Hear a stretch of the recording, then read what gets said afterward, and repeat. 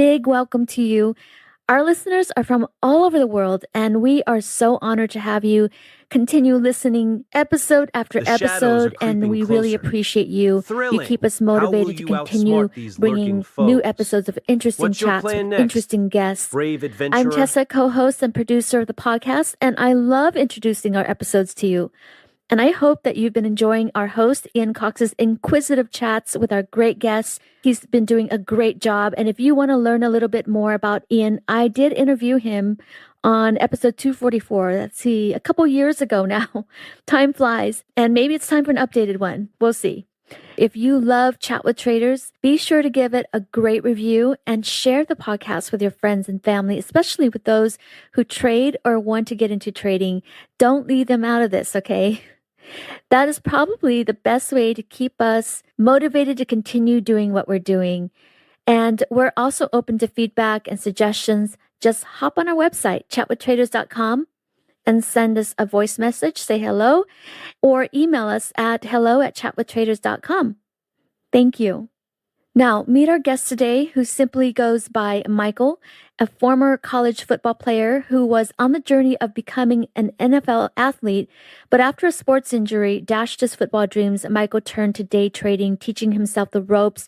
His trading strategy evolved over the years, focusing on short selling highly volatile small cap stocks after discovering his knack for it in 2021. His discipline, honed from years of football, helps him execute trades like a sniper, waiting patiently for the perfect setup before striking. Now let's dive into this awesome conversation with Michael. Here we go.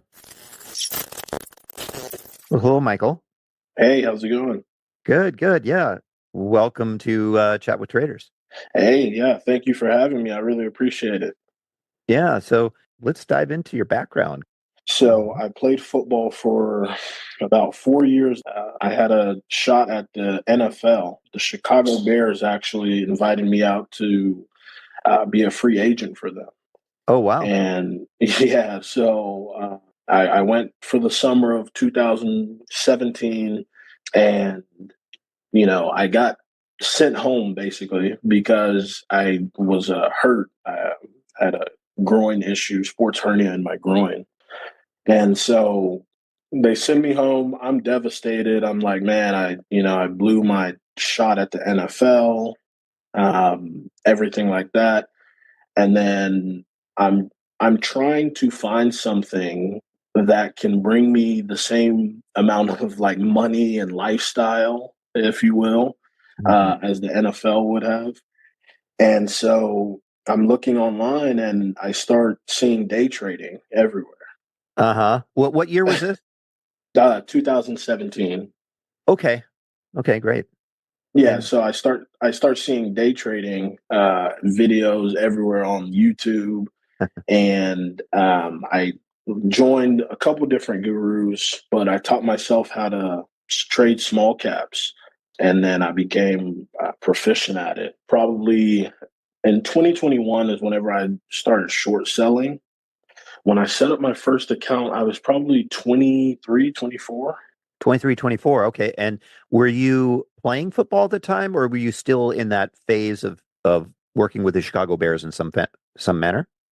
Yes, I was still in that phase. I actually did the spring league.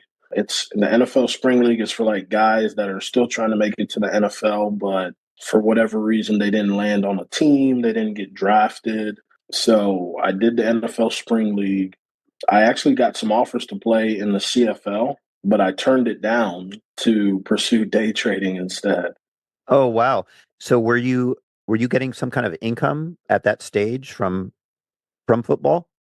No, nothing at all. Yeah. And so did you have any jobs beforehand? You saved up your money, saved up some kind of money to open an account? Uh-huh. Yeah. So my mother has always been a big supporter and entrepreneur herself. So coupled with, I think my mom gave me my first account was with an offshore broker actually, back when I guess SureTrader was around. I'm not sure if you're familiar. We funded it with like $2,000. And at the time, I was also working food delivery, and I was doing food delivery to save up some money.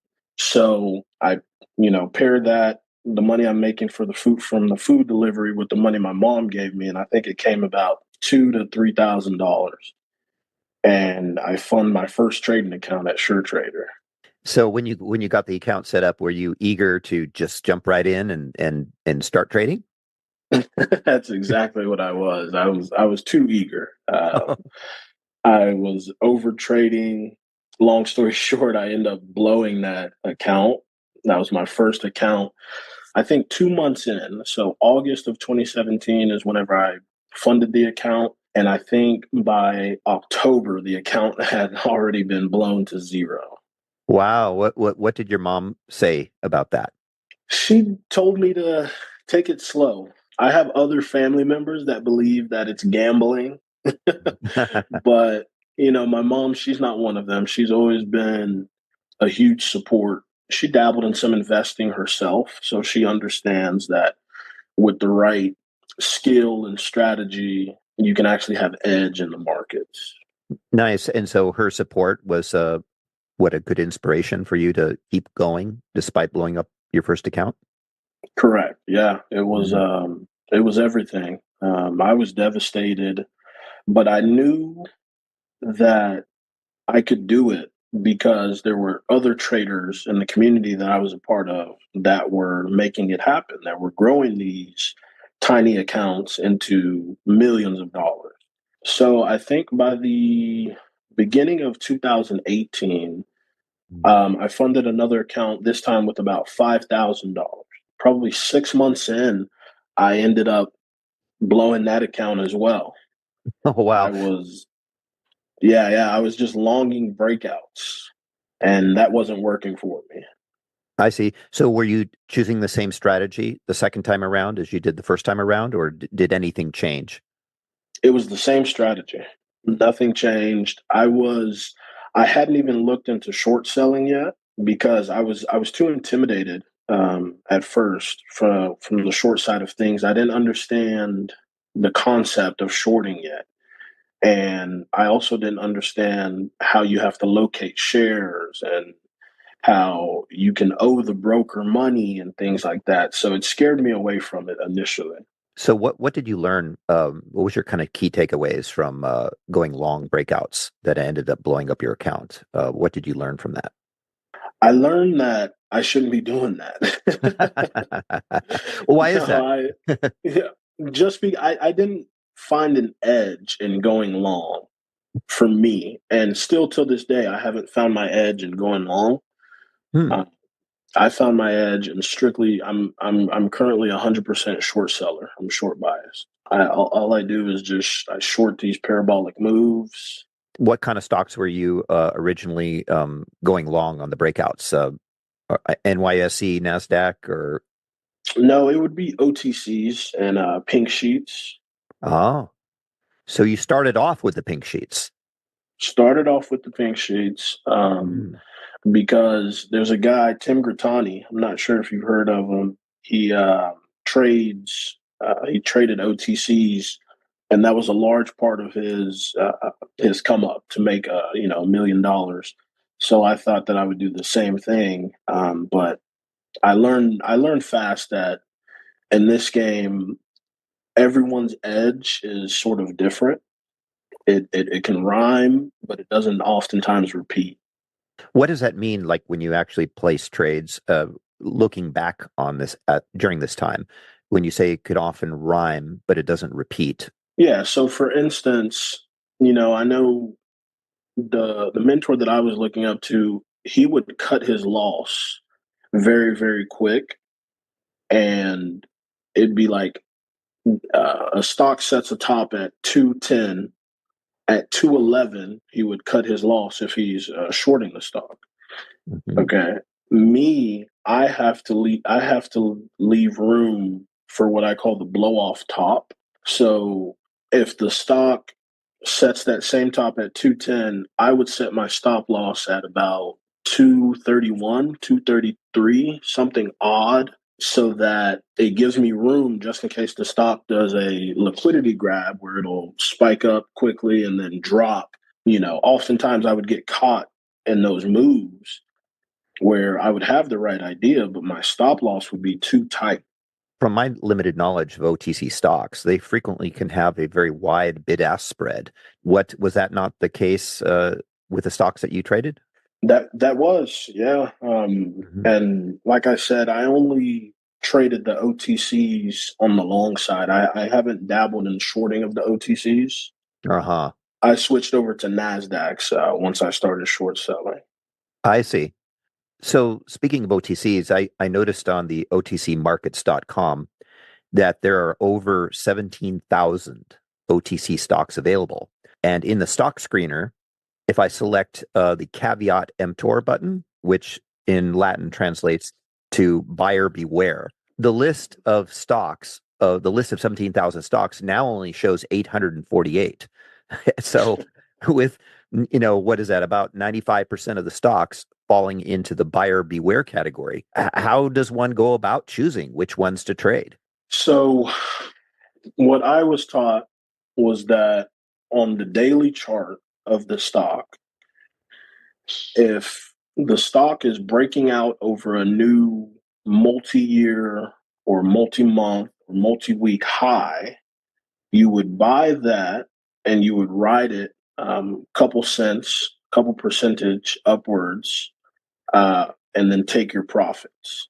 But you don't invest in those pennies in those OTCs, obviously for the reason that you mentioned. Um, those they're scammy companies. They're not really good companies to invest in. So essentially, you're just day trading? Essentially, you're just day trading them. Yeah, you never want to get married to any one stock, especially not an OTC. I made the mistake early on.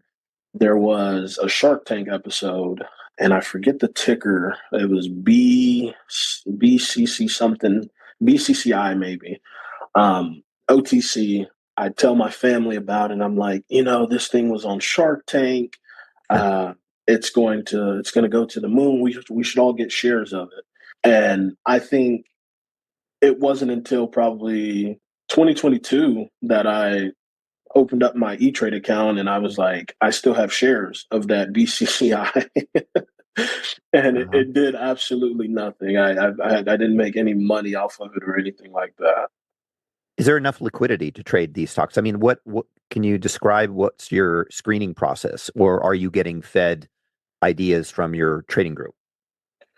No, so the screening process that I have, do you mean for the OTCs or for NASDAQs now? Well, yeah, actually, let's cover both. First, OTCs, and then let's go to NASDAQ. Yeah, for OTCs, what I would screen for, it would have to at least have 1 million in volume shares traded. I would have traded any price of the OTC. So, I mean, it can be 0.003 and I would still be looking to long it at that point in time. Now my criteria has changed a bit. What I'm looking for now, what I put in on a scanner is I would like it to be at least 10 cents. It can be any price above 10 cents, but I would like it to be 10 cents. I would like it to have at least 1 million shares traded in volume. And then I would like it to have at least 100 trades, 100 different trades. And that is my go-to criteria for finding these, parabolic runners or gappers that I intend on shorting. How long did you trade OTC stocks from the long side before switching to the short side? Probably my first full year of trading. And then into 2021 is whenever I switched over to the short side. So the short side, so you shorted OTC stocks and the NASDAQ, or how did you get involved with NASDAQ stocks? Yeah, so I just short the listed, the NASDAQ stocks. I don't short OTC stocks. Uh-huh. I migrated away from OTCs. There's a trader by the name of Stephen Ducks. This guy, he's an amazing trader, and I watch a lot of his material that he trades listed. He doesn't really trade OTCs. So I migrated to to the NASDAQ exchange. And that's whenever I really found success. So what makes you want to only go short? What were the catalysts to just choose that? So that's really just where I found my edge. I would love to become the jack of all trades, where I can short, you know, I can short the parabolic, I can dip buy, and then I can short the bounce and ride out the long kiss goodnight or the fade. I would love to be the jack of all trades, but right now I've just found my edge in short selling. So my thought process behind that is I'm going to continue to focus on these one or two strategies that I have and on that are short biased, make probably my first million doing that, and then I will begin to introduce new strategies for the long side. Can you share with us the factors that you look at when selecting stocks to short? Yeah. So whenever I'm looking for my go-to play is called the short into resistance. Now, this can happen whenever a stock is gapping up on the day, or it can be the first green day or a multi-day runner. I'm looking for a stock that is spiking into a previous day's high. So let's say back in January, a stock set a top of $2.50. Then it dies down, goes down probably to 50 cents. In May now, when the stock is back on the scanner and it is having trading volume, I'm looking for it to spike back towards that $2.50. And once it gets close enough to that $2.50, I would like for it to have a hard crack. Then I would short the bounce on that hard crack, risking that $2.50 level.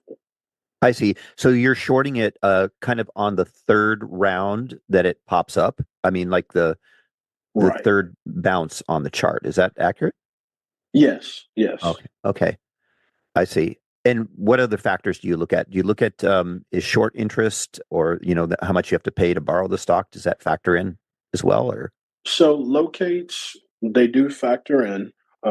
Some of the low float stocks, the micro flow stocks, are very expensive, depending on where you're at. If a stock is too expensive, I'll leave it alone. I might avoid it. It goes on my avoid list. But for the most part, whenever I am shorting a stock, I'm just looking for it to have the liquidity on the day, so the volume that I mentioned earlier. And then if it's a short into resistance, I'm looking for it to be going into that resistance. Is your edge just being patient to wait to find those stocks that happen to fit that criteria? So like on the third bounce and it hasn't broken above the previous resistance. Is that your edge, or is there something else? I would definitely say my edge is in the ability to not have to trade every single day. Uh-huh. So the short into resistance, it doesn't always come. But whenever it does come, I am ready for it. I am prepared. I trade like a sniper. I'm in and I'm out. Are you ready to get serious about trading? Then join Tasty Trade, Investorpedia's best platform for options trading in 2026. Stocks, options, futures, and more. Tasty Trade has everything you trade, all in one platform. Get low commissions, including zero commission on stocks, so you can keep more of what you earn. Tasty Trade is packed with advanced charting tools, backtesting, a pre-built strategy selector, risk analysis tools, and more features to help you trade smarter. See equities and derivatives with high trading volumes, dividends, upcoming earnings reports, and more with their pre-built watch lists. Or create a custom watch list to keep an eye on the companies and sectors that matter to you. Manage your positions with speed and precision using active trader mode, one-click trading, and smart order tracking. Plus, Tasty Trade's stellar trade desk team offers live support during trading hours if you need it. Visit tastytrade.com/chat for more info. Tasty Trade Inc. is a registered broker-dealer and member of FINRA, NFA, and SIPC. Have you ever watched a stock explode and thought, If only I had the capital. Or sat on the sidelines because your account balance felt too small to matter. Good news, with Trade the Pool's limited risk platform, you don't need millions or even thousands to start trading the US stock market. Bypass the PDT and tap into over 12,000 US listed equities, from penny stocks to big caps, ETFs, even the newest IPOs, and short anything you like with zero locate or hard to borrow fees. Start your evaluation, get funded with up to $200,000 in buying power so you can go big without risking your own savings. And now you can also have unlimited time to reach the profit target. It's a game changer. Not ready to trade yet? Trade the Pool offers a free demo and educational resources. Practice on live data, master the platform, and build confidence risk-free before you even pay a cent. Click the link in the show notes to start trading with Trade the Pool's capital. The other short setup that I'm looking for is called the front side short. I like a stock to be extended either on the first green day or a multi-day runner extended at least 300%. I see, extended 300%. So what does that mean? Like, give us an example. So that would mean that from the stock's previous close, it has pushed 300% upward. And I would like to short into that strength. I see, to short into that strength. So say the stock is at, we'll just say it's been at $10 for a long time. And then you say it spikes 300%. So that would take it from $10 to $40, right? Right. And then what are you looking for then? Then I'm looking for a hard crack. Okay. For the stock to go for the stock to get an immense amount of volume and then have a hard crack, right? And hard crack is, it's a subjective term, but I would like it to, um, at least on the chart, to look like it's a massive crack on the chart, and then I would like for the stock then to bounce up, and I would short into that, risking the high of day that it just set. So how long do you typically have to wait before you see a setup like this that you like and you jump right in? They usually come very often. It depends on the market. Mhm. We're in a cycle right now, with the meme stocks and the liquidity that's come from those guys, where these stocks are going 250, 300, 500%, things like that. FFIE, I think it Mhm. went 3,000 something percent. And so these are the stocks that get me licking my chops. I'm chomping at the bit to try and short these stocks that are extremely overextended. So are there any examples of any meme stocks that you've gotten into in the last number of years? I actually played GME, GameStop, and AMC. I want to say it was, I'm not sure exactly what day it was, but it was the day when Roaring Kitty, Mm-hmm. uh, he was tweeting different memes, and the stock was just reacting to it, and it went parabolic. I think it got up to 65 or 80 pre-market or something like that. Are you saying just in the last a couple weeks, or are you talking about like 3 years ago? I'm talking about in the last couple weeks. Yeah, Oh, sorry. yes. Okay. Uh-huh. Yeah, I so a couple years ago, backtrack a bit. A couple years ago in 2020, I missed that entire meme run. I know that's when a lot of people became millionaires during that 2020 COVID market. Um, I wasn't trading then, but I was able to capture the move that it did on the 14th of May, and I was able to make a good profit gain off of that. Uh-huh. Just from the short side and just intraday? Yes, just on the short side and just intraday. Do you only day trade? Do you ever hold positions overnight? Sometimes I do, Mhm. but it's rare. There's only one setup that, for me, warrants me to hold overnight, and we call it the Doji Day One. And Mhm. basically, it's a large gapper that has failed on the day, and it gaps up, let's say 200% from its previous close, and then it falls beneath the open. So it's a red candle on the daily chart. And I look for a bounce to get in, and I will swing that into the next morning looking for a gap down. So since the majority of your trades are intraday, I guess in that case you don't really care about the existing short interest or the how much you have to pay to borrow the shares. Is that accurate? Yeah, that's accurate. Not too much. The fundamental aspect of it, it doesn't really play a factor for me. Now I say that, but I do have dilution tracker where I can see the offering ability of a stock, and if they do have potential toxic dilution coming up or anything like that, it might give me a bias to hold longer. So do you know? I mean, I don't short sell that much, but often I hear the longs screaming about, oh, this is going to be a massive short squeeze and the shorts have to cover. Do you know of any service or have you heard where one can find out the average price that the shares had been shorted at? Because I was thinking that just because it has a high short interest, the shorts could cover on one day, but then new shorts could come in at higher levels that have deeper pockets. And so, how much do we really need to fear from a short squeeze? I haven't found any service that does that, but these short squeezes. I'm sure you've heard of the saying, "The market can stay irrational longer than we can stay solvent." I think that talks to short sellers, over aggressive short sellers. Right. Right. Yeah, you never really know how high something can go. I've been in a stock where I've I decided to take my stop loss out, and I was like, you know what, I'm not going to cover. It's bound to come down, and it turns out I shorted the black swan of the day. Oh, wow. Wow. Congratulations.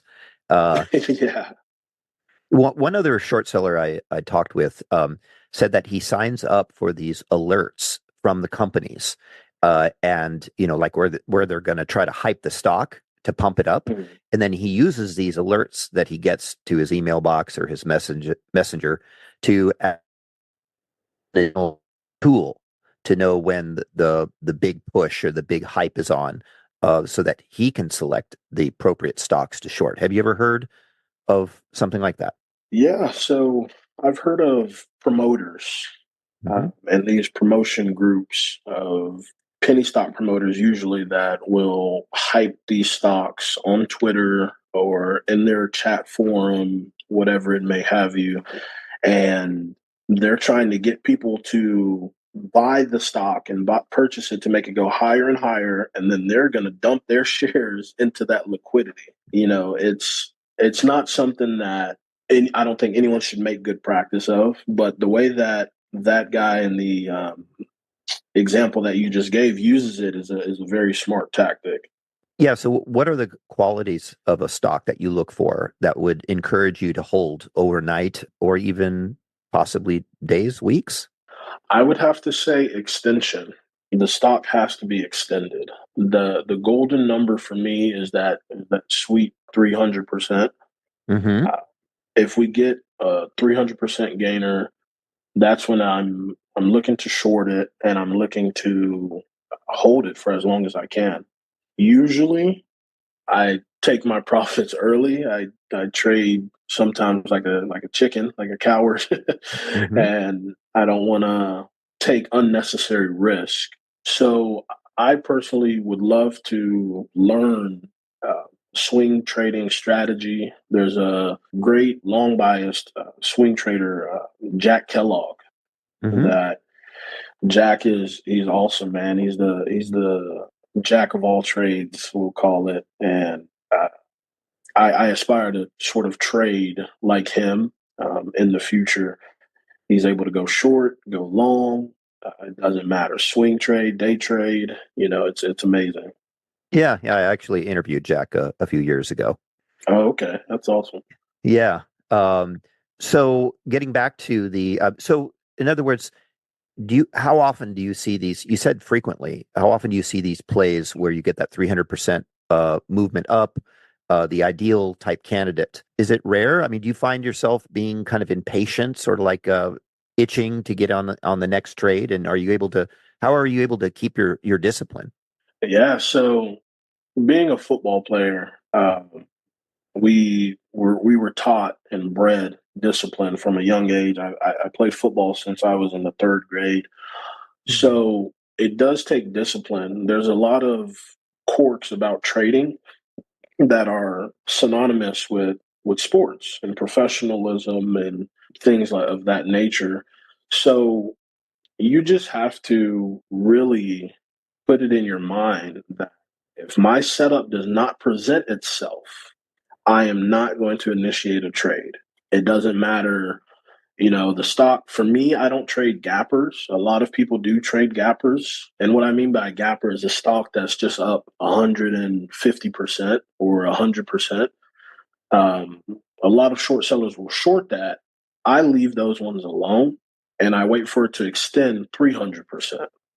Oh, So, hmm yeah. So, a lot of times I'll miss out on a trade, hmm and I'm okay with that because my strategy and my edge says that if it's a gapper, it needs to reach at least 300%, and then I can take advantage of that extension and try to ride that down.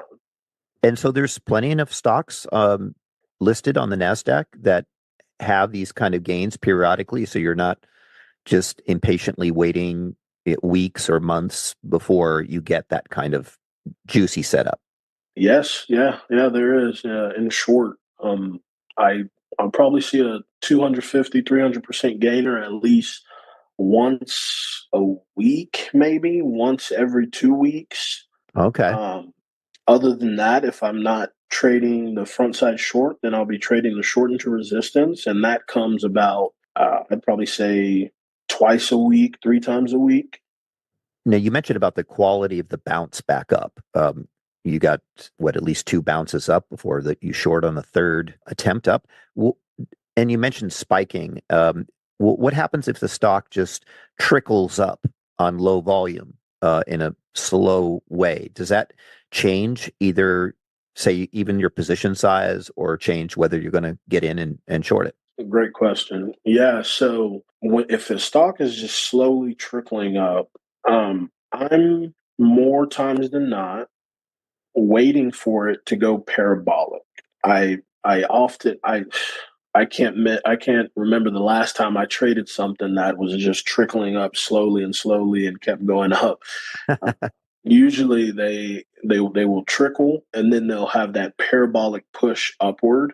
And the first time it cracks and bounces off of that crack, that's whenever I'm looking to get in. So oftentimes the ones that just crack and fade out of the gate at market open, hmm I'll miss those because for me, I like to short strength. I don't really short weakness. And you mentioned about volume. Do you look at indicators like RSI or any other indicator to help you determine the quality of the bounce? So the only indicator that I use personally is VWAP, volume weighted average price. And I think, a lot of these other indicators, they can overcomplicate things in my opinion. If a stock spikes up and then it has a hard crack, has a bounce, I get in and it's starting to fade down, I would cover my position partially or in full to take profits, right, as it Mhm. fades. And then I would use VWAP as an indicator. If it can bounce to VWAP, I will reshort it, looking for it to reject off of VWAP and fade back down. And what are your risk management techniques? I was taught that having a consistent risk is like the holy grail, and in my opinion, it is to have a consistent risk at a max daily loss at the broker level. I think is very helpful and useful for any trader to have. It acts like a seatbelt. So let's say my consistent risk is $2,000 on the day. If I hit that $2,000, my broker will come in and they'll be like, "Hey, no more trading," and I won't be able to place a trade anymore on that day. Now, is this something that you set up through your broker? You program you program the seatbelt for yourself? Yeah, so you can just email your broker. Most brokers, they allow this max daily loss. You can email your broker and ask them, "Hey, I would like to set a $2,000 max daily loss or $5,000 max daily loss," which that's actually a big one. Uh-huh. But yeah, at the firm that I'm currently trading at, my max daily loss is $2,000. I see. So you've been trading by yourself for how many years now? So by myself, I was trading from 2017 until 2021, 2022. Mm-hmm. And I started trading with the online prop firm. I started trading with them probably about a year and a half ago. Why is And that? What made you go what made you go the funded capital route? so growing up, we didn't really have much uh, whenever it comes to access to funds and things like that. So I couldn't keep funding these accounts, but I knew that I was onto something with the trading. So I went the funded capital route because they provided their capital that I could trade with, and then they would get a profit split of the profits that I make. Mm-hmm. Yeah. So to really help out with the funding issue of the accounts. I see. Up until that time, how had you been doing during the first 3-4 years, percentage wise, kind of trading your own account? Were you able to make some money eventually, or was blowing up your account a too common of an event? It was way too common, man. It was a bloodbath, honestly, for a while. It wasn't until probably this last year and a half that I found consistency, and then I was able to really go parabolic in my P&L chart. Why is that? I mean, were you still during all these years, were you still trading from the short side in the way that you've described to us? It wasn't until I watched a DVD called Trading Tickers 2. And in that DVD is where I learned the setups that I explained to you, the front side short, the short into resistance, and the doji day one. And then I was watching somebody online, I forget who it was, but they basically were like, for your first 100,000 or even your first million, just focus on one setup, one or two setups, right? And so in my head, I was like, okay, I've been trying to be the jack of all trades and it's not working currently. So let me go ahead and narrow my focus to short into resistance, front side short, and that's it.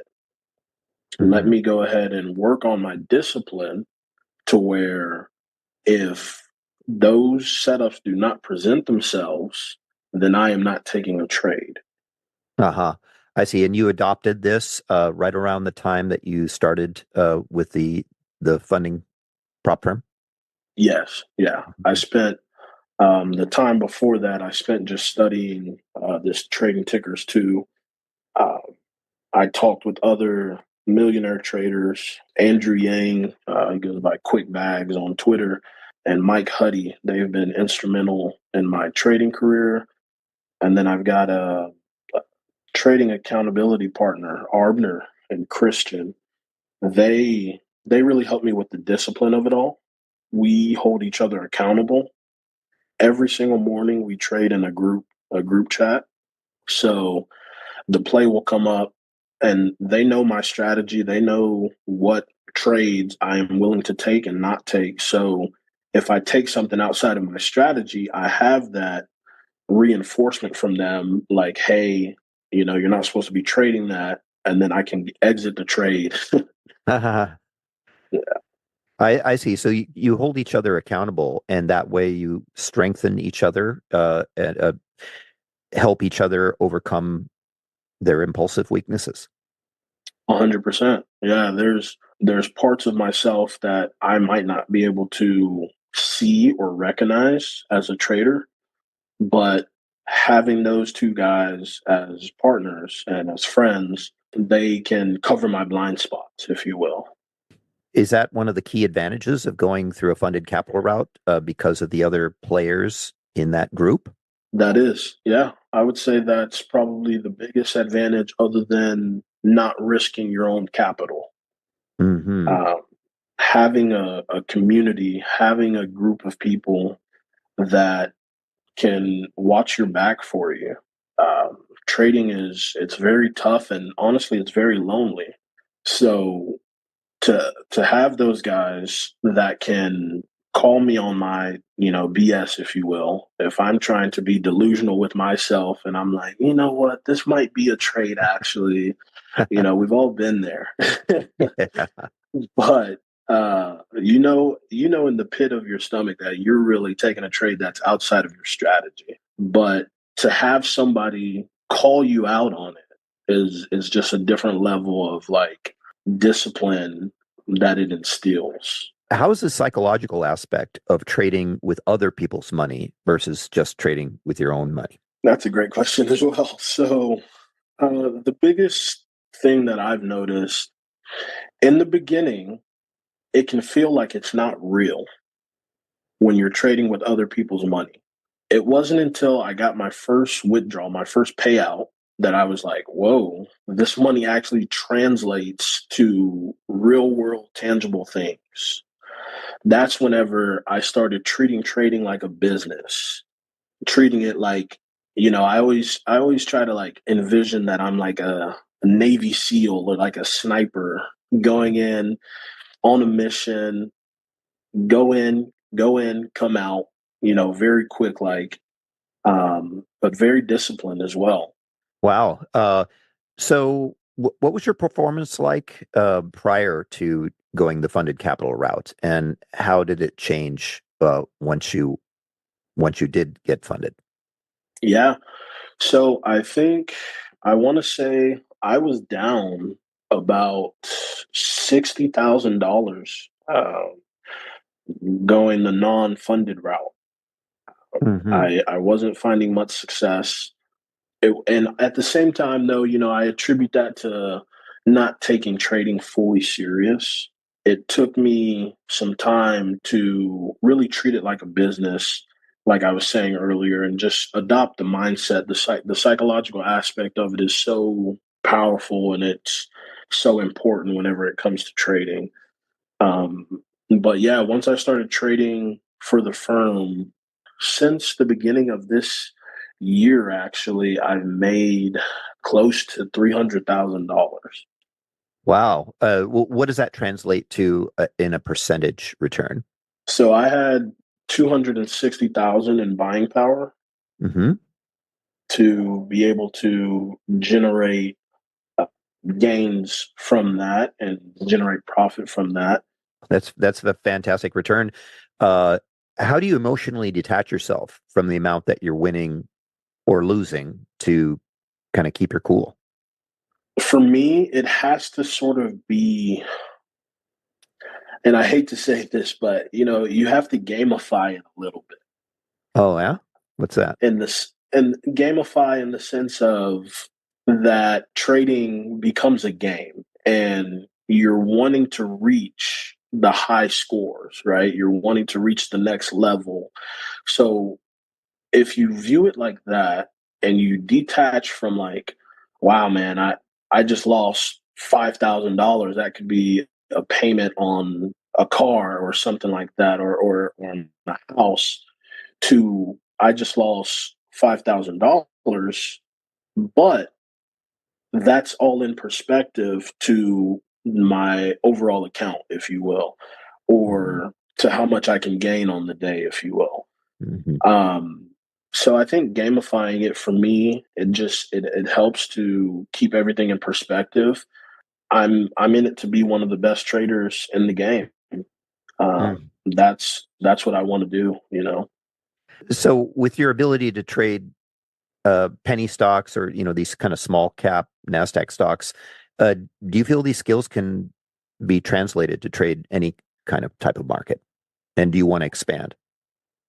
I would love to expand. I just personally, I don't even know where to begin to try and expand to like large caps or blue chip stocks. It's just, the small caps have so much volatility, that you can capture if you're, you can capture these 60% moves, things like that. And it's just, I wouldn't know, but it doesn't seem like you can do that on Tesla, right? Like Oh yeah, capture a right. 60% move in one day. It's unheard of.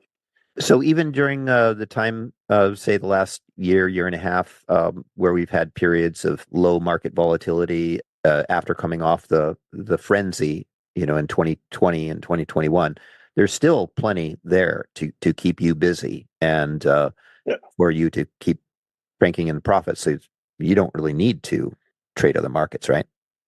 100%. Yeah, and Mhm. I think that's the key right there. Is like I'm I'm sort of content right now trading small caps, and I'm also honestly content just going short on these small caps.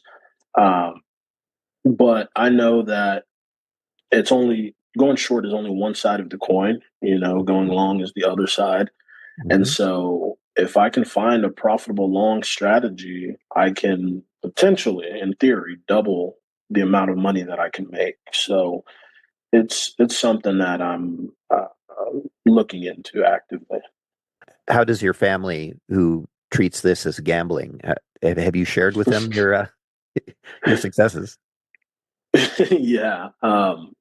My brother, I shared it with my brother, and he was like, pull out. It's time to pull out. I was like, it doesn't really work like that. He's just thinking that from a naive mindset, not really understanding the full scope of day trading. But he does it out of love, so I definitely understand.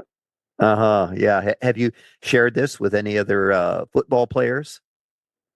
Yeah, I've got a buddy, Blaze. Actually, he messaged me on Instagram, and he was just telling me how crazy it is that I'm able to do this. Right, like I was able to compete at the highest level, and then basically fell from the top, I guess you could say, in the NFL, and then started back over and am now competing at the highest level again in a different field. So it's just it's crazy to think about. When you're inside of something, you don't really feel the same pressures or perspective that people from the outside looking in might see. Right. Yeah, exactly. Well, it sounds like you can be a good inspiration for both your family and your fellow football players, huh? Yeah, exactly. Yeah, I might even begin teaching one day. Oh, good. Excuse the last interruption here. This is Tessa.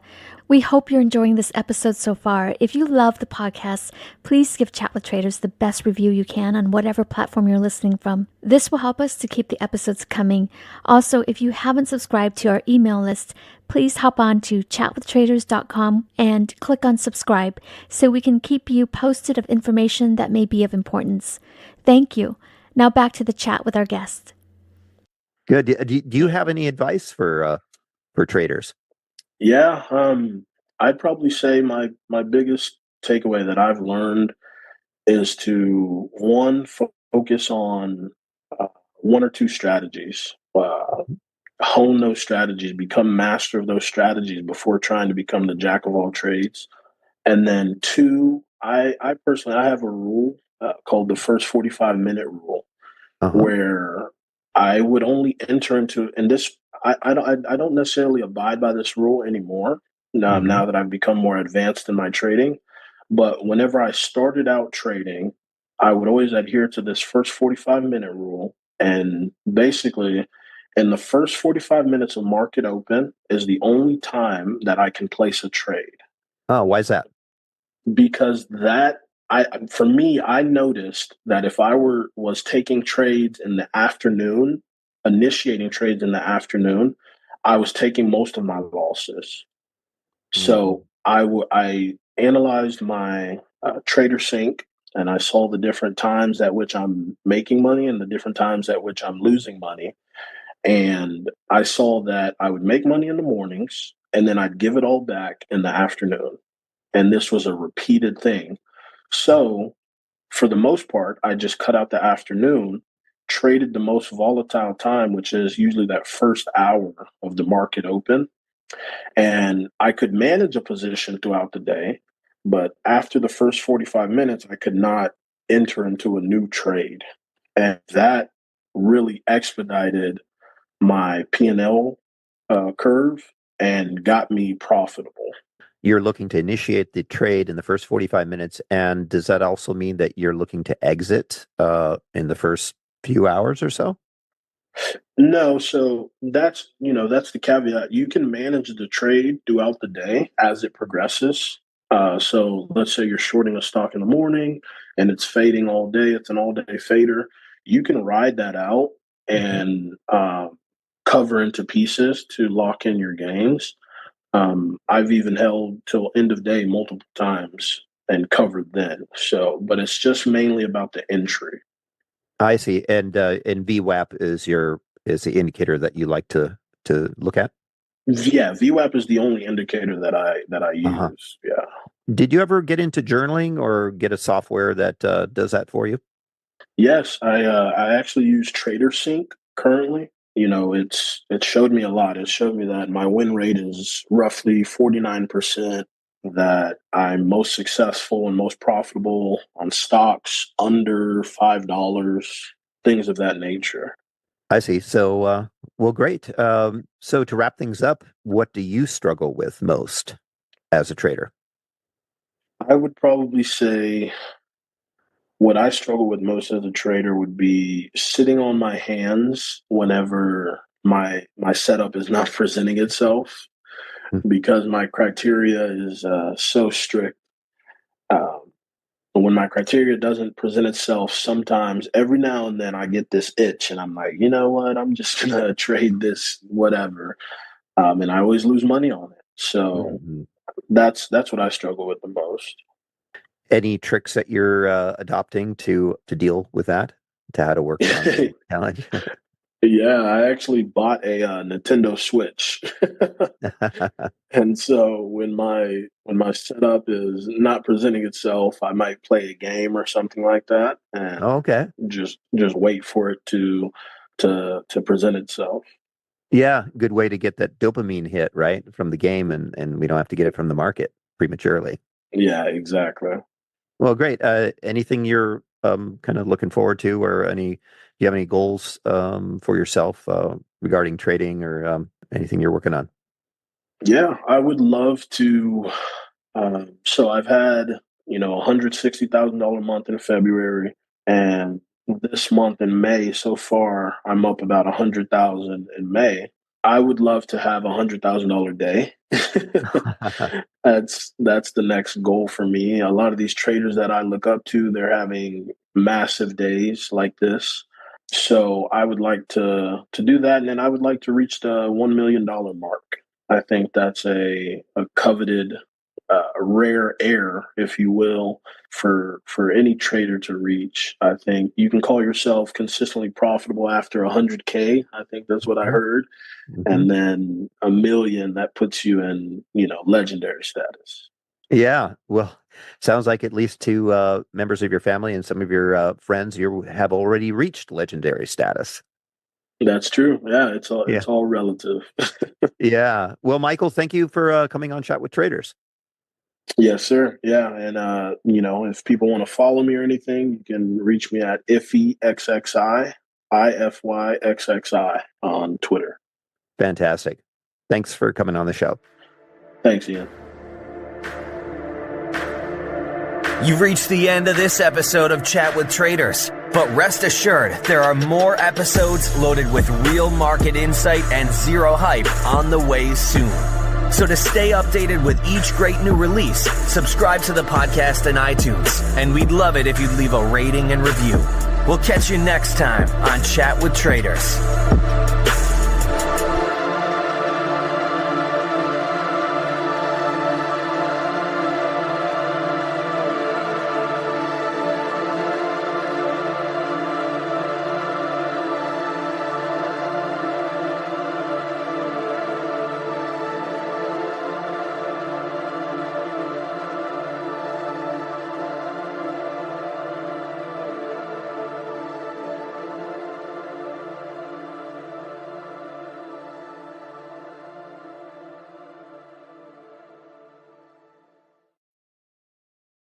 Chat with Traders is brought to you by Trade the Pool.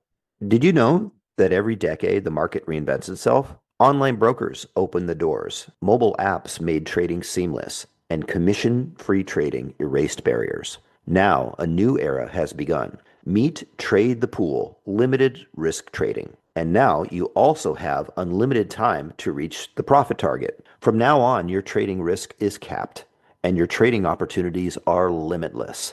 Trade the Pool funds home-based stock traders with up to $200,000 in buying power. That means you can trade larger positions and scale your strategies without risking your own savings. It's time to trade with more capital, making it truly worth your time and effort. Ready to trade the pool? Click the link in the description and join the stock trading revolution today.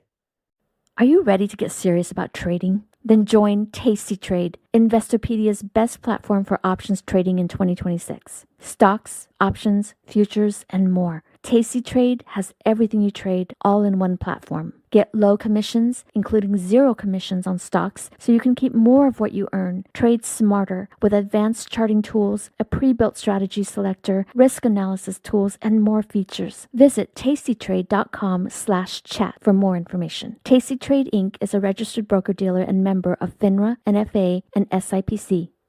Trading in the financial markets involves a risk of loss. Podcast episodes and other content produced by Chat with Traders are for informational or educational purposes only and do not constitute trading or investment recommendations or advice. Markets, speculation, and risk. This is the Chat with Traders podcast.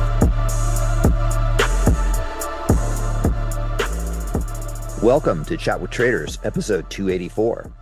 This is your host, Ian Cox, and I hope you've been enjoying the podcast.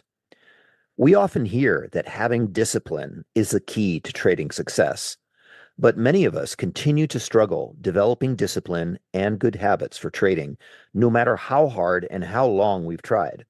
Could there be a deeper reason for this? As fellow human traders, we are commonly faced with our own programming that we are often unaware of. In this special episode, Sam Degash, a professional coach and co-founder of the Conscious Trading Academy, specializing in helping traders overcome mental barriers, dive into aspects of my co-host, Tessa, and her trading mindset. If we cannot think greater than we feel, then this would compel us to be more aware of our mental states, which can sabotage our trading. I promise you this will be interesting. Let's dive right in. Hi, Sam. Hi, lovely to connect with you again, Tessa. How are you doing? Yeah, I'm doing good. It's good to have you here. Would love to learn a little bit more about your background and how did you get into working with traders? Sure. So my background, I'm a master practitioner and master coach working with various modalities in the neurotransformational tools.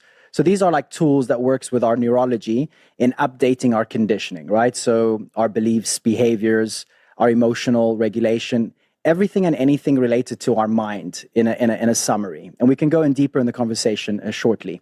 And how I came about working with traders, it was a coincidence. You know, I work initially when I started my career in the space, I was working with a lot of different backgrounds from all around the world, different people.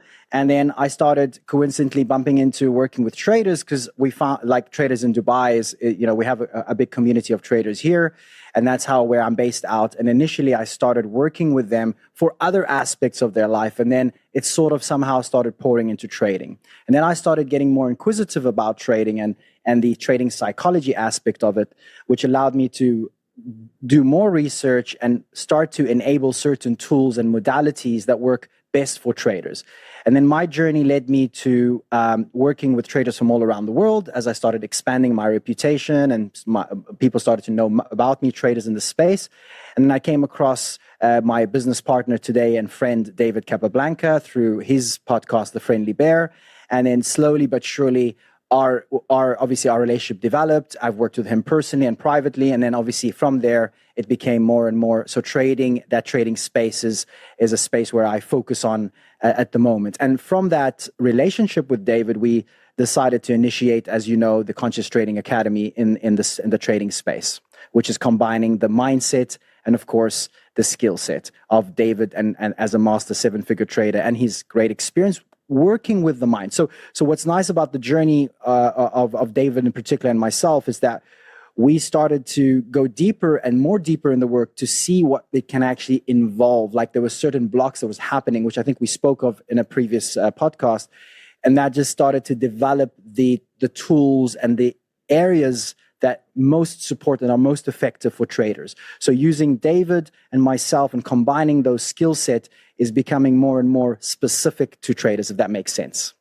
Yeah, and Ian actually interviewed David Capablanca last year, I believe it was last year, episode 257. And yeah, he's great.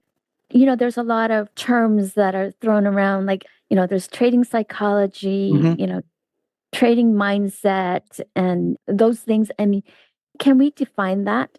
Yeah, sure. So I can define it in the best to define it is in the context of what we're doing in our space. I think what's really fundamentally important to remember that we are beings of neurology, right? So we have experiences in our life that shape up who we are as an identity today, as a personality, and that's made up of our past experiences, how we perceive our reality, how we perceive the world, and more importantly, our emotional intelligence and how we react to certain things in our life. Everyone's different, right? So at the fundamental level, we have something known as our conditioning, and that's the area that I specialize in. So I want you to look at it as an operating system of who you are today. It's a sum total of your beliefs, behaviors, past experiences, your values, and what you think about yourself and what you think about reality, trading per se. Okay, how do you perceive yourself as a trader? What are the experiences you had in your journey as in trading? What are the losses? What are the all of it encompasses in one. So, but most people forget, and this is a fundamental scientific truth today, is that we are unconscious beings. So 95% of who we are is habitual. We act, respond, think in a very unconscious way. And the moment our mind, which is the conscious mind, the 5% that is in charge of certain things, we autonomically and automatically react and respond to certain things in our life, right? And that is exactly the same aspect and exactly the same formula that applies to trading as well, right? So when certain things happens in our trading, we react based on the meaning we're giving that experience. And my role is to change that neurologically speaking. So I go in the depth of the unconscious mind. People know it as the subconscious mind. It's a popular word, subconscious, right? And I work with the neurology aspect. So I go, okay, so when you experience something in trading, how do you react? So when this happens to me, I react this way. I get emotional. I start to throw out the book of rules of my trading, and I start to react a certain way. So that reaction is the unconscious process of that identity and personality. My role is to lead with changing those reactions, changing those emotional responses that are affecting traders today.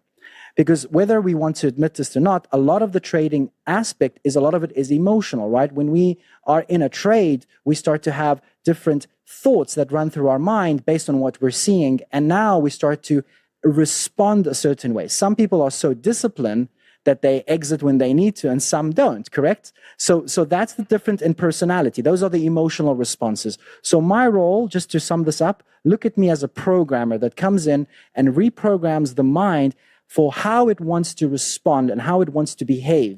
So if a person is lacking a behavior of being a disciplined trader, that's at the end of the day, it's a behavior, correct? It's a behavior. You either have it or you don't. What we do is we implement that.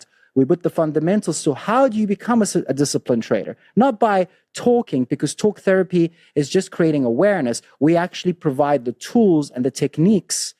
We call them neurotransformational tools that put the person in a very low state, calm state. If you like, think about it as hypnotherapy, think about it as quantum therapy, think about it as neurolinguistic programming. These are all tools or areas of work around the mind that enables us to recondition our mind, to think differently. And when we think differently, we feel differently. And when we feel differently, we behave differently. So it's all interconnected. It's not one thing or the other.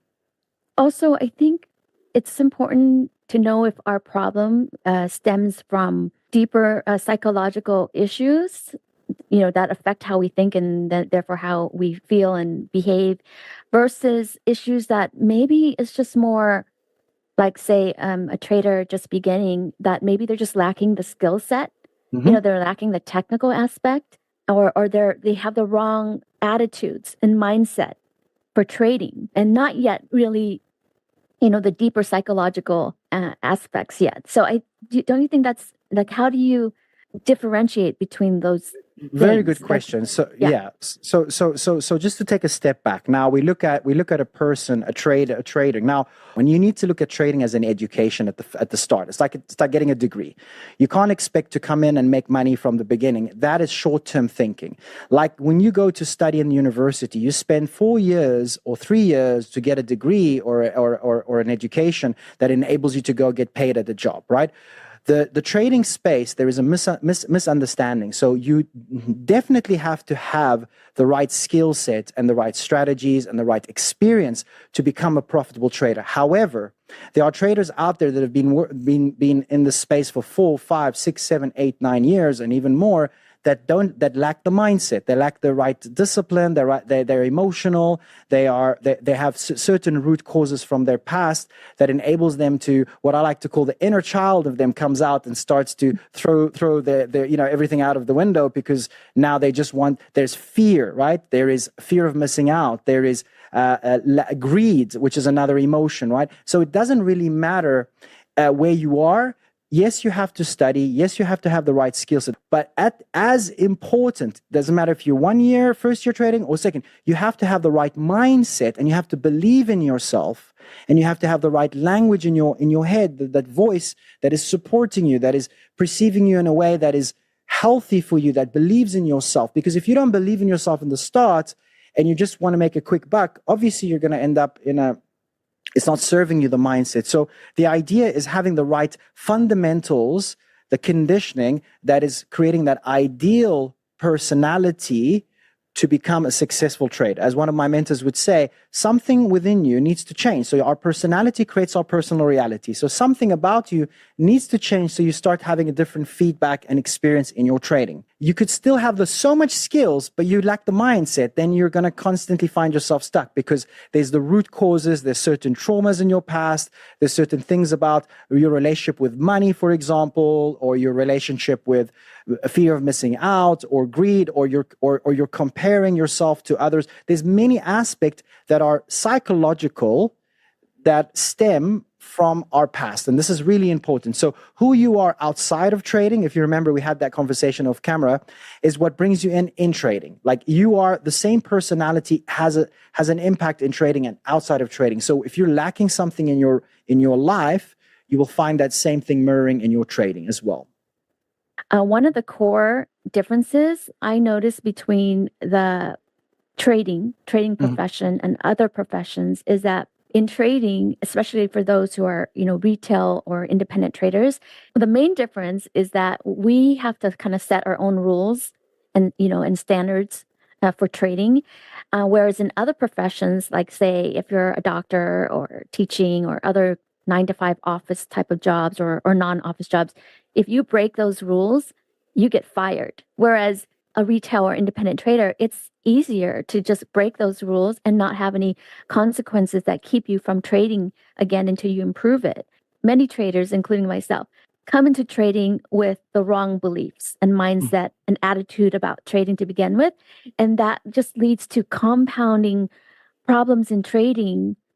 Just naturally, we're attracted to trading because of the freedom that it can provide, not only financially, but the freedom from having to be in a job and answer to bosses that we don't like or other situations.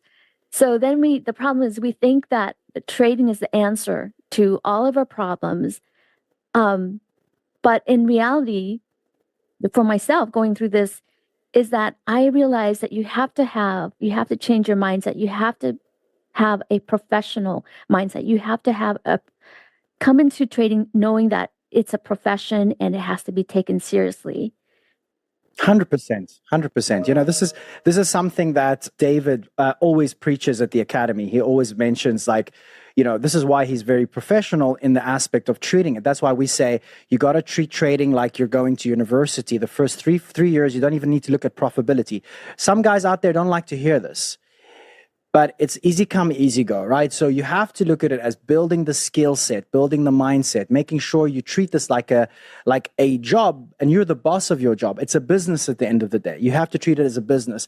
And in business, we don't use emotions, do we? We don't. We're more logical. So what we do is we need to be able to manage our emotional state. And this is where most traders don't, because they're running away from something. They don't want to go to the 9-to-5 job, like you rightfully said. So now they're so desperate. That's an energy, that's an emotion. I'm desperate now. So now they take desperate measures and they take higher risks. And then sometimes they blow accounts. And so there's that pattern where they're running away from something towards the something else, and that's not serving them. So what we like to educate our conscious traders is, like, first and foremost, you have to have that balance in your life as a whole. So you have to be going towards something and not running away from something in the first place. Because when we run away from something, we're running away from fear of going back. So I'm fearful to go back to a 9-to-5 job. I want the life of freedom.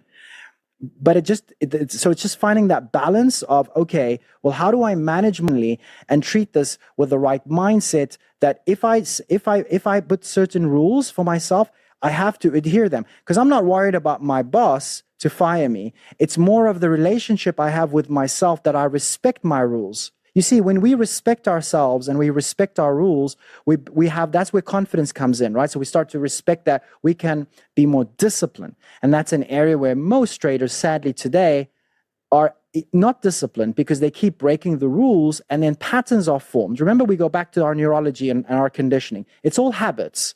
So if I have a habit that I keep breaking my rules, and sometimes I'm lucky, sometimes I get away with it, but you could get away with it once or twice or 3 times, but there's going to be a time when you break your rules, and that's going to be the end to your trading, or you're going to have a big blow. We all know this, right? With traders happening around this. So understanding that, fundamentally speaking, is I need to build the principles in my neurology of, I need to see myself, behave, program my mind to be a disciplined person. How does a disciplined person walk, think, talk to himself? How does he hold himself as a trader?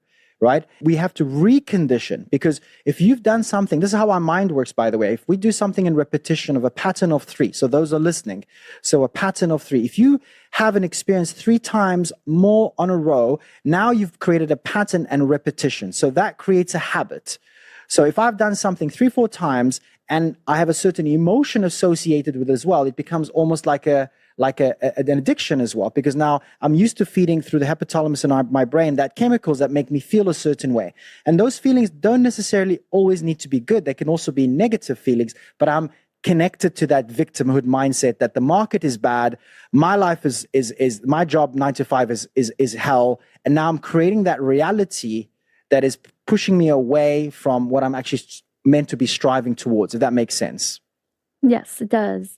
So there are many trading behaviors that we can talk about, such as entering trades too early or too late, or missing trades that should have been taken, or taking profits too early, or not cutting off losers, or over trading, under trading, revenge trading, or trading with no strategy, trading with too many strategies, or having issues scaling up, and the list goes on. Because there's so many areas. If maybe we can focus on a specific area for Sure. today. And I was thinking that would be exiting Mm-hmm. a position, and it could be exiting a position to take a profit or exiting a position that is losing. Mm-hmm. Because if I was allowed to choose just one aspect of trading that I Mm-hmm. can work on to improve right now in my trading journey, it would Mm-hmm. be exiting trades, Mm-hmm. because that is one of the hardest things. Because I learned that many of us can be really good at entering, and we oftentimes choose the right setups. We Mm-hmm. oftentimes can choose the right positions and start off great, but it's the exiting that messes us up. So let me ask you this question, if you allow me. Now, Okay. I want to make this practical for you because you're a trader, correct? So, so when you put yourself in a scenario right now, a real life scenario where you are now meant to exit a trade and you're not exiting. My first question to you would be, why aren't you exiting? What comes up when I ask that question? Why aren't you exiting in time? What's the first thing for you? Are you ready to get serious about trading? Then join Tasty Trade, Investorpedia's best platform for options trading in 2026. Stocks, options, futures, and more. Tasty Trade has everything you trade, all in one platform. Get low commissions, including zero commission on stocks, so you can keep more of what you earn. Tasty Trade is packed with advanced charting tools, backtesting, a pre-built strategy selector, risk analysis tools, and more features to help you trade smarter. See equities and derivatives with high trading volumes, dividends, upcoming earnings reports, and more with their pre-built watch lists. Or create a custom watch list to keep an eye on the companies and sectors that matter to you. Manage your positions with speed and precision using active trader mode, one-click trading, and smart order tracking. Plus, Tasty Trade's stellar trade desk team offers live support during trading hours if you need it. Visit tastytrade.com/chat for more info. Tasty Trade Inc. is a registered broker-dealer and member of FINRA, NFA, and SIPC. Have you ever watched a stock explode and thought, if only I had the capital? Or sat on the sidelines because your account balance felt too small to matter? Good news, with Trade the Pool's limited risk platform, you don't need millions or even thousands to start trading the U.S. stock market. Bypass the PDT and tap into over 12,000 U.S. listed equities, from penny stocks to big caps, ETFs, even the newest IPOs, and short anything you like with zero locate or hard to borrow fees. Start your evaluation, get funded with up to $200,000 in buying power so you can go big without risking your own savings. And now you can also have unlimited time to reach the profit target. It's a game changer. Not ready to trade yet? Trade the Pool offers a free demo and educational resources. Practice on live data, master the platform, and build confidence risk-free before you even pay a cent. Click the link in the show notes to start trading with Trade the Pool's capital. Okay, let me go back to just a recent incident, and I actually wrote this down on June 13th. I was in a trade, and things were going well.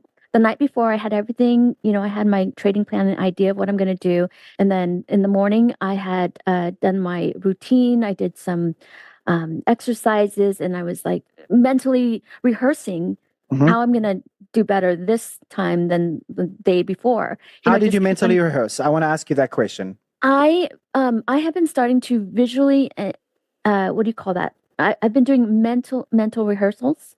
Explain to me your process, if you don't mind. I just want to break that down for our listeners. So, what is the process that you follow? Okay, and it's not very structured, by the way. I love to experiment on different things, but lately I've been mentally rehearsing in the morning. To do that, I'm also lying down, and I do my exercises, but at the same time, I do kind of relax and then relax my brain, breathe, and I am visualizing. I have mental pictures of, when I see this, when I encounter this kind of situation in my trade, because I learned from last time when I messed up, this is what I'm going to do instead. And just kind of visualizing those charts. So I've been doing that. I want to give you a tip. We call this priming your mind. There is a science behind mental rehearsal, which is bringing the brain waves to a specific level, to a specific theta level of brainwave. So now you're accessing the unconscious mind, the subconscious. Because if you mentally rehearse from the conscious mind, and you're just lying in bed and you're just a couple of breaths, it's not planting the seed. It's not creating the movie, right? So in order for us to access the unconscious mind, and I'm giving you some tips here, so this is going to be beneficial, you have to do something called as brain, heart, and coherence. So this is I would encourage everyone listening to this podcast to learn about brain and heart coherence, which is bringing you into a calm state, not the sympathetic, a parasympathetic state, where now your nervous system is calm and your brain waves move from high to lower brain waves. That is now opening the door to the subconscious. And when you do that, when you do the mental rehearsal, you have to first get yourself into a breath rhythm. So there's a specific rhythm of breath that you have to apply. We have a whole course on this. And what happens is, as you create this rhythm and breath, you now open yourself up, and you have to be a second person looking at this. We call this disassociation. So you shouldn't be in your eyes. You should be seeing it first as you're watching a movie, and then stepping into your body. So there's two approaches to it. So there's one, you're looking from outside as a second person, sitting on the desk, seeing the charts, rehearsing what you would do when you needed to exit that trade, for example, and then going in as in you're in your body, and you're also seeing it through your. So you see it both in both positions. You're creating what we call an integration. Now you're showing yourself, because the unconscious mind, for those listening, doesn't know the difference between what's real and what's not. So when I close my eyes and I mentally rehearse a disassociation, it almost feels like this is happening now in front of me, and then I'm in my body, it's actually happening to me now. So if you repeat that, and repetition is extremely important. So there's a process, there's a whole therapy called time paradigm therapy that I'm a practitioner in, actually. So we teach that.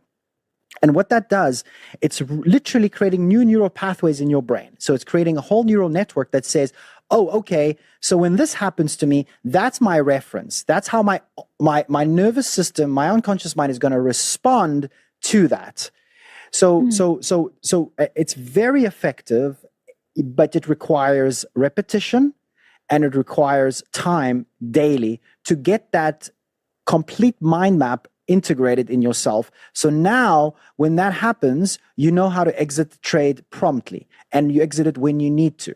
Because remember, the part of you, and I want to get into that, I want to ask that question, but I just wanted to comment on this, because I think there's value here for yourself and for those listeners, that priming the mind, it's not about just closing your eyes and doing a couple of breaths and imagining it. No, there's an actual process to it, in order to speak the language of the unconscious mind, right? So there's actual tools that allows you to do certain things that are scientifically studied and researched, that produce the neuroplasticity of creating something new in our brain, creating a new neural network, a map. So now you start to feel it and you start to see it. So we bring in the emotion, which is the glue, and we start to see it, which is the image. And there's a whole process around it. Again, I don't want to get into too much of that, because that's like a whole segue, but I just wanted to comment on that. So let's go back to the question of when you wanted, I'd love you to carry on the story.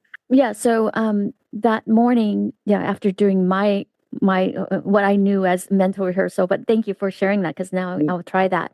No problem. And so everything was going well, and I was feeling good and positive. The morning started, and market opened, and I was off to a great start. I think later on, a few hours later, I've been watching my position closely. I had several positions on, and I was still doing well, but there's this one position that was going against the side of the trade that I was on, and I knew inside, consciously, I knew that I knew what I needed to do. Yes, that's the conscious because I mind. rehearsed it too. Yes. Okay, cool. So you have an idea. Yeah, and I've done that before. I was able to follow. Before that, days before, I was able to follow my rules.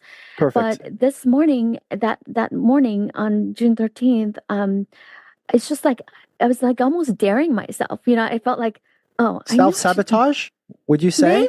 Maybe I was like, I knew what I was supposed to do, but I kept like being stubborn about it. And I was like, no, I'm going to prove that, that it's going to work out. It's going to work out. There we And go. and then it got worse and worse. And then I got it got even harder for me to get out because I was like, oh, I gotta no. This is gonna turn around. And then it didn't. And then I remember I was getting really emotional, and I was just exceptionally like just more emotional than I have been usually in trading. And I find myself like hitting the desk. I was just like, no, I don't want to get out. I know I should be getting out. I actually said this out loud to myself because I was like challenging this whole thing about, following your rules all the time. And I was like, no. And I said, I don't want to get out. I just don't want to because I believe that I can fight with this and I can fix this, you know. Um the market's not going to make me get out. Right. So And so this is interesting. Yeah, carry on. yeah, and so anyway, I long story short, I did still end up positive for the day, but that position I lost on, and for some reason, it just really upset me so much more than the other days where I had a losing day. But that day, although I didn't have a losing day, I was really upset at myself for being stubborn and for not doing what I knew I was supposed to do. And it really bothered me because I Mm. know that I could have done I'm better than that. But Yeah. I just Yeah. yeah, I don't know what it is. So if you allow me, I'm going to comment on this. Are you comfortable for me to comment on a few things, and I can open up some things, or would you be okay to go there? Sure. Okay, I want to a degree at least. So I wanna explain something. So first of all, your inner dialogue that's happening is an inner dialogue between you and yourself, right? There's that conversation that's going on, and usually that conversation, if there is conflict, what's what I like to call misalignment. So you're out of alignment. You're not you're not taking the command. You're not in charge. So there's a bigger part of you that overtakes your decision-making process. We can agree to that because that voice initially came and said, you got to exit. This is your signal to exit, right? To be a safeguard yourself, right? But then something else came in and said, no, I want to prove that I don't have to exit, and I want to prove that I don't have to follow the rules, right? I'm just following what you're saying, correct? So Yeah. that part of you is more the unconscious mind. That part of you is more connected towards something emotional about trusting in your decision-making process and trusting in yourself and believing that you don't want to be seen to be wrong, and you don't want to you want to almost prove yourself that you're not wrong, that you will get out of this, right? So that dialogue of I want to prove myself also sometimes, again, I'm not saying this is you, but I want to share this so our listeners can get value. Usually it becomes deeper in our conditioning, which is related to some belief system we have where we want to prove to the world that we're good enough, that we are right, we got this. And this is a challenge now. You want to challenge me. So now the meaning-making process becomes an internal dialogue between you and yourself. And that's the challenge where, no, I'm telling you to do something. No, I'm good enough. I'm better than you. And I'm going to show you that I can do this, right? So it almost becomes an internal competition. Now, the emotional charge that comes in, which is, you said to me, Sam, I was pretty angry with myself. I almost have that sense of resentment towards myself. Again, I'm just almost breaking it down as fast as I can. What's that creating? It's creating it's coming close to a root within us, an emotional charge. So somewhere inside of you, within your conditioning, when it comes to proving yourself to be wrong, you get emotional about that. You don't like to be wrong. So I don't even know you, and this is probably the second time we're meeting, correct? But I'm breaking this down, and you can comment if it's resonating. But if I had to project something, or should I say break this down, again, I need more time usually, but just for you to know, you have something within you that in your character, in your identity, in your personality, you hate to be wrong. Tell me if I'm reading that correctly. I don't think you're wrong about that. Okay. No, well, I mean, I can be wrong and I can admit it a lot of times, but there's certain things like, Yeah, there's certain things that it becomes emotional to you. It becomes like a charge. It becomes emotional. It becomes a charge. And that usually comes from, if you break it down, again, I don't want to go public on this podcast with you, but if we break it down to our conditioning, our childhood, certain things about our parents, certain things that I grew up with where I had to prove myself, I had to show people that I'm better than them, I had to do something to get acknowledged or to get seen or whatever that may be. Again, I'm just giving some examples for our listeners. That's what ties in to this emotional charge and the state of being. So remember, the state is like a program. It's how you think, how you feel, and how you react. That's all connected, okay? Now think about a state like multiple programs that resides within you. So when something happens outside of you, like a losing trade you don't want to exit because now the dialogue kicks in, your state of being changes. You're not the same person you started that day, correct? When you were saying, I was feeling good, Sam, I did my little bit, but a different part of you came out, a different character, a different... Completely different. Right? So what is happening there? I just want you to know what's happening is a state of being is changing. So a different program is kicking in, and that state dictates, now listen to this, it dictates the range of behavior that falls under that state. So if I'm angry with myself and I'm angry about this trade, now I'm going to fight it. That's my behavior. That's how I react to it. I'm going to fight it and I'm going to stay longer and I'm going to try and get out of it and da-da-da-da. And even though I know everything I'm doing is wrong, but that's my limit. That's all I can do. That's that state producing that to me. So that produces that range of behavior. If you're following me here, right? So each state produces a range of behavior that dictates how you behave. It dictates how you're going to respond to that trade, to that setup, to whatever you're working with, right? And when that changes, everything else changes because now you end up messing up other things or you end up acting. So you now start to don't see opportunities, you narrow your focus and so forth. It's exactly the same thing with traders that have fear.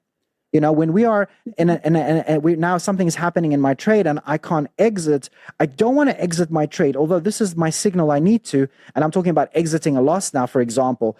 What happens a lot of the time is that traders don't exit the loss because they don't accept to be a loser. They perceive it as I'm losing if I'm exiting this trade. So now I'm a loser. I don't want to be a loser because my parents or my childhood always, everyone thought I was a loser. I don't want to feel a loser. So then I don't want to exit the trade. Or I don't want to exit the trade because if that means that I am lesser, I am not good enough as a trader. And I don't want to admit that I'm not good enough. I don't want to admit that my strategy is out of balance. It's wrong. My whole, I need to change my approach. I don't want to admit that because I know that my approach is the best and I believe that's it. There's no one else.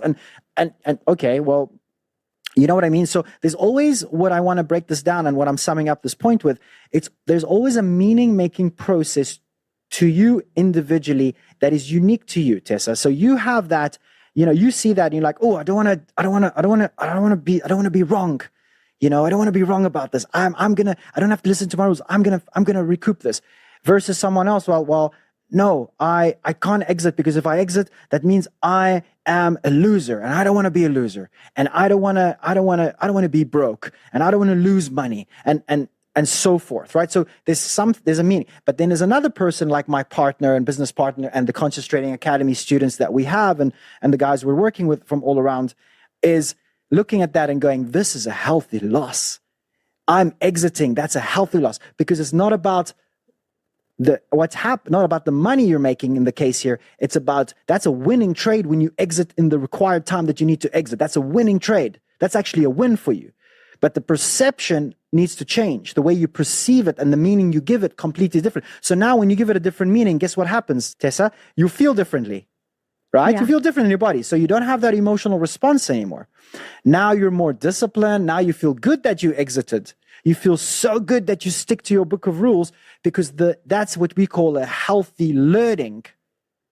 You're not losing, you're learning. So that changes everything because how many learnings have you got today? Oh, you know what, Sam? I didn't make much profit today, but I learned this and this and this because when I exited, this is what happened to my trade. So therefore, now I need to change my strategy because that doesn't work.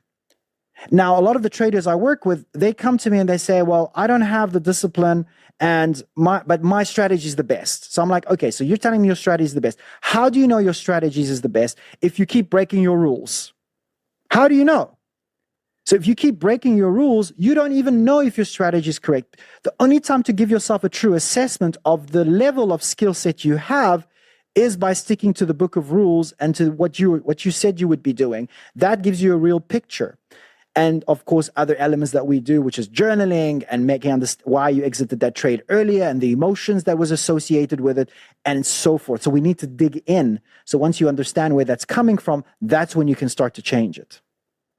Yeah. Wow. Yeah. So most of us traders don't know this, right? Going into trading, and I just to continue with that day, I realized, after, even though I was upset and everything, and I was upset, at the market and everything, and I was like, after I had calmed down, I wanted to show that I can be disciplined, and I wanted to show, I know this is not good to say, but I was still mad at the market. I was like, the best revenge on the market, and I know that's not good to say, but it helped me at that point to say it, is to show that I am disciplined and I can follow my rules, and I will make mistakes here and there, but I'll learn from it. And like you said, like from every loss or from, any mistake that I make by not following my rules, that is a learning opportunity that I will 100%. learn and continue to improve. And that would be 100%. the best revenge in the market. That's what I thought at the time. Well, And- look, and you've that helped pre-framed me. it exactly, but you pre-framed it in a healthy way. The most important thing is understanding that dialogue that's happening is you're not trying to prove something to someone, meaning yourself. You're not having a negative dialogue. You're having a more compassionate, more trusting relationship with yourself, that you're not putting yourself down in that process. This is really good. So sometimes when a trader has a loss, they beat themselves up. The language that is happening in their mind is, I mean, I know this because I've worked with traders for many years now. When they truly open up and they tell me what's going through their mind, it's a complete disaster because remember, our unconscious mind takes everything personal. So if I'm speaking negatively about myself, and I'm swearing at myself, and I can't believe you did that, and why, and da-da-da, now your unconscious mind is like a little child. It takes everything for face value, and it starts to believe that you are that person. It starts to go, I am this and this and this. I am whatever you're saying. So linguistics is why neurolinguistics is important, because there's a connection with our neurology and the language we use. It's like your program, right? So what am I speaking to myself when I hear a healthy loss? What's the conversation I'm having? This is what you just said was the right way. I'm taking a learning now. I'm not being emotional about it. I'm not beating myself down. And I'm growing from this experience. I'm making adjustments. As long as you're making adjustments, that's the most important thing. Every single loss has to come with some learning and adjustment. But if you're busy beating yourself up, think about this, Tess, which a lot of traders do. They're busy having this negative dialogue, and they're emotional, and they're upset. They're not learning anything. And then they'll do the same thing the week after. And then they'll do it again. And they go, this keeps happening to me. And I've heard that so many times. That's the unconscious pattern that they need to break free from. And they can liberate themselves emotionally. Remember, the name of the game here is, how can you manage your emotional state? How good are you as a trader today to keep your emotions at bay? And if you can do that, and you do that through tools and learnings and pre-framings and scientific modalities today, if you know and you learn that skill, which is one of the important skills we teach, because it's so important. Think about this, even in your life, outside of trading, you need to know how to regulate your nervous system. You need to know how to, when something happens, how to calm yourself down. So the state, remember the program I was talking about, doesn't switch and take over. I need to put that at bay. I need to keep it at bay. I want to be in the driving seat, and whether we know this or not, this is the reality. And listeners can go check this up. this is available about our neurology. It's available about our unconscious mind. 95% of us is a set of programs by the time we're 30 years old that is unconscious. And the moment we get into a car and we think about something and we end up we arrive at a different destination, who do you think got you there? How did you end up crossing the road and going all around and traffic lights and getting to your destination? How many times has that happened to most of us where we move from point A to point B and we don't even know how we got there? What's happening is the conscious mind goes inwards. You're thinking about something and the unconscious mind comes out and takes over. That's how it works. The unconscious mind takes over when you're busy thinking about something within you. So understanding that what takes over needs to be a program, Tessa, that supports you in behavior and emotions and discipline, not a program that's going, move out of the way, Tessa. I don't want to admit that I'm wrong. I want to show that I can do this to the market. I don't want to admit, I know I can break my rules sometimes. And that's coming from an emotional place. Think about it, right?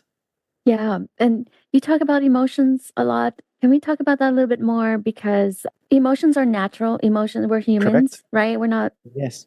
AI robots or whatever. Correct. 100%. And how do we use emotions in a healthy way in trading? Because it's natural. Yeah, so I love that question, Tessa. This is a great conversation, by the way. I'm enjoying this. So emotions. Let's talk about emotions for a bit. So what's important to remember is that every single human being, part of our neurology, part of our making is that we have emotions, which is energy and motion, by the way. So, and it's a response to something outside of us. So we give a meaning to an experience and we react accordingly. Now, the idea here is, I'm not saying that you will not react. We are all human. The idea is, how long do you react and stay in that state? And are you able, emotionally speaking, to change your emotional state on demand? And we can do that today. We have the tools and the techniques that changes our state of being on demand, to change our nervous system by choice. This is one of the gifts we have as humans compared to every other species out there. We have on demand the ability to change our state of being and to come back to what we call balance. Okay.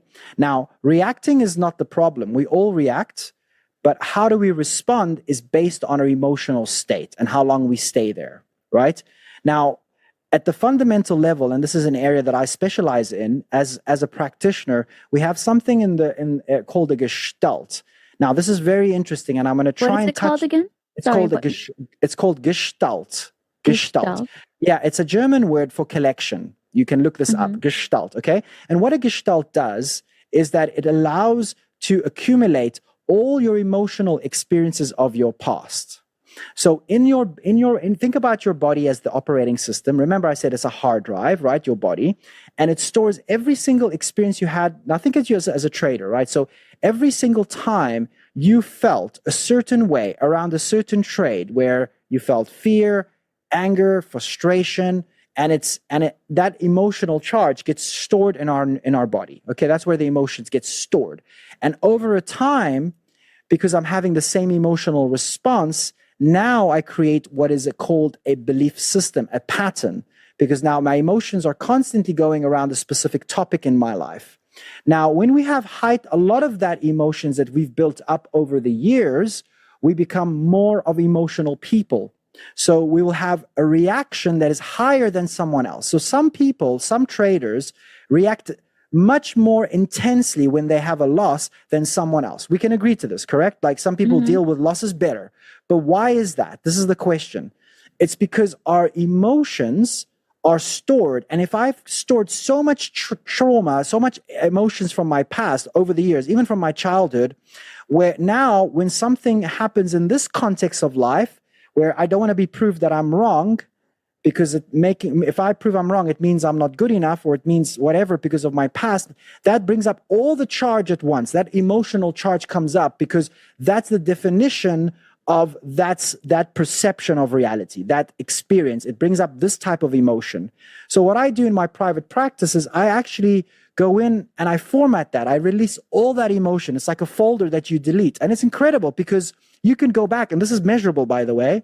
So I can even do this with you, Tessa. So you can go back to any experience right now in your life, even 13th of June, and you can close your eyes for a moment and you think about that trade and what happened that day. And what will happen? You will feel something in your body. You will feel that anger, that frustration, whatever you felt then, it's still somewhere in your body, correct? If you really played it in your mind, like you sat there and you're like, now, why is that happening? It's because the body, which is the unconscious mind, doesn't know what's real or not. So it brings up that emotion. That's number one, right? But when you clear that, because there's still residue from that past experience, the charge is still there. You never really processed it. It stays with the memory. All memories and emotions are connected. So if you keep a lot of memories of you being frustrated in your trading, now you created a gestalt, a folder of all those emotions and how they made you feel. So anything that resembles a loss or not, or proving to be wrong, the emotions gets higher and higher and higher over time, meaning more heightened, more stronger. What I do with one of my therapies, and this is why we are doing extremely well in this space, is I'm clearing all the emotional charge. So you can go back to any experience in your life, and I mean any experience in your life after we do this type of work, and you will feel nothing. You can play it in your mind, and you will feel nothing in your body. Why? Because we've released the charge. Now, how is that good for you when you've released the charge? It's because when you find yourself in that situation again in the future, you will no longer have that same reference of emotion because that's what you felt so many times before. Therefore, you will feel it again. Now the tank is empty. The folder no longer exists. So you have an opportunity to manage a new emotional response. You have an opportunity to think differently and have an opportunity to liberate yourself from that experience. So now you have a completely different behavior. Because remember, we can never think greater than we feel. So if I have a lot of frustration and anger from my past, I bring it into this experience and I'll feel it again now. So we only go beyond the feeling when our emotions is no longer existing. So it's not a problem anymore for me because I don't feel like it's a problem. You know, I say this a lot, and to my community and my academy, if people really get what I'm about to share, it changes everything. It really does. You know, most problems in our life, even in trading, it's only a problem because it makes us feel a certain way. It really makes us feel. It becomes a bigger problem when we feel it. But if we don't feel it for a moment, think about it, it's not much of a bigger problem. We move on much more faster and we focus on what we want to create for ourselves.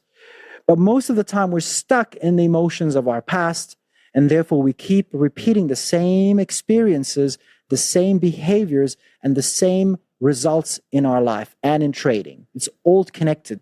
It's really all connected. And this is where I need to always remind people that it's all interconnected. It's not, you don't sit as Tessa on your desk and you're now a different Tessa. You're the same Tessa that goes out with your friends. You're the same Tessa that reacts to different things in your life. You will have the same reaction in your trading. It's the same identity. Yeah. Think about it for a moment, right?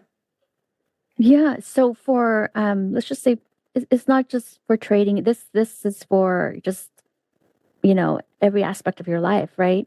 What are some practical ways that someone can help themselves if they choose to want to try it on their own?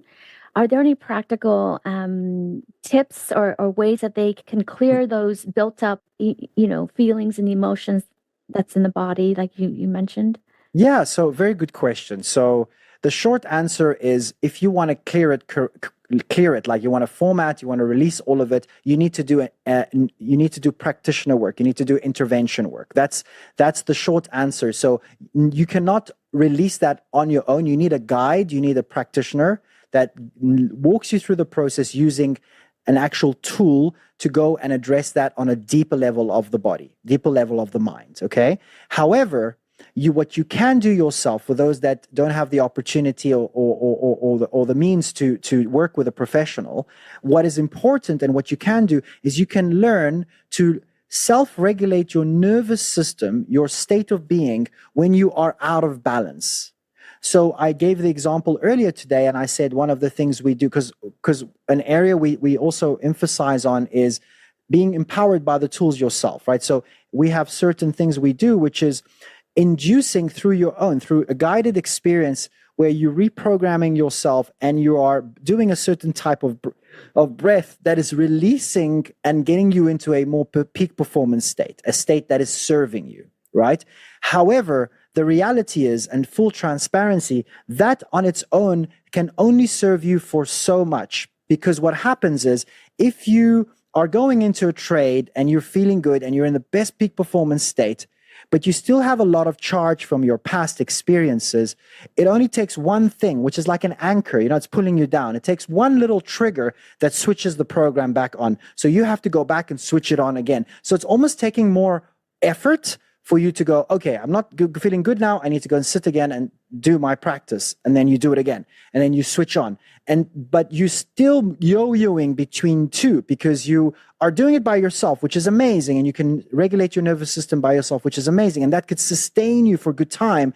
But it only takes one thing outside of you that is a trigger to one of your charge of your past experiences that brings you back into that state again. And the old part of you comes out and goes, oh, I'm the angry part that can't deal with the loss. You know what I mean? And I don't want to admit it, right? But that's the version of you that hasn't overcome herself. She's still stuck in that experience where she hasn't forgiven herself. She's a bit hard on herself. She doesn't want to be perceived wrong. And more importantly, it's all between her and herself, not the world. You're not trying to prove everything to the world. It's all a dialogue between you and yourself, where you want to prove yourself to be right, and that's the internal conflict that's happening, and that's coming from your neurology, right? That's the charge we're talking about. It's an experience and an emotion associated with it, and a meaning-making process. Some of them beliefs are formed through that experience as well. So I want to move away from that belief, for example. Yeah, I'm just wondering, because, we meet a lot of traders and then traders in our community, and, how are some of them able to just self-regulate so well? And seem to not have, they probably do, but seem to not have these issues, and they are just like master traders, and, they're so probably talented. working with a good coach. And they're not telling you. Possible. Yeah. So a lot of the traders, just so you know, and I'm sharing with you, a lot of traders work with professionals like myself that don't disclose it really. They keep that as their secret weapon, right? Or they're doing certain practices that they don't disclose as well, that helps them. But also you will find these successful traders. Like, for example, I like to bring in my partner as an example, David Capablanca, because he's a beacon of light in this space, a 7-figure trader, one of the most disciplined people I've worked with in my career. And it's a process, it's an ongoing process, but he had to do the work. He had to release the gestalt I was mentioning you. He's done that. He had to deal with old demons of the past, with old emotions and limiting beliefs and all of that. So that allowed him to break free and break through to different levels. And this is why he continues to grow. We're always working with each other. We all spend time. We're doing the same thing in that our ecosystem. So we're always ever working on ourselves. And those traders that are grounded, that have profitability, that are sustaining, they are definitely behind the scene. I can guarantee you, working on themselves all the time. They're doing something for personal development. They're making sure their environment is good. They're making sure that they don't have influence from their external triggers, are all contained. They are aware of the triggers. They have dealt with them, and so forth. And that is part of the growth as a trader. So it's a holistic approach. There's not one thing that. It's a combination of many things that leads you to become, a trader, a master trader, I like to call it, someone that is actually sustaining and maintaining what they're set themselves to do. This is very similar to like elite athletes, right? In sports. 100%. They all have coaches and mentors, to help them break through. I have my own, just for the record. We all need someone that can support us, especially when it's someone we can model, someone that's doing the right thing. This is how I like to, if someone is doing something that I want to learn from, that they're doing successfully, that's the type of person I like to work with, or I like to be mentored by. And also personally, at least in my model of the world, it always has to be, at least for my work, it has to be scientific. I always like to go and understand how our mind works on a neurological level.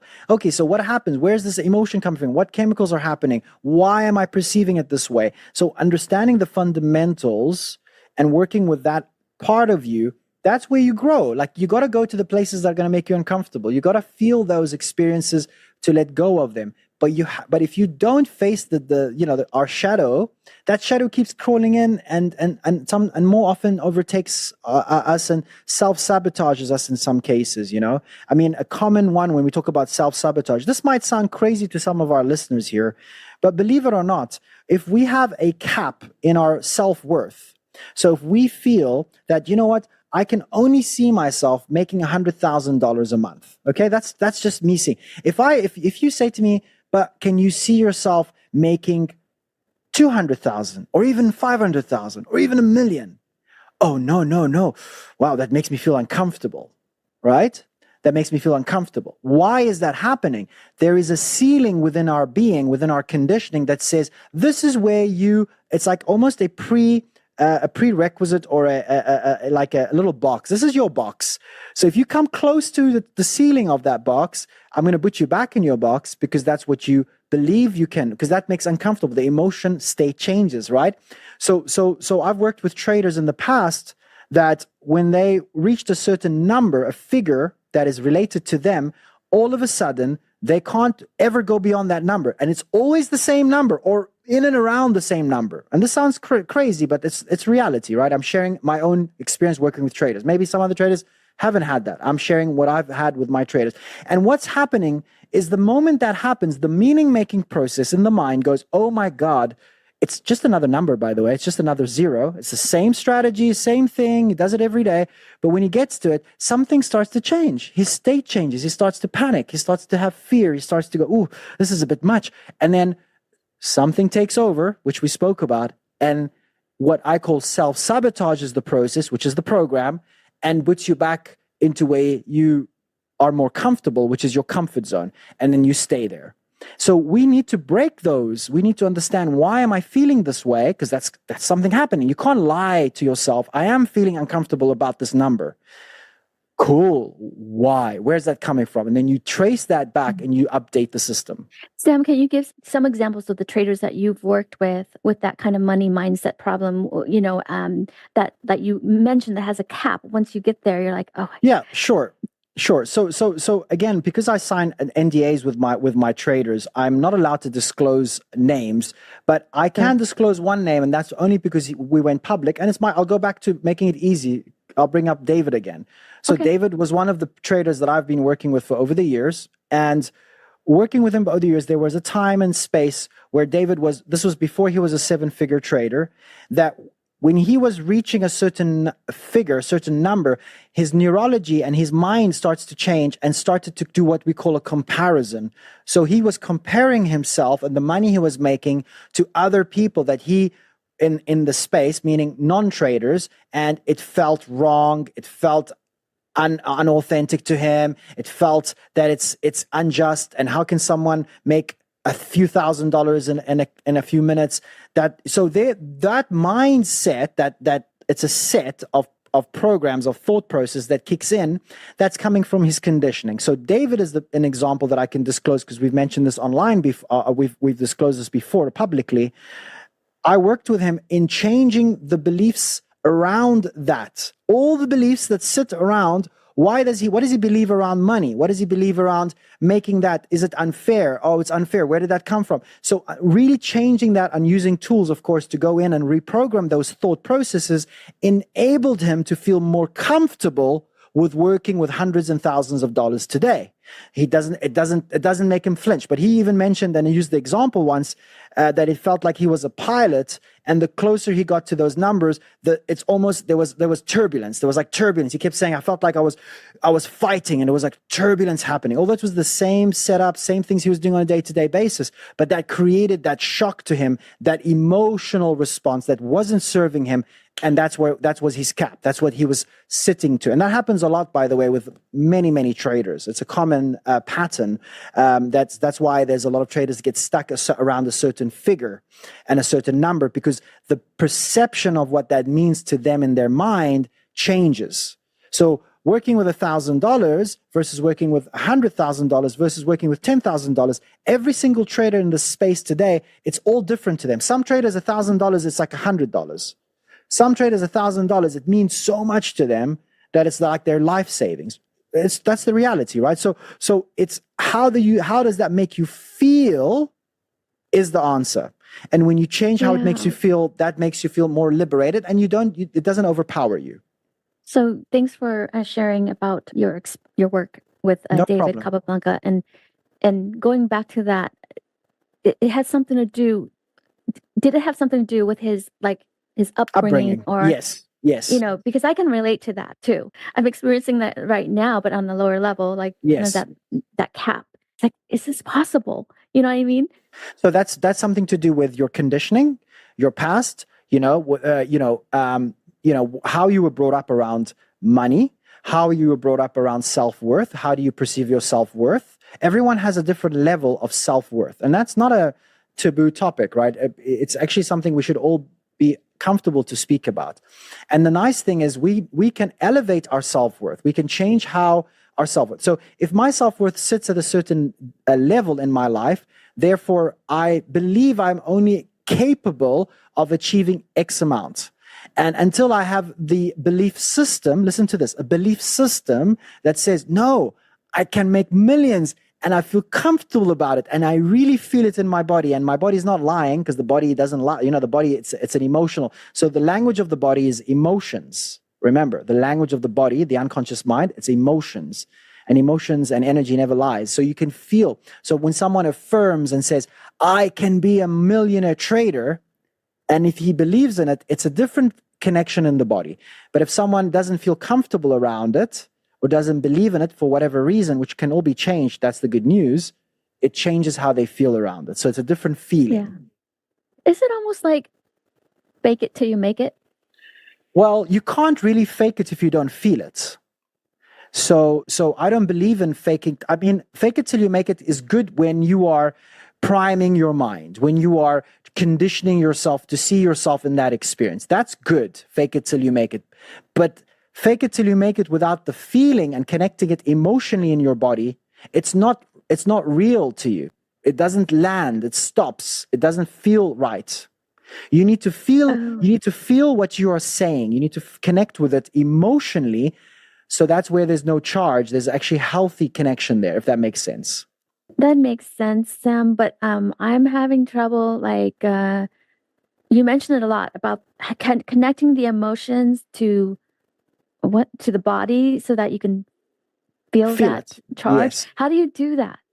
So feeling something you are. Have you ever heard of affirmations before? You've heard affirmation? Yeah. So a lot of people do affirmations, right? So they stand up and they look themselves in the mirror and they keep saying, I'm this, I'm that, I'm this, I'm that. So affirmations mean nothing, mean absolutely nothing. They do nothing if you are not connecting with it emotionally.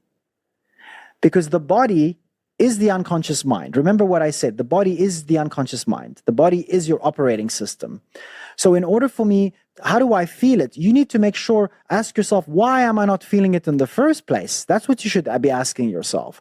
Because if you're not feeling it, there's a block between you and what you're wanting to experience. And usually those blocks are limiting beliefs, are negative emotions, are old perceptions, old ideas, old ways that you've been conditioned. Not necessarily you're doing this to yourself. It's just your experience of life to this date. Sometimes it's culture related. I work with a lot of Asian, and I'm just to give you something very beautiful actually. So I have a lot of Asian. I've worked in my experience with Asian traders. So when I say Asian traders, I mean descent of Asians. So they're originally Japanese or Chinese or but they're American or others. I've also worked here in Dubai with others. But one thing that is in common about the Asian culture, and I'm sure you would define this, is there is a sense of, we're hardworking people. We're very disciplined. We need to prove, we need to, not obey, that's not the right word, but we need to respect our elders, and we need to, show them that we're capable, and we need to show them that we're good, and we need to prove them that we are an A students, and we need to, because anything below A doesn't even sit well in an Asian home. We want all A grades, we want to be all high achievers, and if I'm not a high achiever, I'm not good enough. Yeah. I can relate to that growing up. So thank you for sharing and being, transparent about that, because I think it's important and I appreciate that. But now think about what that does to you. Think about that for a moment, what that does to you. What that does to you, it makes you now always in your life having to, and I say this with respect, of course, having to prove something to someone. Meanwhile, you're trying to prove that to yourself, by the way. But indirectly, you're trying to prove that to your parents. You're trying to prove it to maybe your siblings, if you have any. But you're trying to prove something all the time. And this is one area that I've seen from my lovely Asian, I call them my amazing traders, conscious traders today, that have shifted because they've let go of that perception and that expectation, and they've taken off so much pressure off their back because now they feel more free to be themselves and to trust the process and to take it one step at a time and to reach the all-time highs of where they're supposed to be without the pressure of the self. You got to prove to me, you got to prove that you can't lose, and so forth. So I hope this is, and I appreciate you being in this conversation. I hope it's resonating, and I trust it is to a degree. Yes, it is. You brought up something that's pretty sensitive to me. I kind of grew up with that that pressure. Mm-hmm. Pressure to perform and pressure to work in a safe type of job that makes money, but even though you're not happy and things like that, and that's because it's not my parents' fault, but that's how they were brought up, and 100%. So it kind of just stuck with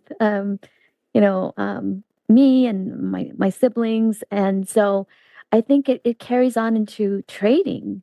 No, I think it's for sure. It's not even I think, it's 100% it carries on to trading. And this is why, first of all, I honor you, and I want to just take a moment and say I respect you for pursuing what you want in your life and giving this trading experience working towards it and giving it a go and putting in the work, because you chose not to fall to the norm of the conditioning, and you chose to break free from it to give this a real go for yourself. And that's a very good indicator that you trust in your abilities and you are putting yourself first. So I want to take a moment and acknowledge that, because that's very powerful, and that's important that you give yourself credit for it, because from what I'm reading today, I think you're a person that you don't give enough credit to yourself.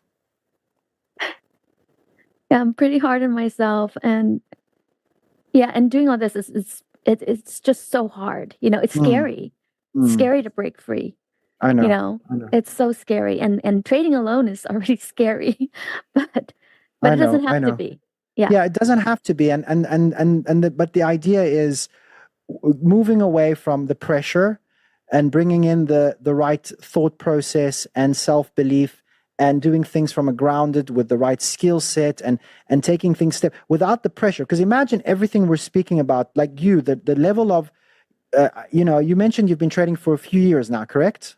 Oh, well, I've been trading since 2014, but that doesn't mean I've been trading for 10 years. Sometimes when I say that, people think, oh, you're a seasoned trader. No, I'm still, developing. And so. But you have experience, right? You have experience, right? Definitely. So my thing to you and what I'm saying is, just imagine taking all that wealth of experience that you've gained over the years, and you put yourself into a space today where you've taken the wisdom and you've let go of all the emotions that was associated with that with the pressure and the disappointment and the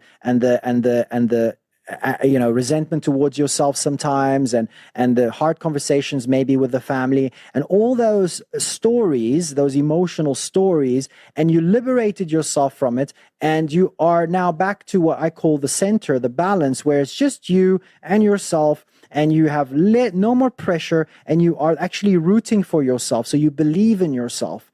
Because what happens is, you must understand, when we grow up in an environment where the expectations are high, and we are looking to always prove ourselves and to be seen and to show ourselves that we are worthy, what happens is there becomes an inner critic inside of us, an inner critic that's ready and on standby to go, let me wait for you to make a mistake. And oh my God, I can't wait, because here mom's voice comes out or dad's voice comes out. and starts to put you and make you feel, not so good. And that's a program at the end of the day. So when we understand that fundamentally, that's what needs to change, because you don't need to have that voice, because we both agree that our parents did the best they can with the resources they had. That's how they've been conditioned. Now, they did that to you because they thought that by the way they approach it, they're going to make you have a better life and security and all the rest that comes with it. Meanwhile, we know in our reality that we know within ourselves what makes us happy and what doesn't. No one can tell us what makes us happy and what doesn't. No one can tell us what freedom looks like. We want to break the pattern. The new generation of traders out today are traders that want to break the pattern. They want to create more financial freedom for themselves because they want to move away from the old paradigm of thinking, the old paradigm of doing things. Play it safe. Do a 9-to-5 job that you hate and makes you feel miserable, but it's safe and it's secure and it's certain, right? Certainty, But in reality, it's killing your soul. It's killing you slowly, and it's almost your soul is screaming. Exactly, soul sucking and soul screaming inside of you. And we've all been there. Like, there's none of us that haven't been there. All of us have been in that space at one stage of our life. I call it the previous life today. But the most important thing is when you start to have everything in your being, in your conditioning inside of you, rooting for you and taking away all the pressure and having a better loving communication within yourself, then you start to believe you're worthy. Then you start to believe you're good enough. Then you start to trust in yourself more. Then you start to have more confidence. All of these qualities are qualities we all need as a trader in this trading space to sustain and maintain, not to wait for something to go wrong and then blame ourselves. I mean, it's a completely different experience if you think about it for a moment. Yeah. Excuse the last interruption here. This is Tessa. We hope you're enjoying this episode so far. If you love the podcast, please give Chat with Traders the best review you can on whatever platform you're listening from. This will help us to keep the episodes coming. Also, if you haven't subscribed to our email list, please hop on to chatwithtraders.com and click on subscribe so we can keep you posted of information that may be of importance. Thank you. Now back to the chat with our guest. Yeah, and you mentioned confidence. It's so important. I had to create that confidence for myself, just small little wins to kind of build up that confidence, especially when you're working by yourself, trading by yourself. Mm-hmm. It's hard. Like you have to work extra hard at pumping yourself 100%. up and listening to other traders and podcasts, like Chat with Traders and other podcasts. You have to like constantly do that. Otherwise, it's so easy to give up. Yes, 100%. And remember, look, it's a process. That's what we always say. It's not something that's going to happen overnight. It's a process. But in that process, you have to. It's whether you realize this now or later, you have to have the right mindset and belief system and emotional intelligence to get you there. If those are playing against you, it just it prolongs the experience longer. It makes it more frustrating. And that's why, sadly, today, many traders don't succeed because they lack those qualities within them. Yes, so true. I know we've gone past our time, but no problem. And I know it's late for you in Dubai. No problem. Thank you so much, Sam, for your wisdom and for sharing your knowledge and sharing what you do with us traders. For listeners who want to learn more about you, what's the best way to reach out to you? Sure. Thank you for that. So anyone can reach out to us at theconscioustradingacademy.com. My profile is on there. My details on there. David Capablanca's details on there. That's the easiest way. They can also follow me on Instagram. I'm not a big Instagram person, but I'm starting to get on there now more and more often. It's sam.degash. They can follow me on there on Instagram as well. And they're welcome to reach out, ask any questions. We have a great conference that myself and David do in California, in LA, once or twice a year. The next one is coming up in October 11, 12, and 13. And we have traders from all around the world and across the US that come through for deep diving into the world of what we're speaking about, but also bringing in David's skill set and trading strategies as well, that just combine that holistic. We need the skill set. Like shouldn't forget, we need to be skilled traders. But equally important, we need to have everything else we spoke about today to make that journey much more easier for us and to really live that experience. But really, thank you so much, Tessa. I remember checking your YouTube video on the last few conferences you had, and I really liked the energy, the kind of the vibe. And so, thank you. So both you and David will be there working with. Okay. Yes. We host it. And we have a 3 days. And first day is a VIP for the VIP. We sit together and we on the 54th floor in the US Bank Tower, and we have a meet and greet, mastermind conversation. And he also does a tour to his podcast for some visitors that like to see his setup. Saturday is the full conference day, which I'd love you to come, by the way, Tessa, if you're around. We have a full day conference with like-minded traders like yourself coming in, learning from each other, and having actual experiences. So I teach them how to program themselves. I do certain things that hasn't been done in this space, with all honesty. And then the third day, and then obviously David has his sessions as well. And then the third day, usually we have a guest speaker as well, and we surprise guest speaker. And we also do a mastermind in the Athletic Club in LA. Beautiful places. Sorry, I didn't mention Saturday. It's in the Hilton in downtown LA as well. And it's really just about bringing people together with the right intention and attention to grow, to self-develop themselves, but being practical about it, moving away from the fluff and actually going, here are actual tools and science that you can take home with you, and you can start learning how to apply it yourself. Like one of the things I mentioned today, for example, priming. How do you actually do that correctly? How do I condition myself? So these are the sort of things we like to get into and cover the science behind it as well. Great. Awesome. Thank you again, David. Sorry. Thank you again, Sam. Thank you. And she calls me David at the end. It's beautiful. Well, because you were just mentioning David, and I was like, oh. Yeah, it's all good. David is a dear friend, and we are, we are one. And to be honest, we're very, very, very passionate about what we're doing. But Ian, thank you for being on listening, and really, Tessa, I really enjoyed the call with you. I love the fact that you were also open, and I appreciate the vulnerability that you allowed today. So I really honor you for that. So thank you very much. Thank you. You've reached the end of this episode of Chat with Traders, but rest assured there are more episodes loaded with real market insight and zero hype on the way soon. So to stay updated with each great new release, subscribe to the podcast in iTunes, and we'd love it if you'd leave a rating and review. We'll catch you next time on Chat with Traders.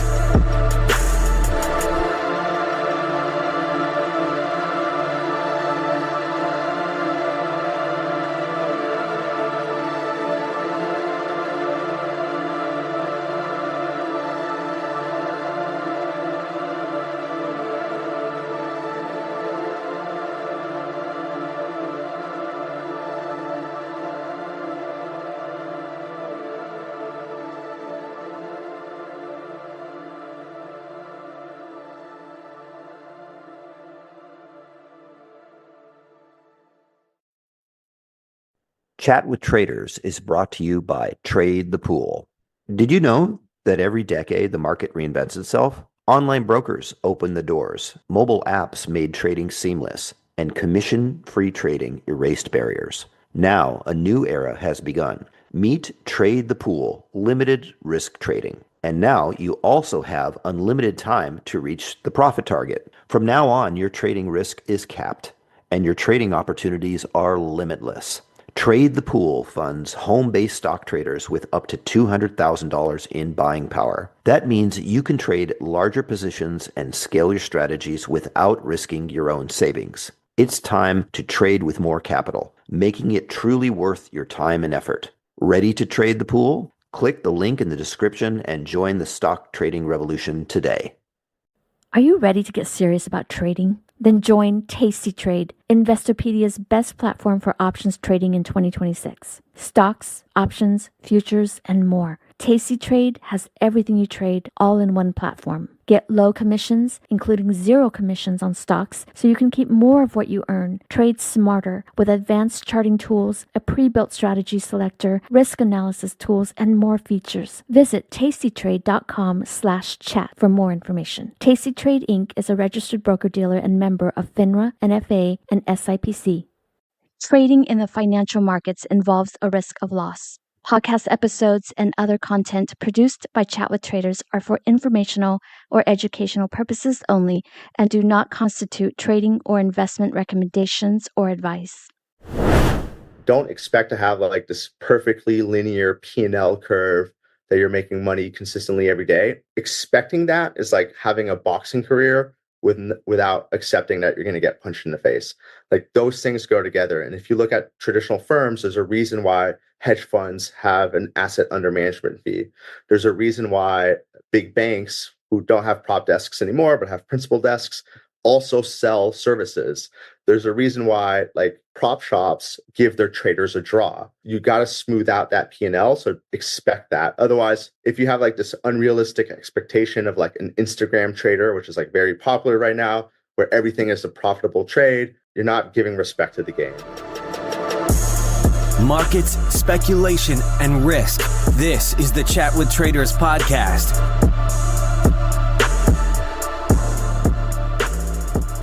Welcome to Chat with Traders, episode 285. I'm Tessa. 2 years ago around this time, Ian and I took the helm of Chat with Traders, and what a journey it's been. Hosting alongside Ian has been an incredible adventure, and as always, thank you for your listenership and support. We hope you're doing well. So I'm not athletic, and I don't usually watch sports, but I've been inspired by the 2024 Olympics this year. Have you been watching? My favorite things to watch are gymnastics and swimming. It's just so thrilling and exciting to see them perform. The Olympians' focus, practice, hard work, sacrifice, and winning mindset is truly amazing. Does this sound familiar? The mental toughness, discipline, and hard work? Those aspects of the Olympians remind me of the similar levels of commitment required for success in trading.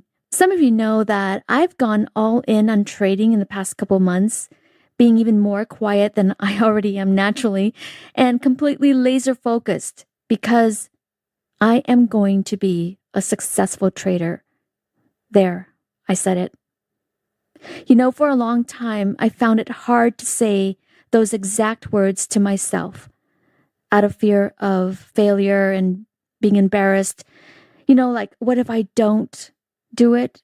What if I don't make it? What if I can't do what it takes? I've come to learn that having the courage to believe in ourselves first is key because no one else can truly do that for us. And second is that we must want to embrace the journey and the hard work because guess what? There are no shortcuts that work in the long term. So if you're in that stage in your journey and this resonates with you, I hope you have the courage to tell yourself with conviction that you will become a successful trader. Say it out loud. Believe it. Hey, and by the way, listening to the inspiring guests we've had on Chat with Traders can also be a great way to stay inspired and motivated and not give up when things get tough in your journey. Speaking of inspiration, today Ian chats with Greg Magadini, a seasoned trader who started his career as a prop trader for DRW and Chopper Trading in Chicago, and also at some point he traded with SMB Capital. He eventually ventured out to trade his own book, basically bootstrapping crypto volatility through options trading and transforming $50,000 into $1.3 million in profits over 9 years without a down year. He also had the time to be an entrepreneur and co-founded an analytics platform. How did he do all of this? Well, you'll hear more about his journey and interesting strategies. By the way, for some, there may be some advanced trading terms and topics in this interview, but I see it as a chance to expand our horizons and learn about what other amazing traders do. So without further ado, ladies and gentlemen, we are so pleased to present Greg Magadini. Greg, welcome to your first time here on Chat with Traders. Yeah, thank you so much, Ian and Tessa. I'm very happy to be here. It's an honor. Yeah, great. So tell us a little bit about your background.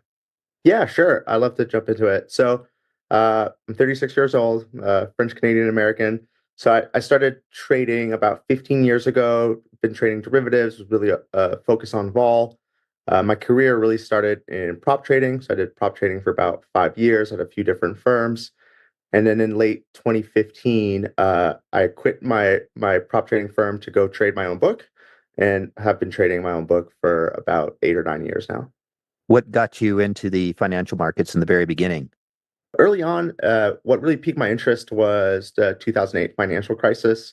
Really trying to understand what was going on there. What was the kind of the background history to the housing crisis, and what kind of opportunities does that provide?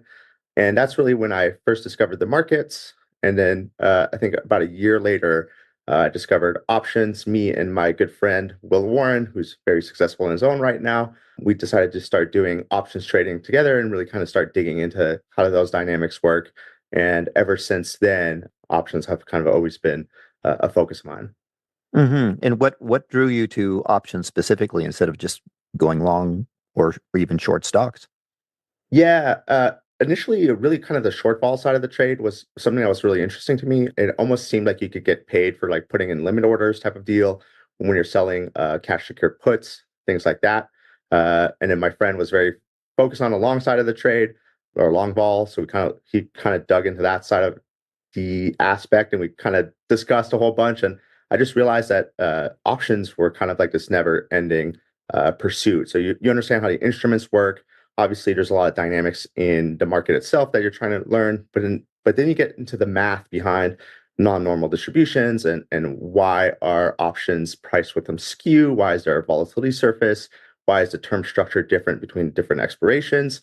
And then finally, you start getting into working with the options data and essentially understanding, different types of models and calibrations and things like that. So it's just kind of this never-ending journey, and it's one of those markets that it's since it's so complicated, there's just more opportunities for edge in it.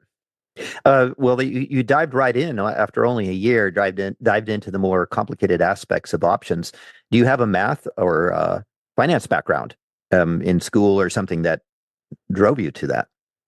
Yeah, so my background is in finance. Did economics and accounting in school, and then did the CFA, which is not really option trading related necessarily, but it's just something that was interesting to me. Currently doing the FRM as well. That's just something else that's very interesting to me, that I've just been working on, but it's very kind of a personal goal. As I've developed in my career, I've been more focused on learning to code, working with the data, analyzing sort of historical data, which I'm sure we'll talk about crypto vol a little bit later, and as well as just regular vol. But that was kind of the journey into my own trading. So, give us an example of some of the early trades that you made, and what were your thought processes around that, and kind of some of your early results. Just kind of starting with the back half of the question. So when I Mhm. started trading my own book, this was in late 2015.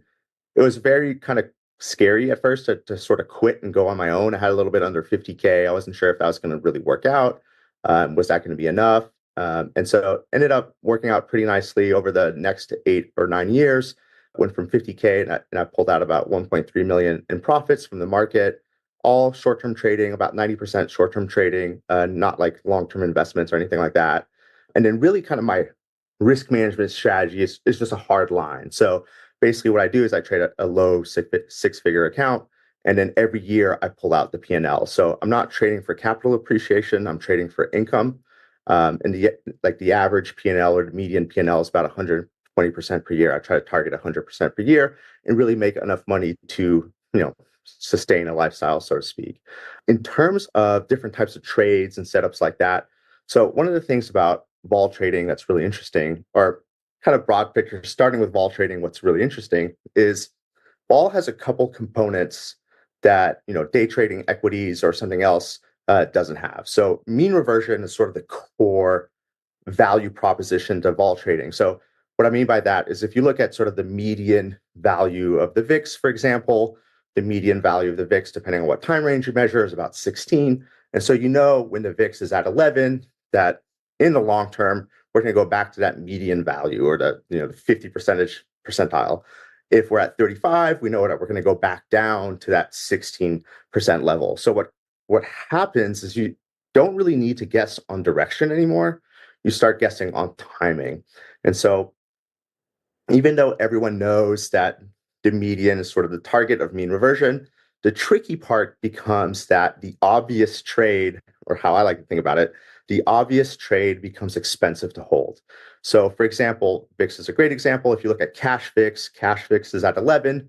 Well, if you wanted to bet that VIX is going to go back up, you can buy the VIX future. And so the VIX future will usually trade at a premium when you're in a low vol environment. So it'll be trading at 12, cash VIX is 11. All else held constant, that future is going to lose, about 1 point, down from 12 down to 11, or call it about 8%. So over 12 months, that really adds up. And so what happens is, in my mind, one of the nicest trade setups is to do the counterintuitive trade. So when vol is low, you sell vol. When vol is high, is actually a great time to buy vol. One of the things that really stands out is if you, for example, looked at some of these VIX ETPs, let's just say UVXY, and you really compare 2017, which was like a record low vol year, persistently low vol, and you compare it to, say, 2020, which was obviously the COVID year where vol did massive rally. I think the VIX hit the 80 handle.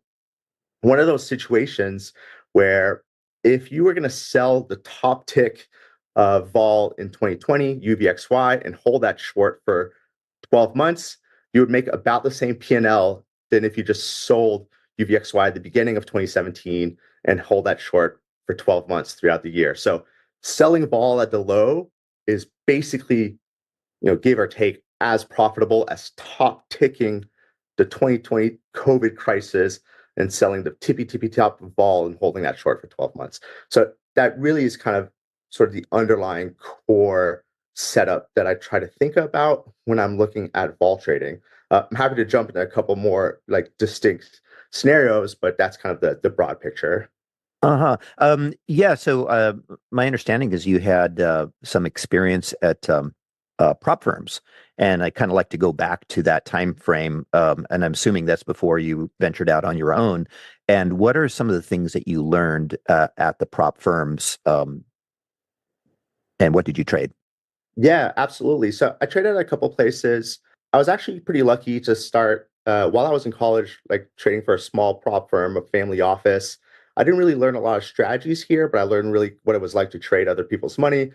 Someone gave me a small 5-figure account. He wanted me to try to make 25% per quarter. That was sort of the benchmark that we're aiming for, which is pretty high. And he didn't really have any strategy. It was kind of like, do what you want to do. So one of the things that I started trading was kind of options on a delta basis to try to essentially make that money. I think the first quarter actually did make the 25%, and then the next quarter was like a small loss, and after that was a scratch, and after that we just decided to unwind the positions. And I was happy to have 1 year of experience, but it was one of those situations that most of the experience came about dealing with someone else's money and trading with someone else's money. But along the way, I was reading a lot of books consistently. This is my early years. I think I've been trading for maybe 2 or 3 years at that point. Spent a lot of time reading books, trying to find strategies that would work, things like that. And I came across One Good Trade, which is Mike Villafiore's book. Mike Villafiore, for listeners who don't know, is who runs S&B Capital in New York. He's one of the co-founders. And that was a really interesting book because, day trading equities is kind of its own beast. And when you think about day trading equities, a lot of sort of the mental preparedness comes from almost being like an athlete, looking at charts, practicing your setups, having game set mind in the morning, and getting ready to deal with contingencies and stuff like that. Very different from sort of maybe the nerdy quant sort of model of trading. That was very interesting to me. I had never really come across that, so I ended up getting in touch with those guys, doing a summer internship there. I met some amazing traders. Peter Toe, one of them, who became one of my great friends, who's probably one of the best, equity day traders that I've ever met. One of the great things about a prop desk is you get surrounded by these amazing traders. You get to chat about different ideas. So that was kind of interesting. But truly, my professional career in prop started when I finished college. So I went to Chopper Trading in Chicago and DRW in Chicago. And that was a very different model. So if I look at, a lot of people, when they think about finance, they think about London, they think about New York. Chicago is kind of a lot of people don't think about Chicago, but Chicago is really the capital of prop trading. And it's a very different model for prop trading than what you would see in sort of the New York style. So a lot of the traditional prop models are, you put up zero capital, you get to use their capital, but you get like a straight fee split. So call it 50% fee split.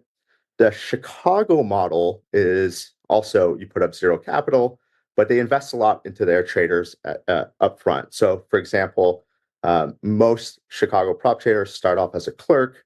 They also pay you like a base salary, so they call that a draw. So you're either making between 50 and 100K base salary, and then the capital that they allow you is just kind of on a bigger scale.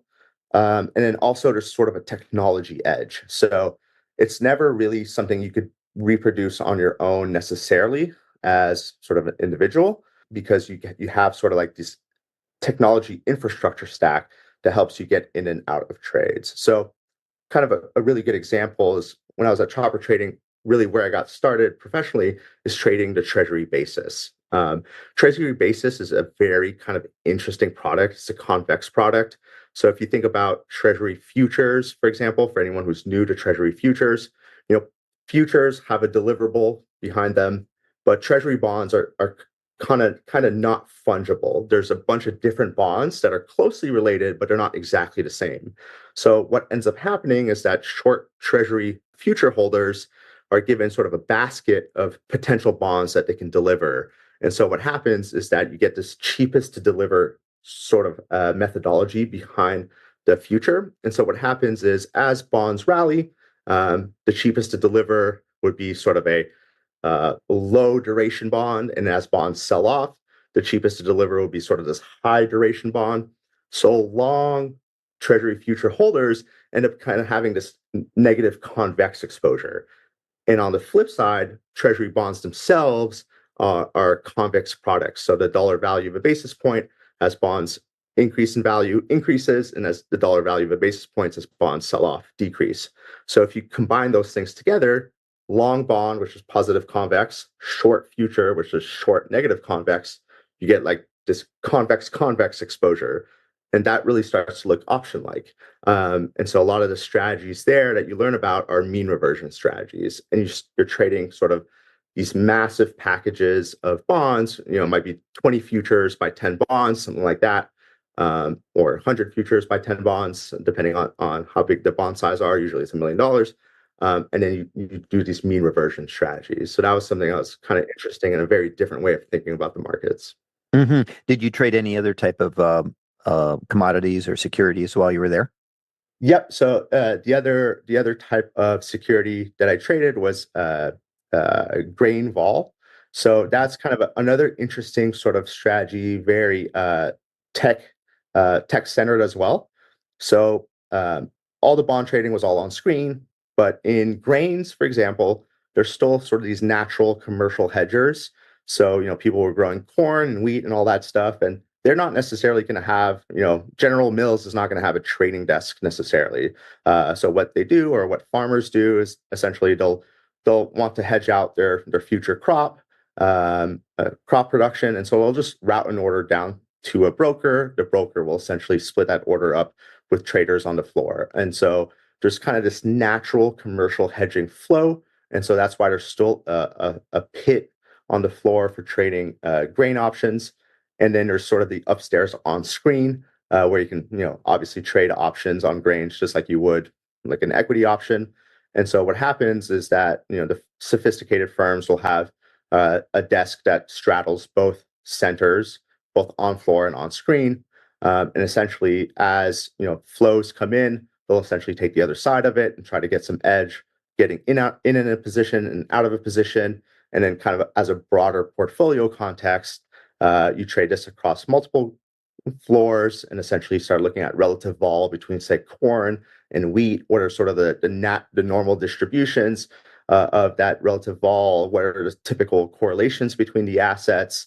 Things like that. What's the typical beta between the asset? And now you have sort of a you straddle the venues to get in and out of trades. So that really helps you trade sort of a type of trade that doesn't necessarily have like a super large edge, but it's sort of a persistent edge. And by being able to get in and get out at favorable prices, you can essentially really trade a nice core portfolio around that. And so that's kind of the thinking there as well. Are you ready to get serious about trading? Then join Tasty Trade, Investorpedia's best platform for options trading in 2026. Stocks, options, futures, and more. Tasty Trade has everything you trade, all in one platform. Get low commissions, including zero commission on stocks, so you can keep more of what you earn. Tasty Trade is packed with advanced charting tools, backtesting, a pre-built strategy selector, risk analysis tools, and more features to help you trade smarter. See equities and derivatives with high trading volumes, dividends, upcoming earnings reports, and more with their pre-built watch lists. Or create a custom watch list to keep an eye on the companies and sectors that matter to you. Manage your positions with speed and precision using active trader mode, one-click trading, and smart order tracking. Plus, Tasty Trade's stellar trade desk team offers live support during trading hours if you need it. Visit tastytrade.com/chat for more info. Tasty Trade Inc. is a registered broker-dealer and member of FINRA, NFA, and SIPC. Have you ever watched a stock explode and thought, if only I had the capital? Or sat on the sidelines because your account balance felt too small to matter? Good news, with Trade the Pool's limited risk platform, you don't need millions or even thousands to start trading the U.S. stock market. Bypass the PDT and tap into over 12,000 U.S. listed equities, from penny stocks to big caps, ETFs, even the newest IPOs, and short anything you like with zero locate or hard to borrow fees. Start your evaluation, get funded with up to $200,000 in buying power so you can go big without risking your own savings. And now you can also have unlimited time to reach the profit target. It's a game changer. Not ready to trade yet? Trade the Pool offers a free demo and educational resources. Practice on live data, master the platform, and build confidence risk-free before you even pay a cent. Click the link in the show notes to start trading with Trade the Pool's capital. So did you specifically seek out these, kind of trading these volatility opportunities, or did the firm specialize in that? Because it seems like you almost went straight to these volatility plays from a very early on, right? Yeah, so that's a great question. So Chopper, the first firm, really specialized in trading the basis. So that was really their core product, and they were basically one of the biggest players in the game there. And they spent a lot of time figuring out the technology stack to get in and out of those spreads and things like that. So that kind of just happened to be how I got that. Like, it just happened to be that I fell on that desk, so to speak. It was a very interesting product. It's not something I would have ever sought out personally, but what I really wanted to trade and have always wanted to trade is volatility. And so eventually I sought out the desk for trading volatility at DRW. That ended up being sort of the last one that I did before I went and traded it on my own. And one of the big reasons for wanting to trade on my own is that, typically with these types of roles, you start off as more of like a clerk position. And so typically the new guys get stuck on the floor. But trading on the floor is actually like a very difficult skill set. So it's an old school skill set where you're doing a lot of like calculating spreads in your head. You have to be able to like know all the hand signals. You kind of got to like out bully the other traders, so you get heard from the brokers and can get a piece of the flow. Sometimes you take a bad trade just in order to have sort of favorable, consistent treatment from the broker. No one wants to take the trade. You'll be the guy who takes the trade. So when there's a good trade that comes on, the broker will kind of return a favor. There's kind of all these like little dynamics. The problem is that it's kind of a dying sport, so to speak. So it felt like it was a dead end, and the investment to become an extraordinarily good floor trader wasn't going to be worth it. Like in 10 years, this thing might be gone or whatever it is. So got to learn a lot, but definitely wasn't where I wanted to end up. Mm-hmm. Were you able to trade your own account on the side? So that's very difficult at a prop firm. You typically need to get clearance for every single thing that you do. So yes, you can put on like investments, but if you're going to be an active trader on the side, not really feasible, at least where I was, because you just got to get compliance write off on every single trade. And these firms, like especially in the case of DRW, those are multi-strategy firms.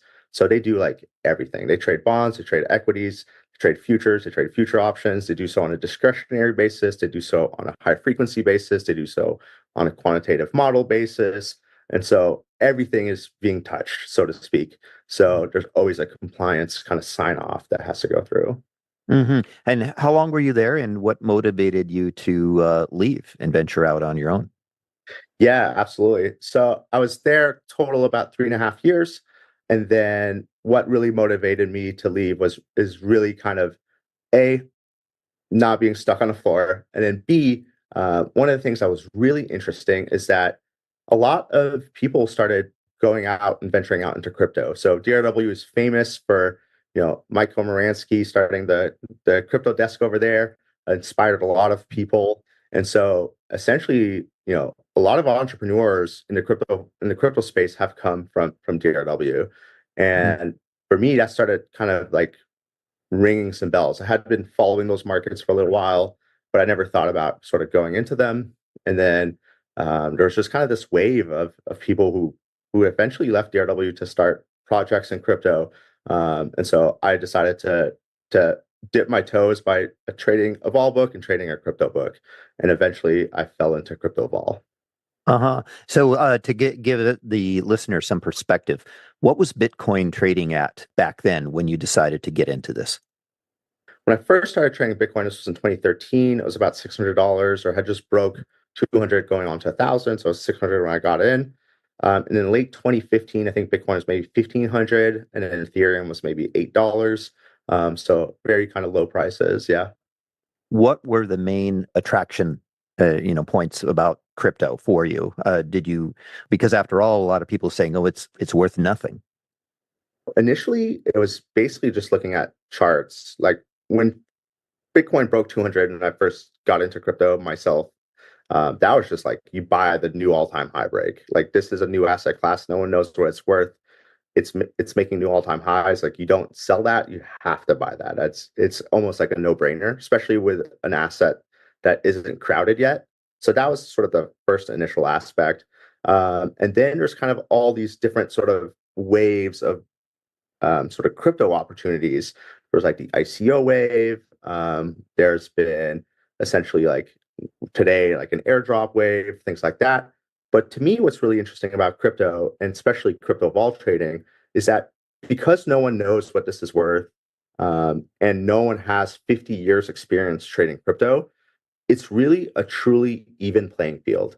And not only is it a truly even playing field, but for the most part, especially at the time, there was maybe like 4 or 5 professional firms trading it, DRW being one of them, but everyone else was kind of a retail trader. And so a lot of, in economics, they would say efficient markets would make sure this never happens, but a lot of like kind of opportunities that you would see, just like a triangle arbitrage between 3 exchanges, for example. Well, that existed in 2014, 2015, 2016. And then really even to this day in the vol space, which I'm sure we'll talk about, there's a lot of opportunities that you would see in crypto vol that you wouldn't necessarily see in traditional markets because there's more players in traditional markets. So if flow is very one-sided, there's someone on the other side who's willing to take the other side of a trade. But in crypto, sometimes the herd just goes one way and the prices go crazy that there's so much pricing edge to be taking the other side of different types of trades that it's just kind of a profitable strategy. So if you have experience, you know what you're looking at, and you know what to look for, there's good opportunities there that you wouldn't necessarily find. So you weren't just simply going long and holding on to it for months, kind of a buy and hold investor. What were you doing? Like, give us an example of these inefficient opportunities you were taking advantage of. One of the things that I've seen that's very interesting trading vol is the skew. So, for example, if you're looking at the Bitcoin skew compared to, say, traditional equity skew in the S&P 500, for example, puts are usually skewed over calls, and that's kind of a persistent dynamic. One of the dynamics is the spot vol correlation. Another dynamic is the index correlation. So meaning that when the index, when prices crash, correlation goes to 1. So the diversification effect of the index goes away. So there's more volatility to the downside. And then there's sort of the fear factor, panic as prices crash. There's volatility as prices go to the downside. Crypto is very different. It's almost like no one cares about it in a bear market, and bear markets are kind of a gentle grind lower.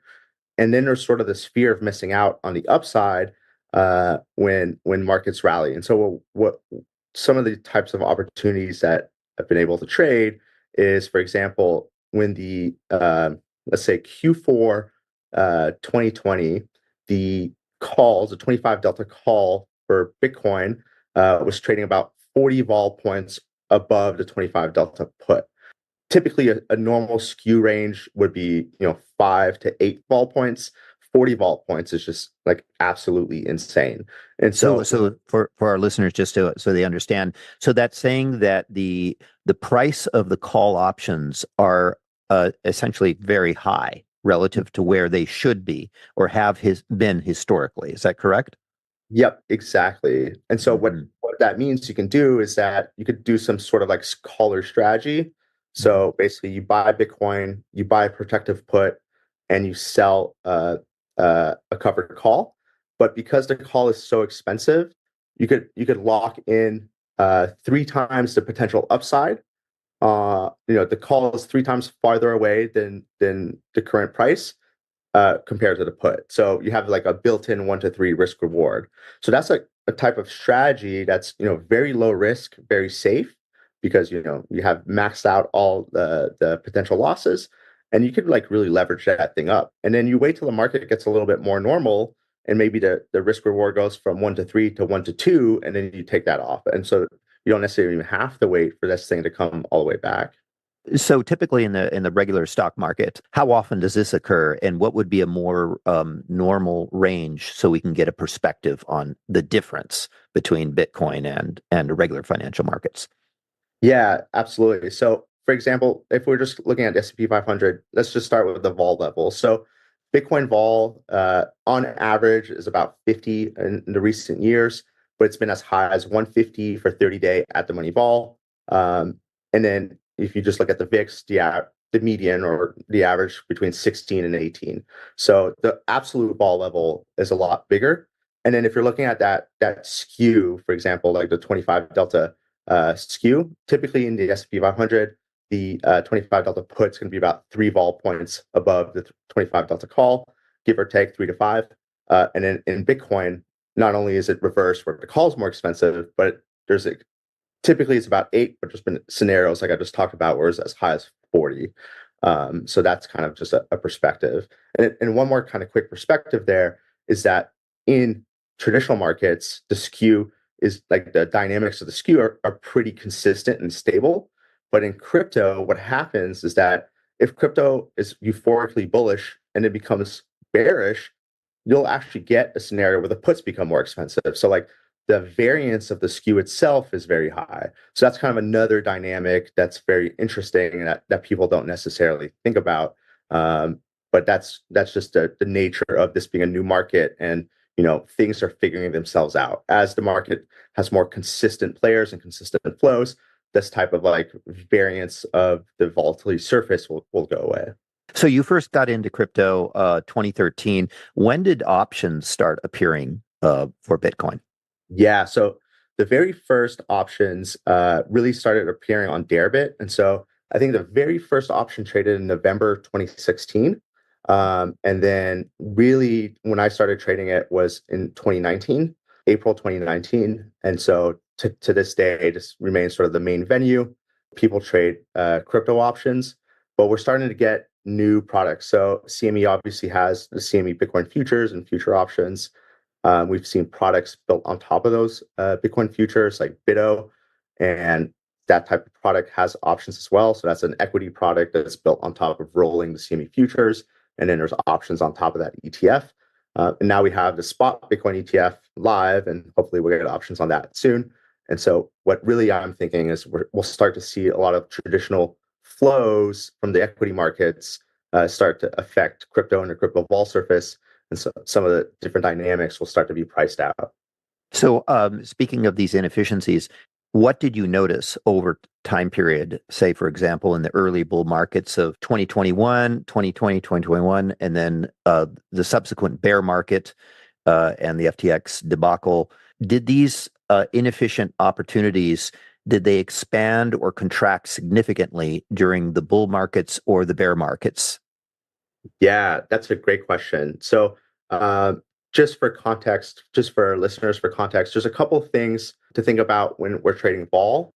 So, one of the aspects besides mean reversion is the variance risk premium. So, basically, what that means is, because owning a convex product is so attractive, typically to be a seller of a convex product or a seller of options, you need to get paid above expected value. So, by definition, in the long term, over a large sample size, selling options has a positive expectancy versus buying options. And so in crypto, in the bull market, for example, what we would see is that because everyone wanted to get long exposure, a few things would happen. A Vol started trading like huge levels over implied. So, for example, if you look at SPX versus VIX, the long-term variance risk premium of selling options in SPX is about 5 vol points. In crypto, the average variance risk premium is 20 vol points, but that includes the times that it was negative. So the extreme extended portions has been as high as like 35 to 40 vol points. And so options as a whole start to become very expensive because there's sort of this euphoria and I'm willing to get long at any price. So that's one component. The other component, and this is a lot simpler, but it comes back to the rates trading portion of my career, where you could trade the basis in crypto. So in crypto, the basis really compares the future price of Bitcoin versus the current spot price.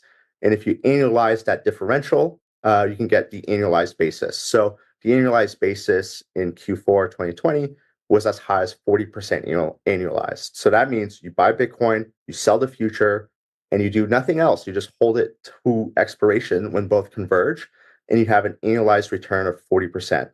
That type of trade still exists today. In April 1st of 2024, the annualized futures basis was 30% annualized. So that type of trade still comes in. And so something else that we have to consider is not only do options become extremely expensive when we're in euphoric markets like 2020 or Q4 2020, and then the option skew becomes very extreme. So the calls are much more expensive than the puts. And then add in the rates component where the basis is very extreme. So you're trading futures options. The future is trading 30% above spot annualized. The call is way more expensive than the put in terms of relative vol. And then calls and then options as a whole are too expensive. So all those three sort of dynamics together create this very interesting opportunity.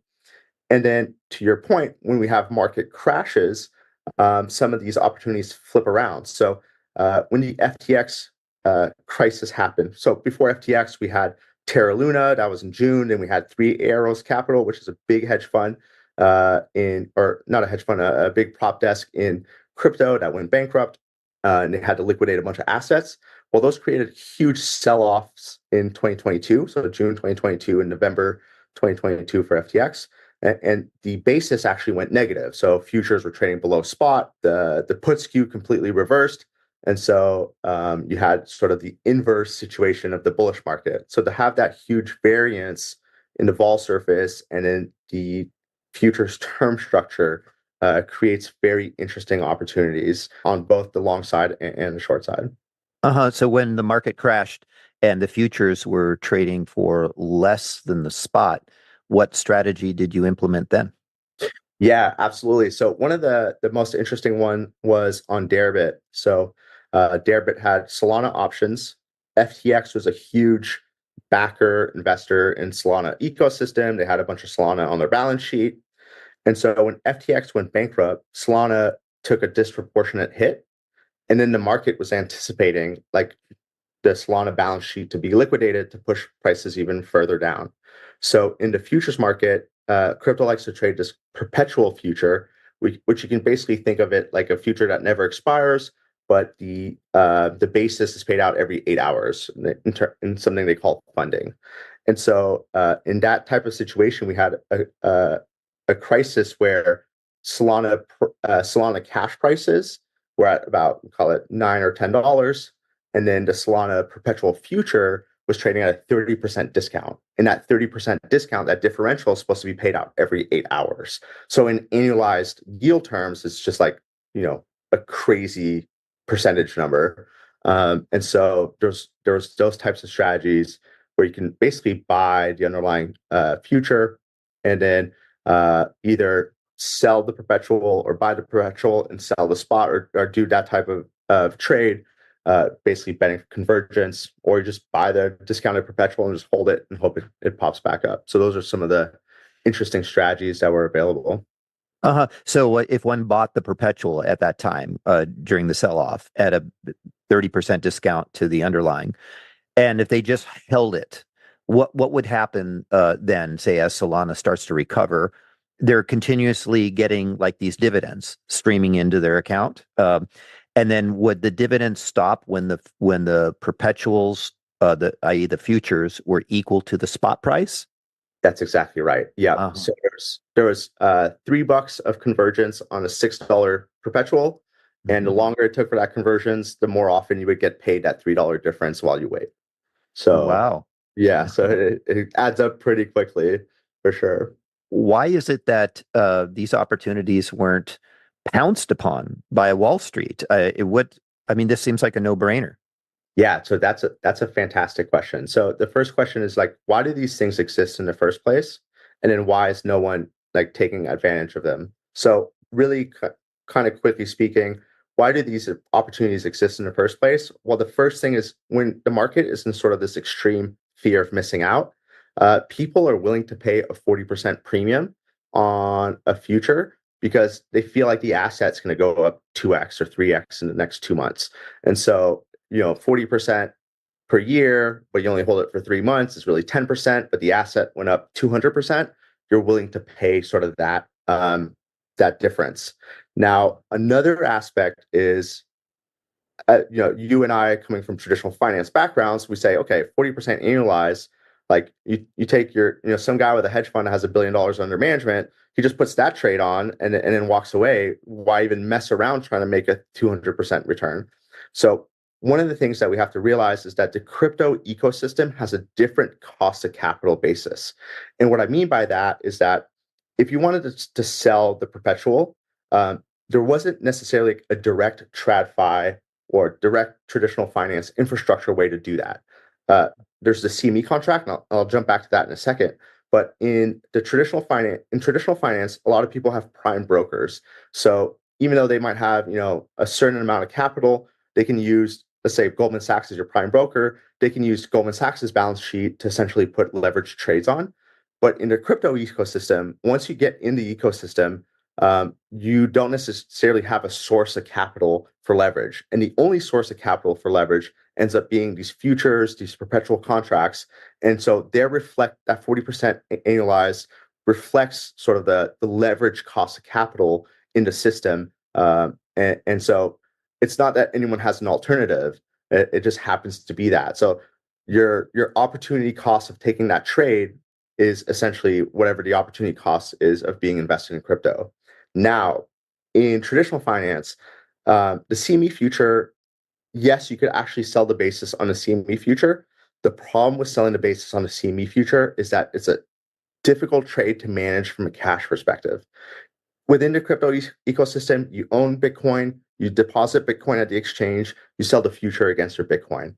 In the CME world, you have US dollars, and you kind of have to hedge those US dollars, or you have to invest those US dollars in some side of crypto in order to hedge the short CME future. And a short CME future has a pretty high margin requirement. So what do you do to do that? So really, this is where I think we're going to start to see these types of opportunities disappear because Wall Street will be able to step in. But one of the things is that now that we have the Bitcoin spot contract, because before we didn't have this, the Bitcoin spot ETF, because before we didn't have a Bitcoin spot ETF. Well, the Bitcoin spot ETF is a perfect hedge, not perfect, but it's a really close hedge to the CME Bitcoin future. So you can sell the future, and as prices rally, your long ETF position is going to offset the future losses. You couldn't do that before because the only ETFs were built on top of the CME futures themselves. So you can't sell the basis and buy a product to hedge it that also is on the other side of the basis. So now, for the first time ever, you can actually, the Wall Street can take the other side of that trade. Wall Street has a much lower cost of capital that mimics risk-free rates. So the Wall Street cost of capital for 1 year is around 5 or 5.5%, where in crypto is as high as 30%. So now we are, in my mind, we're going to see that convergence come in. And to my earlier points around vol trading, where the variance risk premium in crypto is on average around 20 vol points, well, once we get the spot Bitcoin ETF options, we'll see Wall Street be able to squeeze out that variance risk premium as well. That's what I think is going to happen in the next couple of years. I see. So for right now, now that they don't yet have the options available on the ETFs, that's working in favor of you because you can take advantage of this, right? But once those options become available, then the big guys are going to get involved, and then your opportunities that you've been taking advantage of will diminish. Is that accurate? Yeah, that's absolutely accurate. And that's structurally accurate. Cyclically, it's kind of hard to say because maybe the first day options trade, all the retail people buy a bunch of options and the opportunity is even more true. It's hard to say exactly the dynamics of the flows. But this is why I love to share these ideas, because these ideas, there's an opportunity to take advantage of them now, but they're not going to be around forever. And so, it's not like some forever secret. There's no magic recipe that's just going to be a perfect winning strategy and stick around forever. So, yep, I'm happy to share them now, and they will go away in a few years. Yeah. So I've been hearing from some Bitcoin people on YouTube that supposedly, since the Bitcoin ETFs were approved, that Bitcoin cannot make meaningful advances when the futures open interest is very high, meaning there's a lot of leverage in the system, a lot of traders buying the futures because they can lever up 1 or 20 to 1 or more, and that it's in the interest of the people who want to get Bitcoin for the long term, maybe the ETFs or the whales, to shake out these leveraged longs periodically by instituting short attacks to liquidate them. Is that much of an issue? Is that, is Bitcoin being held back by these ultra leveraged longs? So I think there's kind of two sort of answers to this question. The first part is Bitcoin being held back. So in my mind, no, because what happens is I think the thesis is people buy the future instead of Bitcoin. So then the bid for Bitcoin goes away. So then there's no reason for Bitcoin prices to go up. The problem is that if people are buying the future or the perpetual, there's a transfer mechanism, which is the funding rate or the basis, that creates an incentive for people to sell the future and buy the underlying spot market against it. So the bids end up still going into the spot market and moving the price higher.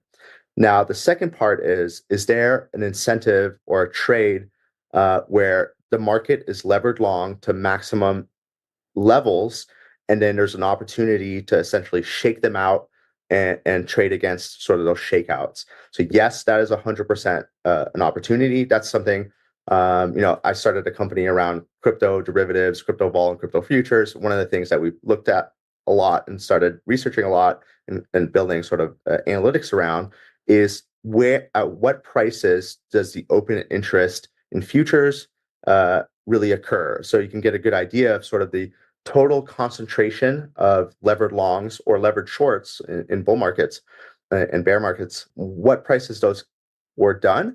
And then you can figure out sort of the leverage ratio of the exchanges as well. So just kind of give a good example. So in traditional finance, all the trades get settled at the clearinghouse, and then the clearinghouse will publish sort of the end of day, futures open interest. But in crypto, it's very different because every exchange is its own sort of settlement layer. And so they publish instantaneous open interest marks. And so what happens is you can actually look at all the trade data, you can measure who's paying the spread, and you can assume for the most part dealers are passive and takers are the aggressors who are paying the spread and establishing longs. And then what else you can do is you can look at the total open interest of the exchange, and you can look at on chain, you can look at its asset base. So from there, you can see, okay, there's $1 billion in deposits, but there's $10 billion of notional open interest. And so that gives you a good estimate of the leverage ratio. And so now you can say, okay, the leverage ratio for these customers is XYZ. There's this much open interest that got established at this price. There's this much open interest that got established at that price, so on and so forth. And now you can figure out sort of what are the liquidation pain points, and all that data is collectible as well. So you can see liquidations in real time. So yes, that gives us a perfect idea of like where people's stops levels are, where people's pain points are, and like where there's potential forced selling because of liquidation activities. And yeah, those are great sort of trading strategies and opportunities. Do you ever try to take advantage of those yourself? So I mostly trade crypto vol. I haven't done sort of momentum trading strategies like that personally, but we definitely have customers and partners who definitely do that. So in the stock market, we've heard a lot about the meme stocks and market makers supposedly needing to hedge their gamma exposure, meaning there's so many options being bought that they can be a driver for the stock itself when they try to maintain their delta neutrality. Does something like that exist in crypto? I mean, are the number of options being traded so high that the market makers end up having to do that themselves? They have to buy the underlying to hedge their exposure? So that's a really great question. So in terms of market sizes, if I look at SPY open interest in the option market versus the market cap of SPY or the S&P 500 ETF, the open interest in the option market is about 200% the market cap size. In crypto, the open interest in the option market of Bitcoin is about 6% the market cap. So the relative size of the derivatives market is really, really small compared to spot. And so I don't think we're at the point yet where gamma or delta rebalancing from gamma exposure affects the underlying spot price, but here's what I do think it affects. So we spent a lot of time doing research and building tools around gamma exposure. Again, same type of thinking here where we have instantaneous changes in open interest. We figure out the way that we do this is we look at the spread or like the top of the order book right before a trade occurs and the top of the order book right after a trade occurs. We figure out who paid the spread, how did the best bid or best ask react? Is this a big iceberg order that's chopped into smaller orders? If so, then they should be all grouped together, so on and so forth, a bunch of different rules. And then from there, we get a final gamma exposure of dealers. And so, for example, today, dealers are short a lot of $70,000 strike calls. That's what the street wants to buy. They feel like there's going to be a rush to new all-time highs, so to speak. But because the market's so small, I don't think it affects the spot market. But Deribit being the exchange where all the dealers have their options position, the only way that they can hedge or rebalance their gamma exposure, their delta exposure, is by using the futures market at Deribit or the perpetual futures market at Deribit. So what happens is as we start to violate these levels, dealers hedge in the underlying perp. Funding is the translation mechanism that reflects this. And so you could get these sort of blowouts in funding or these new levels of funding exposure, expansion, and contraction. Mm-hmm. So how often do you actually take a directional trade? Are you kind of delta neutral yourself, always looking for those spreads and locking them in so that you're not taking a direction bet one way or the other?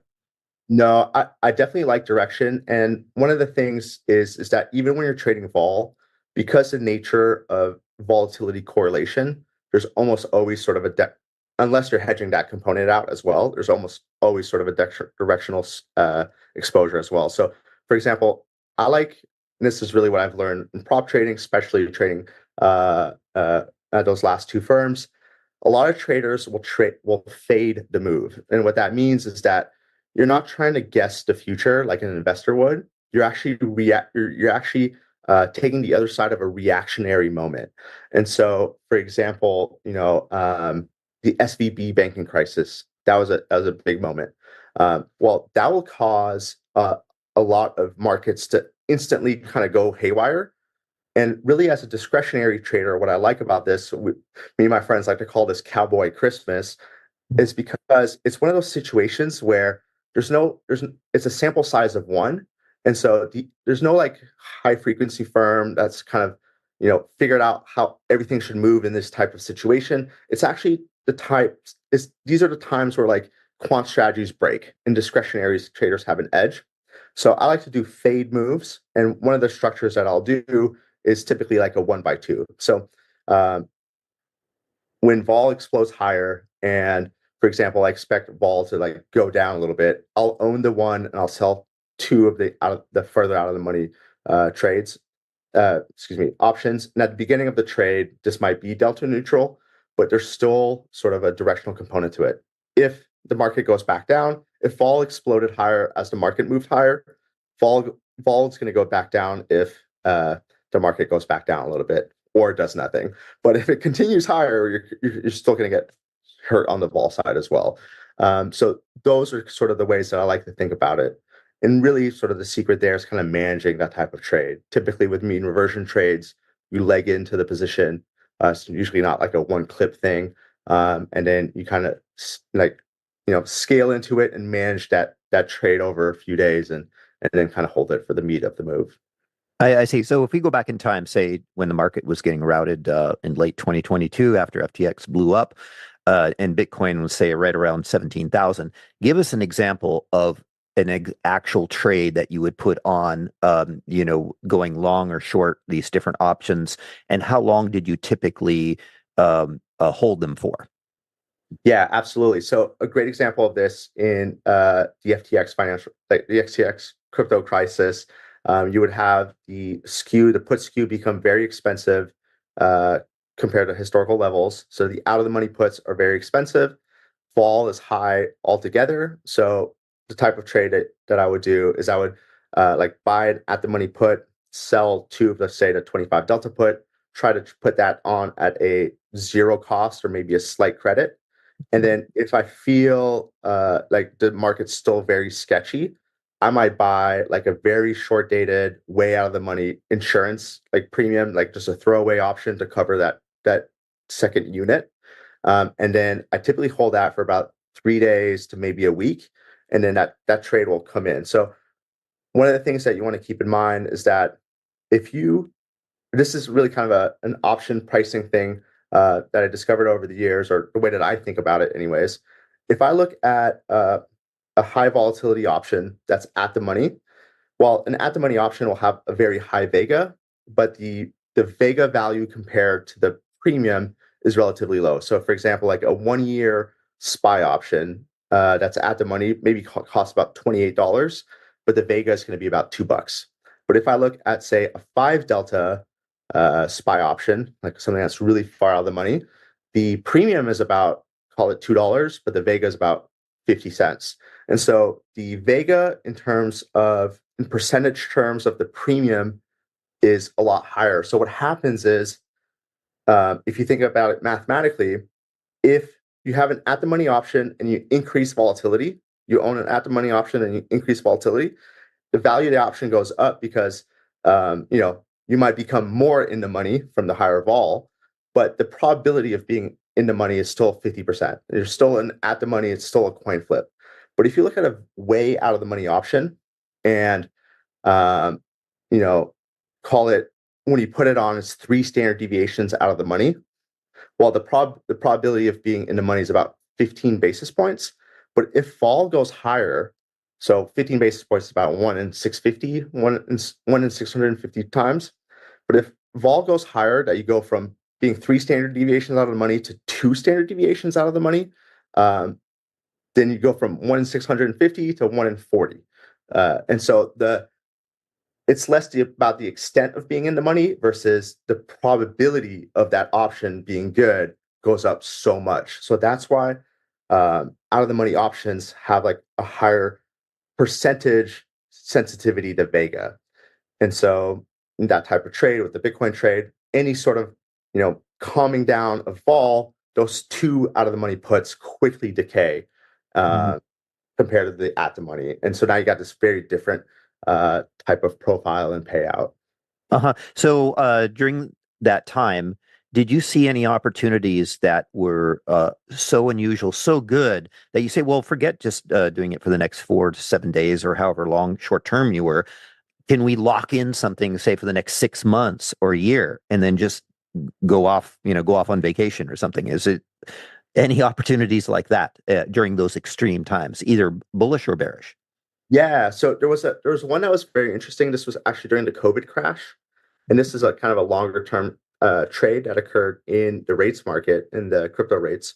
But basically, during the COVID cycle, long dated futures typically trade at a premium to short dated futures. And so when COVID crash came and Bitcoin dropped from like 5,000 down to 3,000, what you could do is that you could buy a lot of the long dated futures, 6 months out, and they were trading at like a pretty significant discount, maybe 5% to spot. And then you hedge that by essentially selling the perpetual. So the perpetual also has negative funding. So when you're selling it at the beginning of the trade, you're kind of making money on the right hand, but losing money on the left hand. But what you're betting is mean reversion. And so the mean reversion is that when the market calms down, people want to buy Bitcoin again. And that long dated future is going to start pricing in, positive carry once again. And then the perpetual will start trading at a premium once again. So your long dated future, you'll make the appreciation there in terms of price. But then the short perpetual will flip from being negative funding to positive funding as well. And that's one of those types of trades where, you can hold that thing for a long time and you can just kind of continuously make money on it, both on the perp side from funding and then on the long dated side from the relative appreciation. And so that's kind of one of those types of rare trades like that. So the funding rates are definitely something to look at in sort of tail situations. And what about for like, say, the last 4 months when we've been in this choppy sideways kind of market? What has been your strategies during this current market? How do they differ from before? Yeah, so we've had a couple of really interesting strategies in the past, recently with the spot Bitcoin ETF, but also in the recent past as well. So one of the things in crypto vol that is not figured out, that's been figured out in traditional finance, is volatility events, quote unquote. So volatility events are something like earnings in the equity space, or non-farm payrolls in the bond space, or the CPI number. So one of the things that we've noticed is that a lot of the events in crypto, people don't know how to price them yet because there's just, again, sample size of one. So going back to September 2022, which I know is not 4 months ago, but just for example, we had Ethereum go merge to proof of work into proof of stake. And so when that happened, essentially the 1 day implied volatility into that event went from 80% annualized to 190%. So you had about 110%, 110 vol point expansion going into the proof of stake event. And really when the event happened, like the market didn't even, there was like not even a tick in the underlying. The underlying realized vol was basically zero. Nothing happened. And so the option market kind of really, really overpriced the potential for disaster. You can maybe argue maybe a disaster would have happened and it's not overpriced, but in my mind, it's one of those things where there's a really good opportunity there. In the past 4 months, when we had the spot Bitcoin ETF, we kind of had that same type of event where vol got really bid into the spot ETF announcement. Then we had sort of the fake announcement tweet where the SEC kind of fake tweeted or got hacked or whatever that the spot ETF was approved. And then we got a preview into the market reaction. Then vol remained consistently high, didn't really adjust at all. Then we actually got the reaction, we got the approval, and vol for the next 4 hours didn't even come in. So it was one of those situations where we're so used to traditional finance, where the market instantly reacts, and people have like iterated and thought through all the different trades so many times there's very little edge left. But in crypto, like we had the situation where not only did vol get bid, but there was not even a reaction post event. There was one good counter argument to that where, well, maybe the real vol event is when the ETF actually starts trading, so we can understand the flows and maybe that moves the market. But my counter argument to that is that you still have this conditional probability that changed, because you could have the denial of the ETF is now off the table. So vol should at least adjust for that conditional probability changing. But nonetheless, that was a great example of an opportunity that has existed. How have your returns varied during the different market phases, from the bear market to the mega bull market to the sideways market, or can you differentiate? Is there much differentiation between those different times and then the type of returns that you've been getting? Yeah, that's a great question. So my personal trading profitability has been pretty consistent year to year. I've never had a negative year. I think my worst year is maybe up 20%, but the median year is still about 100%. But that being said, the reason why I trade, I don't compound my account and I pull money out all the time.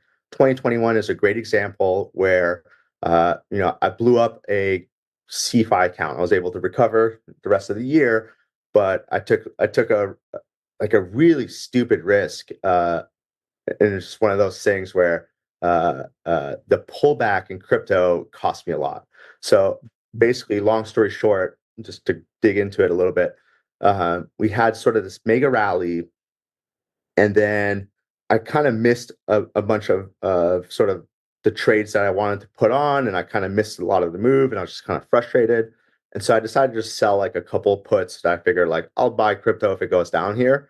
And I oversold some puts thinking like, oh, like it won't get too bad.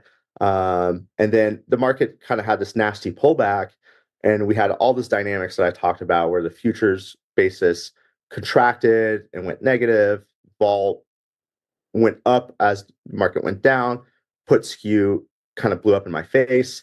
And it was one of those situations where like, you lose like 50% of your value and you're like, I don't want to close this out. I don't even want to lock this in.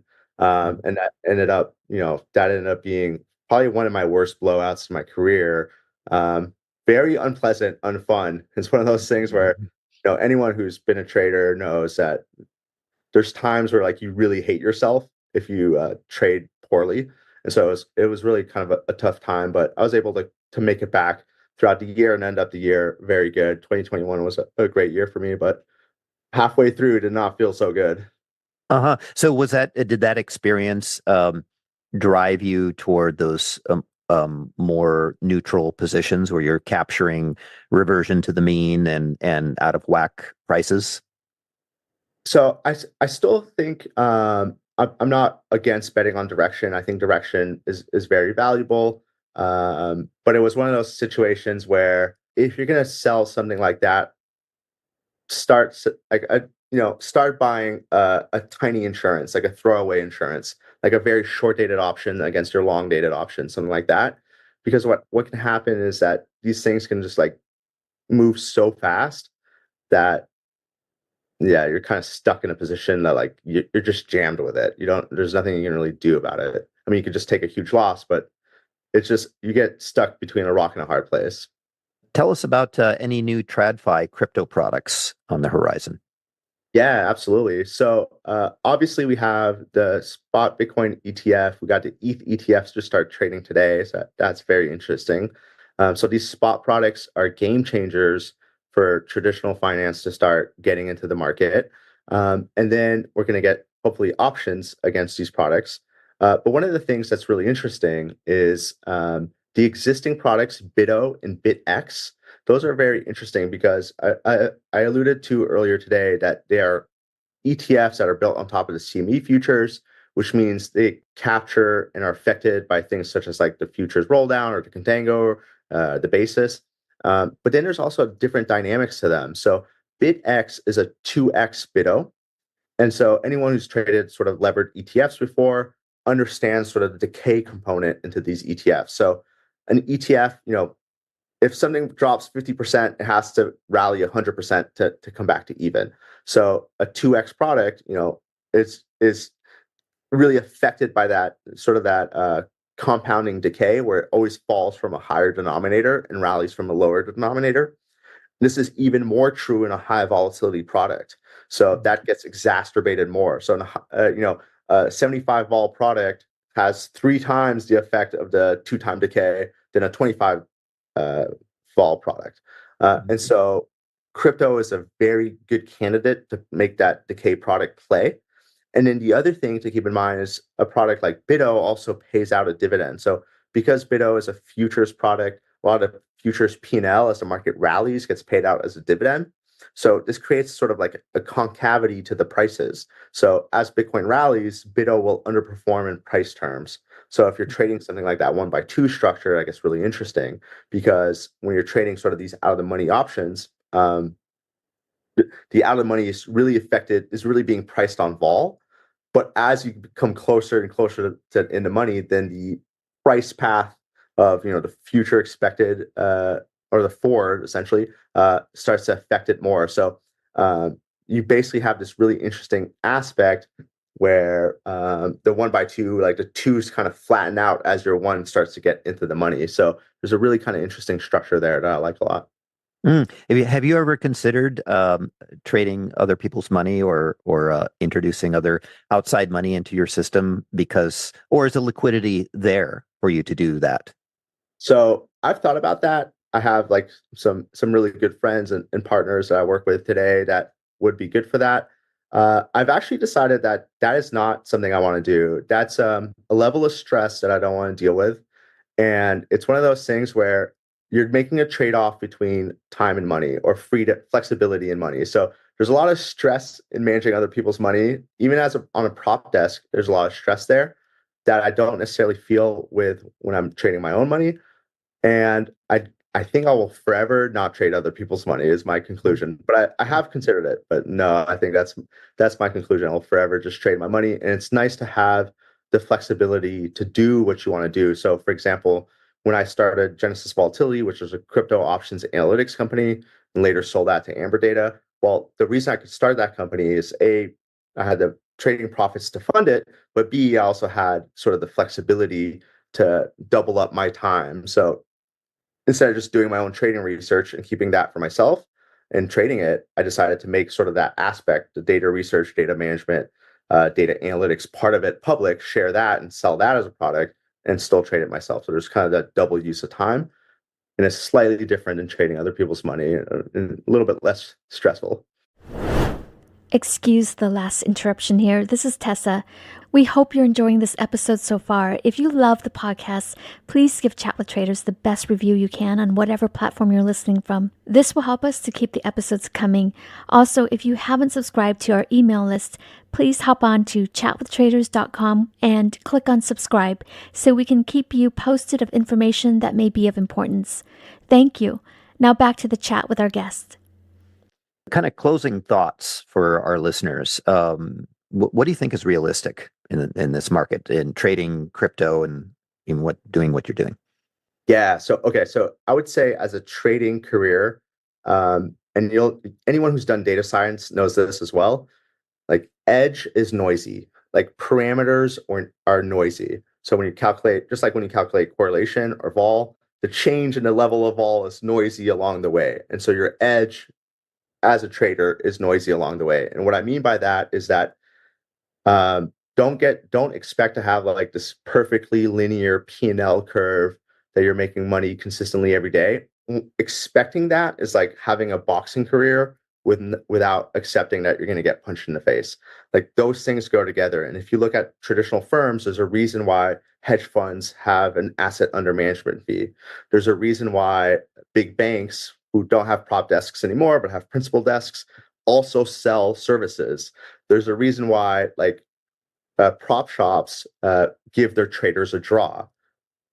You got to smooth out that P&L, so expect that. Otherwise, if you have like this unrealistic expectation of like an Instagram trader, which is like very popular right now, where everything is a profitable trade, you're not you're not giving respect to the game. Like there's two sides to trading, and there's the just like yin and yang. There's the things are going well side, and then there's learning how to deal with things are going bad side. So I think that's a really realistic way to look at these markets. And how do you deal with stress? So this is very interesting because dealing with stress, anyone who's been in the trading community knows what the main trap is. The main trap, you don't want to turn to substances to like deal with stress, because it's very easy to fall in that trap, because just like P&L is volatile, like the emotional journey of a trader is very volatile as well. And so there's a lot of like incentive, or like, it's very tempting to like start drinking or doing drugs and stuff like that in order to manage stress. Or even eating bad food. That's probably always been my hardest one, is eating bad food. Because it, like, numbing yourself is very tempting when your emotions are going super haywire. So really, the way that I like to think about it, and this is again kind of back to my own risk management, this is kind of back to my decision of not trading other people's money. Trade in a way that like you can handle it. For me, if I traded my whole account and I lost all the P&L I had made over the past decade, I couldn't psychologically handle that. And so the way that I deal with that is that I don't put all my money. I take money out. And like we just talked about, I had a bad situation in 2021 where I lost a lot of money. It sucked, but like it wasn't the end of the journey, so to speak. And so I think that's really a way to think about it. Also, like, trading is a long-term journey. It's not like you'd be much happier consistently making a little bit of money with real skill than getting lucky and making like $10 million on some luck. I know it sounds like you'd rather have the $10 million. I promise you, like, you want to use it as a self-development journey. That's the true fun of trading. It's getting lucky on some trade. It's almost like, it's like being like born rich. It's not the same thing as like building your own business and like earning it. That's how I think about it. So is there anything that you struggle with as a trader? What do you struggle with most? Yeah, so I think that, well, psychologically speaking, I think the emotional component has always been sort of the hardest struggle for me in trading, is like basically not hating yourself when you suck. And that can lead to like a bunch of like hard struggles, like doubling down, or like trying to trade larger to like just make the pain go away. So like make the money back to make it go away. Over the years, I've learned how to deal with that. So now, instead of like doubling down or like having bad trading behaviors, not only do I feel disgusted with the markets that I just like don't even want to look at the screen, I close out all my positions is step number one. Two is like I just decide I'm not going to trade for a while, a couple weeks or a month. And then three is like kind of take a mental break, like almost go on vacation. So that's something that's helped me deal with that. But in terms of like actual trade sticking points that I've been working on, one of the things is I'm very good at scaling in and out. But I think some of the other traders I know, some of the best traders that I've learned from, especially at Chopper Trading, they're very good at holding winners for a long time. That's always been something that's hard for me. The larger the winner gets, the more nervous I start to feel. And so that's a sticking point that I'm working on. Well, great. Greg, thank you very much for coming on with Chat with Traders. Thank you so much. Really appreciate it. Yeah. And how can our listeners get in touch with you? Yeah, absolutely. So you guys can follow me on Twitter at GenesisFall. If you also want to check out crypto options analytics, you can go to pro.amberdata.io. And then I actually write a weekly newsletter talking about crypto vol trade ideas, completely free. That's amberdataderivative.substack.com. Fantastic. Thanks for coming on the show. Thank you. You've reached the end of this episode of Chat with Traders, but rest assured there are more episodes loaded with real market insight and zero hype on the way soon. So to stay updated with each great new release, subscribe to the podcast in iTunes, and we'd love it if you'd leave a rating and review. We'll catch you next time on Chat with Traders.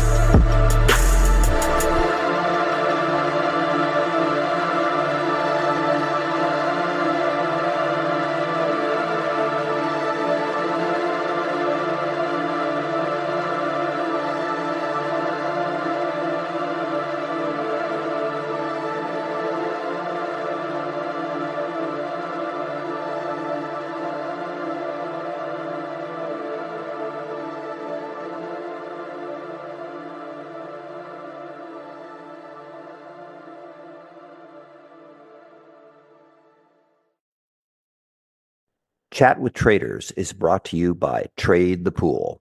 Did you know that every decade the market reinvents itself? Online brokers opened the doors, mobile apps made trading seamless, and commission-free trading erased barriers. Now, a new era has begun. Meet Trade the Pool, limited risk trading. And now you also have unlimited time to reach the profit target. From now on, your trading risk is capped, and your trading opportunities are limitless. Trade the Pool funds home-based stock traders with up to $200,000 in buying power. That means you can trade larger positions and scale your strategies without risking your own savings. It's time to trade with more capital, making it truly worth your time and effort. Ready to trade the pool? Click the link in the description and join the stock trading revolution today.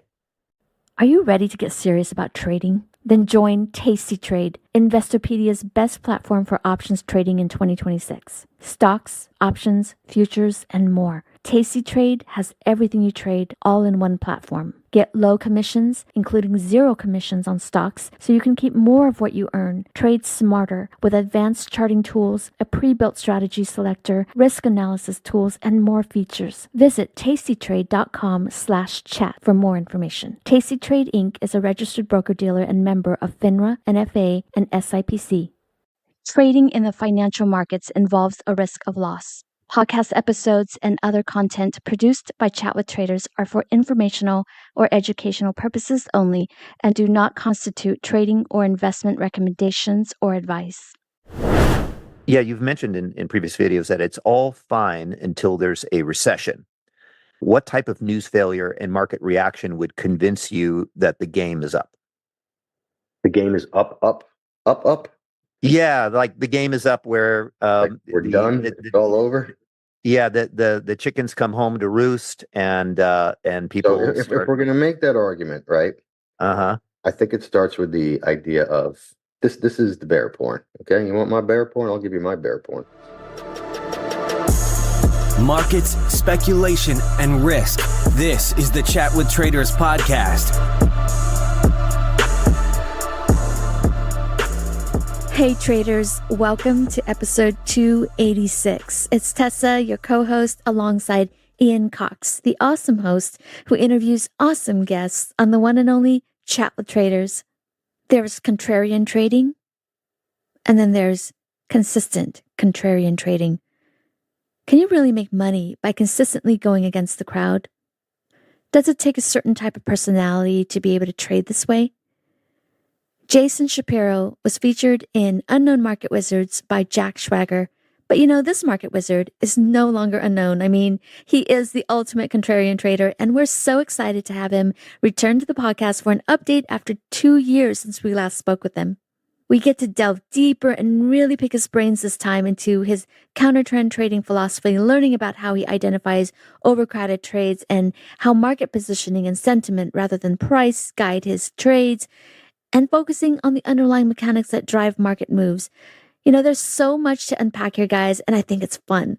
And I would challenge you to see if you can come away with any ideas that may spark other ideas that you may have never considered before. We hope you enjoy this episode. Ladies and gentlemen, we're so pleased to welcome back Jason Shapiro. Hi, Jason. How are you doing? Good, good. Yeah, it's been a while since we last talked to you. I'd like to welcome you back to Chat with Traders. Good to be here. Yeah, last time we had you on was, it was like 2 years ago in episode 245. Just like to remind our listeners, Jason was featured in the book Unknown Market Wizards. So get a chance to get another wizard to learn about. So since the last time we had you on a few years ago, has anything in the market surprised you during this time? I feel like I've been doing this too long to be surprised by what goes on, which is not to say that sometimes it's not shocking, but at the same time, been doing this a long time, and the markets do what they do, and you know, sometimes we can get a decent idea of why it's happening, and sometimes we have no idea why it's happening. So surprised in that I can't really be surprised anymore because I've seen so many things that have surprised me that it's almost like, you know, nothing surprised me anymore. Yeah. So could you do a brief review of what factors do you look at to get you to go long or short? So my fundamental belief is that the market is a discounting mechanism, and that the discounting mechanism is in fact positioning and sentiment rather than price. So I'm a counter trend trader. I don't counter trend things because of price. I counter trend things because of positioning. So when I see people are way too long something, I'm looking to get short. When I see that participants are way too short something, I'm looking to get long. Are there any particular trades that really stood out for you in the last few years? They're all pretty similar to me. Like I say, everybody gets super short, and then I'm looking to get long. So, a couple good ones that we were able to catch based on that this year was sort of this currency trade. I went through a period earlier in the year where I really didn't have very much going on at all, and then a few months into it, we started to get some crowdedness. So we were catching sort of dollar short trade really as early as like early May. We were looking at the Swiss franc, and then the yen, just before it squeezed higher, got super record level crowded short, right on the lows there. So that was a great one to catch. And in particular, because, that yen trade and that whole carry trade moved everything else with it, obviously. And we did not have anything that got us short the stock market during that period. I didn't see the stock market as being super crowded long, but it didn't matter because we were able to catch, the currency trades. So I always say it doesn't matter where you catch these things, as long as you catch it. I remember in 2008, I had an up year. I was neither short stocks nor long bonds, which were kind of the headline trades. But it didn't matter. I had a positive year. My numbers were good, and people don't ask, whoa, how come you had a good year? Did you get short stock? It doesn't matter. The bottom line is I made money, and that's all that really matters. And that's kind of how it's been this year too. I really haven't traded the stock market very much this year at all. Why is that? Why is that? Is Again, it that unusual? it just wasn't set up for me. At the lows in the stock market, I saw people, and this is going back, a year and a half or so. We're very, very short, and I caught some longs there. But when that data goes back to neutral, that's where my edge is over. So I get out. So it went neutral, probably last early summer. It went neutral, which doesn't mean it's then going to go down. It means it's going to go up or down. But it just doesn't. My edge isn't there, so I don't trade it. So I haven't really had stock trades, but I've had a few other trades that have worked very, very well, and of course I've had trades that have lost too. But the currency trade certainly was my best and favorite trade this year because it really caught the meat of what was driving everything. So, like I say, though I didn't catch the stock market short trade back in mid-July, I was able to catch the currency trade, which really drove that anyway. So what's the difference where you catch it, right? Are we talking about the yen's making near all-time high or all-time lows actually in sometime in July? Is that Yeah, right then is when we saw the positioning get record crowded, was right in the beginning of July. And before that, we saw it in the Swiss franc, which really was showing that same thing back in late May. And that one took a while to work. It took about a month, but eventually worked and worked very well. in July when you were seeing the Japanese yen being very crowded? What does that really mean? So you were seeing a disproportionate number of participants being short Correct. or being short the yen? Correct. That's exactly what it was. I see. And then, so how it appears to you on the commitment of traders report, it shows what very long bars representing heavy positions from the short side. Correct. Shows the speculators in the commitment to traders report being very, very short. And so you're saying speculators, and what was the other group? Well, on the other side of the commercials. So they were very long, speculators were very short. And that tends to be when markets have a high probability of turning, and should they turn, high probability of having a big move, because you have all these speculators that are short, and as the market starts to go against them, they start getting stopped out. We start going through moving averages. We start doing all these things that these technical traders use, and they start getting stopped out. So I'm really just trying to front run that type of move. So what was the trigger for the Japanese yen to actually go up? I mean, we hear quite a bit about the yen carry trade. What is that, and how does that impact the world markets? I mean, the yen carry trade, the theory is that, interest rates in yen are very low relative to, say, the US dollar. So people will borrow money cheaply in yen and put that to work in risk assets like stocks. So when that starts to go against them on the yen side, they have to get out of all those trades. So they get out of their yen position, and they get out of their long risk assets like stocks position, and it all just kind of craters down. That's the theory behind it all. I'm just wondering, how is it that just a 1/4% rise in Japanese interest rates could trigger such a massive sell-off? I mean, that's not that much of an increase. Why did such a big sell-off occur on such a small interest rate increase? Well, I mean, this is the thing about when positioning gets massively one-sided, right? Mm-hmm. If everybody that is going to sell yen has already sold yen, then when it starts to move the other way, there's nobody left to sell it, and they all just get squeezed out, and that's what happens. People will argue that it was about, okay, they raised 1/4%, and maybe they indicated that there's more to come, and that there's some truth to that. But I will always argue that it was all about just way overextended positioning that caused such a outsized move. So in the COT reports, could you have heavy participation on the short side, but yet but that participation is spread out kind of evenly among all the participants, and such that each participant wouldn't be exposed too heavily. They wouldn't be too heavily leveraged, but you have broad participation, making it look like it's a crowded trade. And yet when it goes against them, there wouldn't be this panic to quickly get out of their position because each participant was relatively light. It's possible. I mean, arguably, what difference does it make if it's one participant that's massively short, or if it's a whole bunch of participants that are short? It's a position that's very, very big out there, and doesn't guarantee that the market's going to go the other way.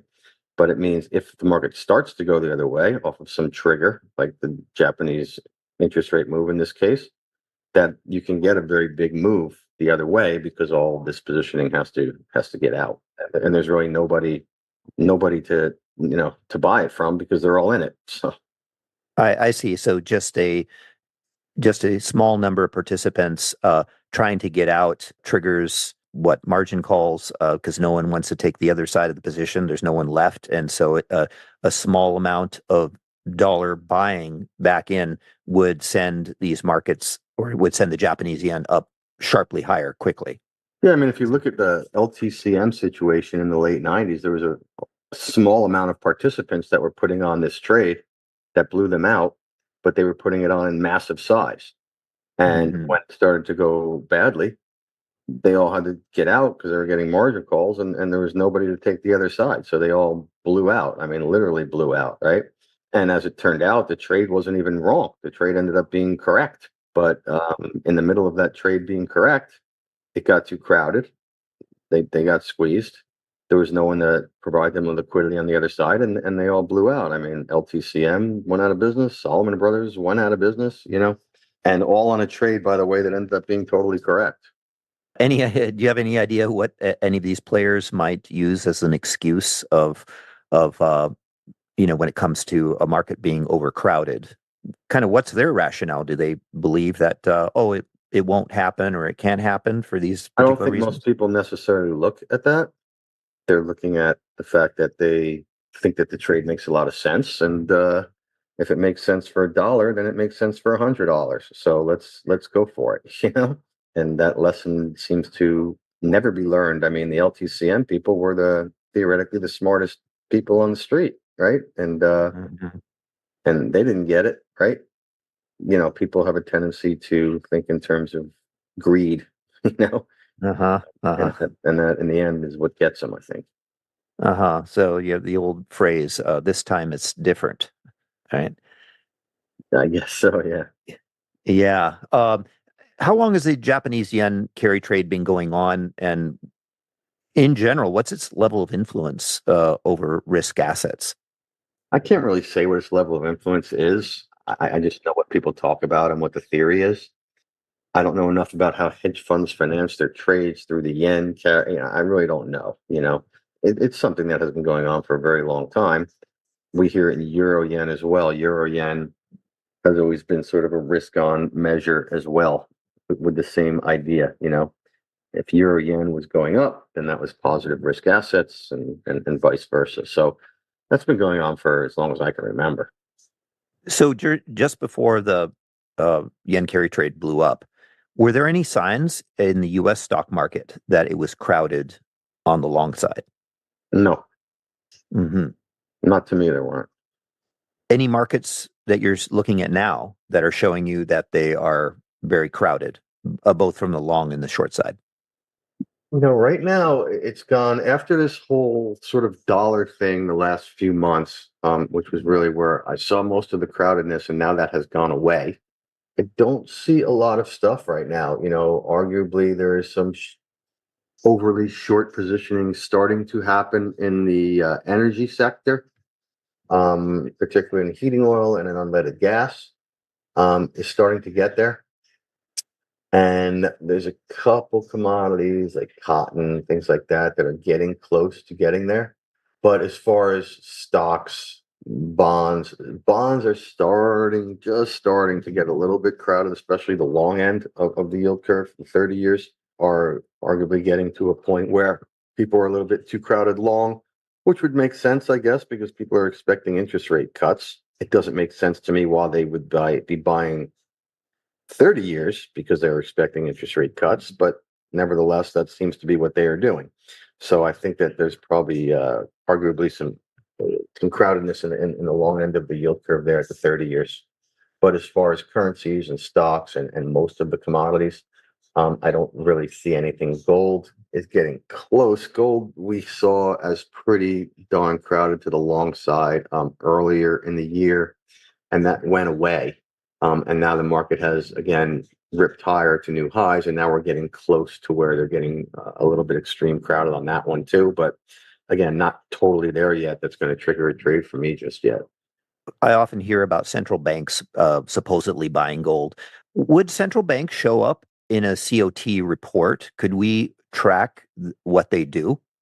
Only if they're doing it in the futures market will they show up. If they're buying cash gold, then they will not show up in the COT report, although it could show up arguably the people they're buying it from might be using the futures to hedge or something. We don't know.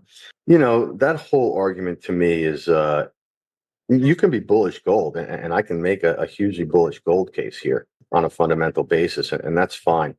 But if your argument is the central bank buying, I think personally, I think that's silly, because I can remember in the late 90s when central banks were auctioning off their gold holdings, right? Yeah. And that was the low in gold, right? So Mhm. the opposite argument then would have been, well, geez, central banks are selling, so you wouldn't want to be long gold, right? I remember every month they were holding these auctions to auction off all their gold holdings, the Bank of England and all these places, and that was right at the low. Gold has gone up a massive amount since then, right? If I recall, that was like in '98. So if you were going to be bearish gold because of central banks selling in '98, I think it was actually '99. So I mean, you were looking at $250 gold. It's gone up 10 times since then. So if you were buying from the central banks back then you should probably be selling to the central banks now, right? That's Yeah. how I would see it personally, but everyone has their own read on how they want to read things. So when a market goes from a crowded position, bullish or bearish, to say a very light position, is that a signal that players have just gone to cash? Well, it's a signal that they've gotten out of those massive positions is really all it's a signal for, whether they've gone to cash or whether they've gone somewhere else or wherever they've gone.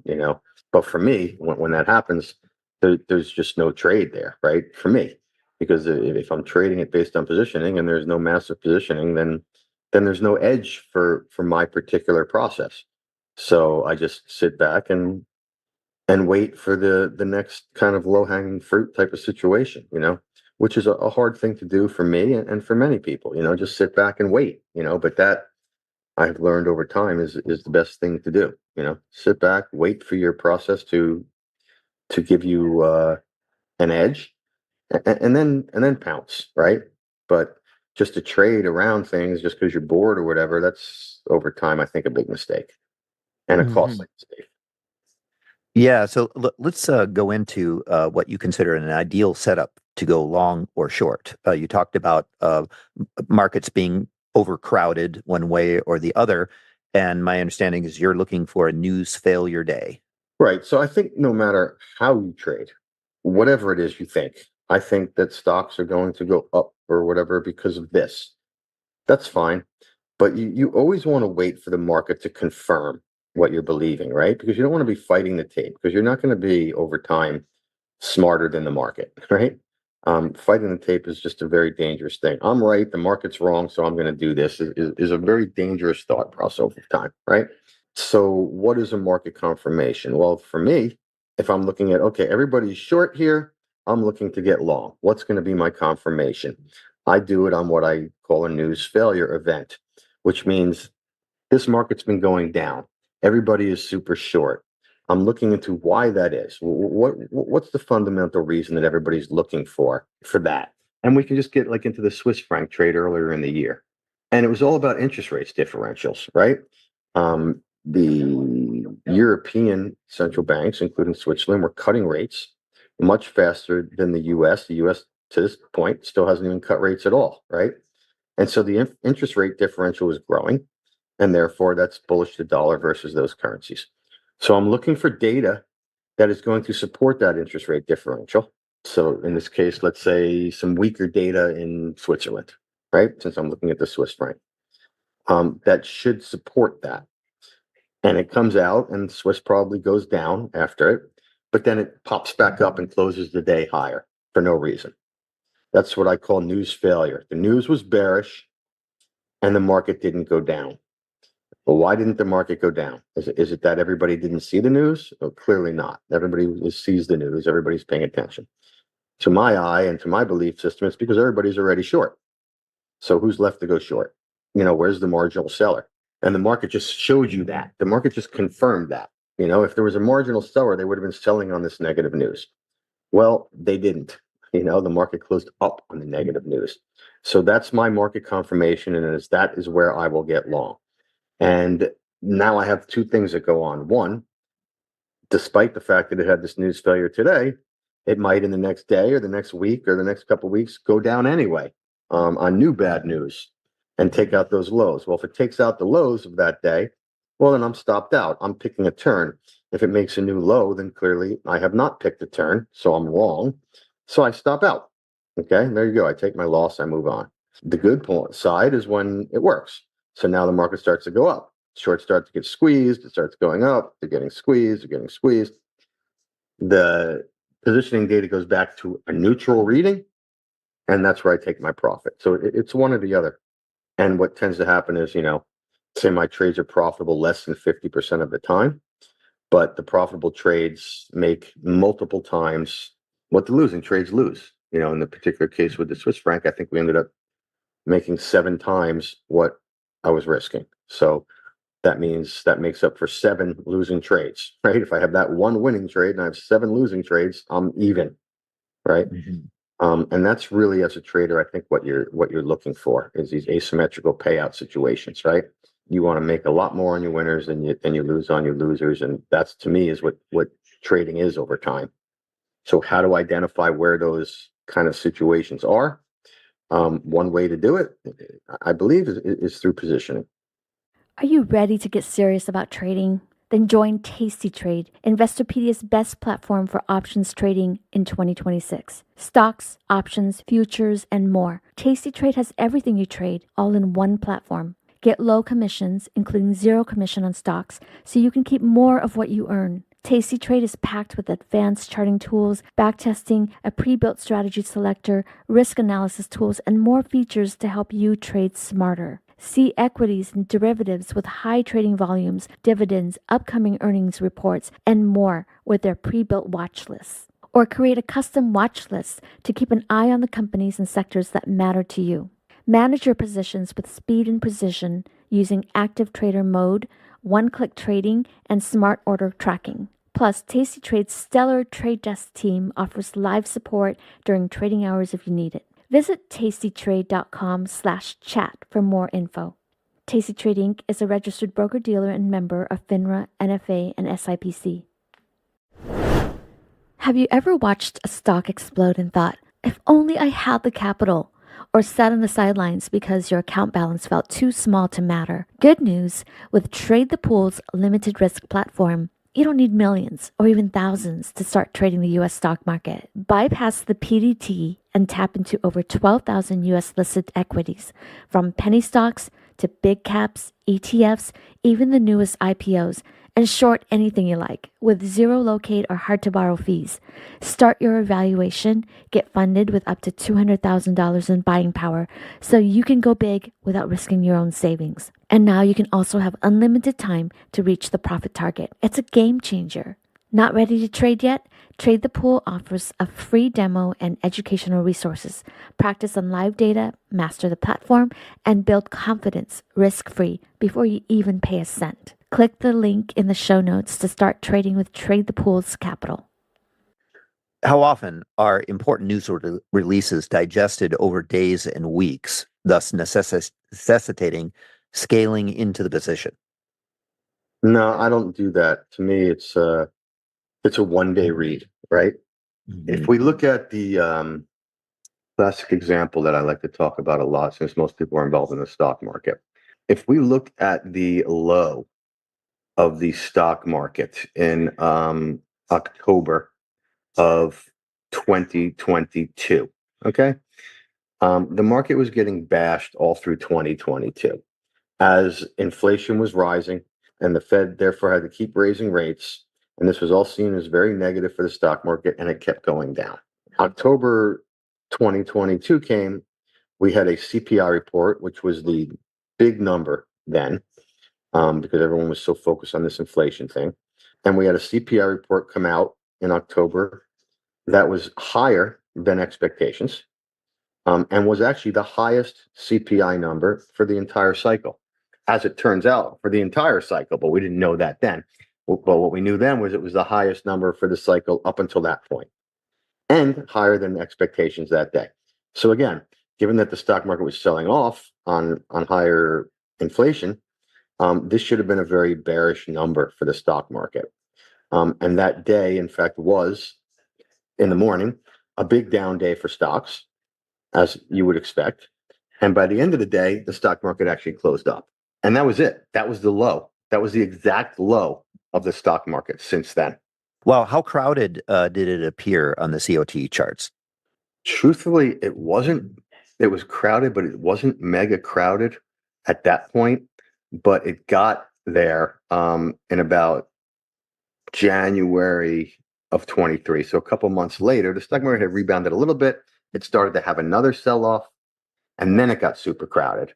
And then we had some news failure in there somewhere, and that's kind of where I got long stocks, was back in January of 23. And that trade lasted for about 6 months. So do the impacts of the same types of news releases vary over time depending on the mood of the market? Yeah. I ask this because the markets rallied on the dovish July 31st Fed announcement, but then proceeded to go down sharply afterwards.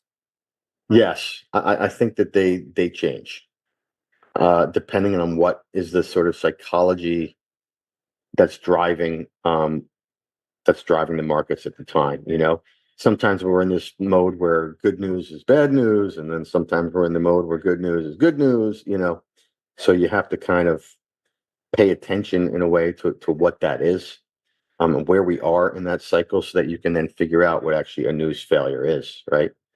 And those things, like you mentioned, have switches, right?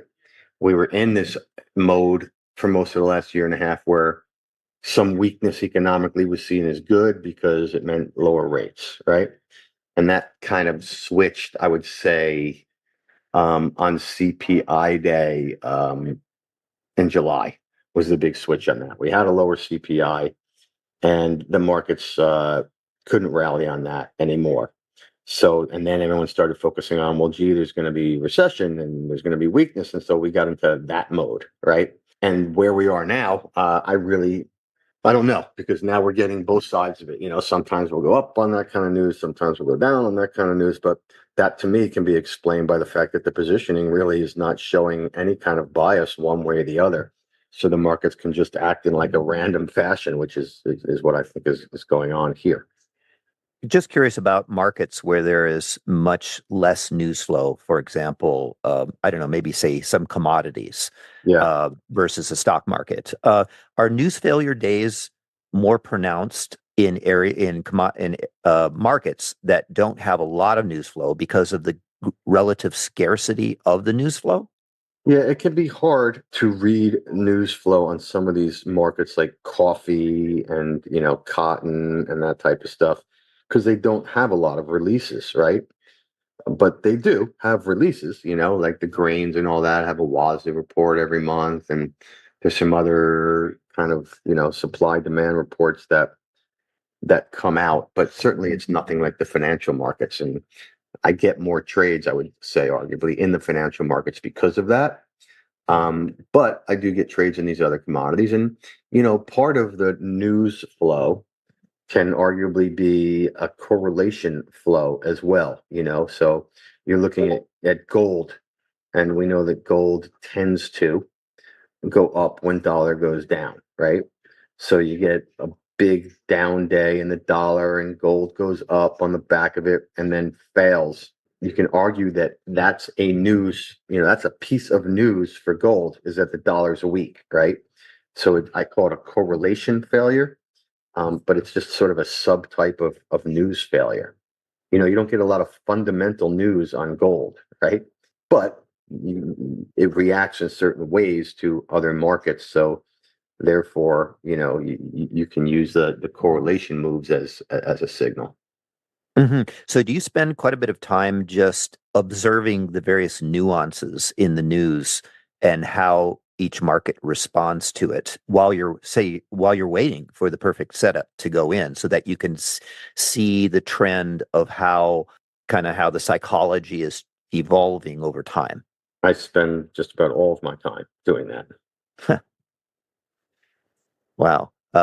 Trying to figure out what it is that is theoretically making these markets move a certain way so that I can know when that thing happens, how should the market respond? And if it doesn't respond that way, that's giving me my read, right?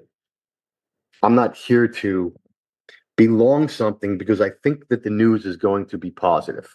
I don't have any edge in knowing what the news is going to be. I unfortunately can't see the future, right? I don't have inside information into any of this stuff, right? So I can't trade based on that, right? So I have to trade based on letting the market tell me what it's going to tell me, read the tape. And to me, reading the tape means, how does it respond to the input? Not what is the input, because I could never have predicted that, but how does the market respond to the input relative to how it should theoretically respond to the input? How often do you find yourself coming across a potential trade where to you it seems like the ideal setup, and then you go in very heavy on that one particular market? Or do you set limits to yourself, no more than X percentage in stocks, no X percentage in commodities? How do you work that? I don't go in heavy on anything. All of my trades are exactly the same, and therefore my risk is exactly the same. I personally risk 70 basis points on each trade, so I know where my entry is, which is on this reversal day type of thing. I know where my stop is, which would be, if I was buying this thing, would be the low of that day. So I put on as much into that trade so that if I am going to get stopped, I'm going to lose 70 basis points on that trade. And I picked 70 basis points because A, through back testing, and B, through 20 plus years of live trading, I know that 70 basis points is going to come pretty close to providing my portfolio with a volatility of around 7 to 8%, which is what I am targeting, which then brings me to a return of around 15% a year. And that's what I do. Some people want to do more, they do more. It's all a question of your risk tolerance, right? But that's where my risk tolerance is. So that's how I do that. I have no edge, unfortunately, in knowing which one of these trades has a higher probability of working than any other one. I have spent much time with people that have worked for me and quants that have worked for me trying to decipher that, and we have never found anything that has been reliable. What I find is the trades that I hate the most are the ones that usually end up working the best, and the ones that I love the most are usually the ones that end up working worst. So I don't use any bias in that. I just treat all these trades exactly the same.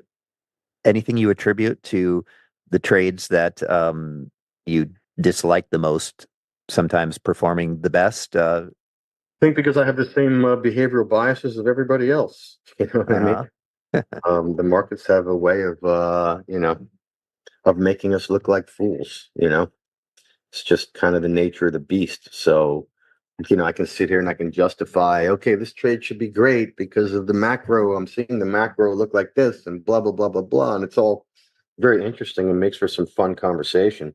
But the truth is it has absolutely nothing to do with how I trade it. I put all my trades on exactly the same. I had, just as an example, I had a really nice trade earlier this year where I got short cotton. It was a very nice trade. I didn't think it was going to work at all. I thought that I was in my heart sort of bullish the stock market. I thought that cotton was more of a risk asset, just like anything. So if the stock market were going to keep going up, cotton was probably going to keep going up. So I didn't like the trade at all. But thankfully, I didn't listen to myself, because that trade ended up making, just that one trade ended up making like my full first half of the year. So fortunately, I do not listen to my own bias, because I have learned that it's no better or worse than anybody else's. I wish I had some magical ability, but unfortunately, I'm just a dude like everybody else. I have no edge in forecasting the future, unfortunately. Could you give us an example, or maybe you remember that event of the news failure of cotton? Like what would we I don't hear? remember exactly. Oh, you know what? It must have been, it was a report, a grain report, a WASI report that included cotton. Uh-huh. That came out very bullish for cotton. And cotton ended up going up and then closing on the low of the day. And so I got short there against the high of that day. So whether you like the trade or whether you dislike the trade, you put on the same position size on the day of the news failure, and you don't add to the position. Is that correct? I don't add to the position. No. Okay, so yeah, and I put on my risk size, and then I just say it's either going to stop me out, and I'm going to lose what I was expecting to lose, or at least close. There's some slippage sometimes, and if it works, then it works. I can't control it either way. And what percentage of the time do your trades work? Over time, the number's been about somewhere between the 37 and 40% winner. So if you get stopped out, do you ever try to re-enter that? Oh yeah, if the crowdedness is still set up as it was, I will re-enter on a new news failure event.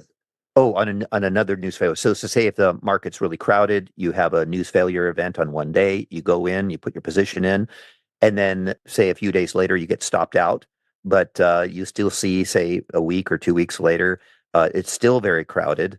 Are there conditions that you would re-enter that same trade? Yeah, a new news failure. Just the whole new news failure. Yeah, Okay. the whole thing just resets and starts over. I see.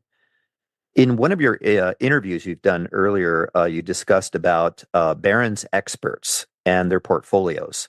Kind of why do they underperform? And I'm just curious, if they're good enough to get on Barron's, one would think that they have performed well in the past, enough for Barron's to call them on as experts. Do you consider them part of the consensus, and why do you think they underperformed? I do consider them part of the consensus, and I think that is why they underperformed. Yeah. To say, oh well, if Barron's is going to call them up, they must be expert. That's arguable. They must have a good marketing team. They must have Uh-huh. they must have a good PR team, right? I don't see Stanley Druckenmiller sitting on the Barron's round table, those who know don't say, and those who say don't know, kind of thing, right? But given enough people on the Barron's round table, you're going to see consensus. I mean, a lot of this has to do with not wanting to lose your job, not wanting to lose your clients. And the most simple way to do that is to not do anything outside of consensus, right? Because if you lose money when you're in consensus, then you can say, well, gee, everybody lost money. Whereas if you lose money when you're against consensus, people are going to be like, what the hell are you doing? You're fired, right? So I think it has a lot to do with that psychology, personally. Yeah, some of these people wanting to fit in, right? Yeah, protect their job, protect their business. In other videos, you've mentioned about euphoria and market tops. What are the signs of euphoria that go beyond just the COT report? Well, I mean, A, positioning, and B, you can smell it. I mean, we had what I consider to be euphoria in copper, for example, back in May of this year, where yes, the commitments of traders were showing people were way too long, but you started hearing people, people don't talk about copper that much. It's maybe one of the more popular commodities with oil and gold and all that, and then maybe copper. But you started getting people on TV. It was copper became the new AI trade, right? Because Mhm. we're gonna run out of electricity, and everyone's going to have to buy all this copper to make all these new, all this new electricity. And had I still have it somewhere in my file where a guy came on and said this was the biggest no-brainer trade he has seen in his career, and that was literally a day before the top in May. When you start hearing people, there's no such thing as a no-brainer trade. I'm sorry. Never will be, never has been. Okay. So when people start talking about this is the biggest no-brainer trade I've seen, and this is after, of course, he didn't say this when copper was trading at 360. He said it was when copper was trading at, 520, right? Uh-huh. So after things gone from 360 to 520 in 3 months, now all of a sudden he's on TV saying it's the no-brainer trade. And it's not even just necessarily something against this particular person. You have to remember he's getting on TV and saying this, so somebody is making the decision at that time to allow him to be on TV. And they're allowing him to be on TV clearly because copper is making headlines and everybody wants to hear about it. And so they bring the guy on that's going to say that, right? That's what's going to get the viewership. So that tends to be when euphoria happens, right? When all you start to hear about is one thing, that tends to be when the euphoria is happening.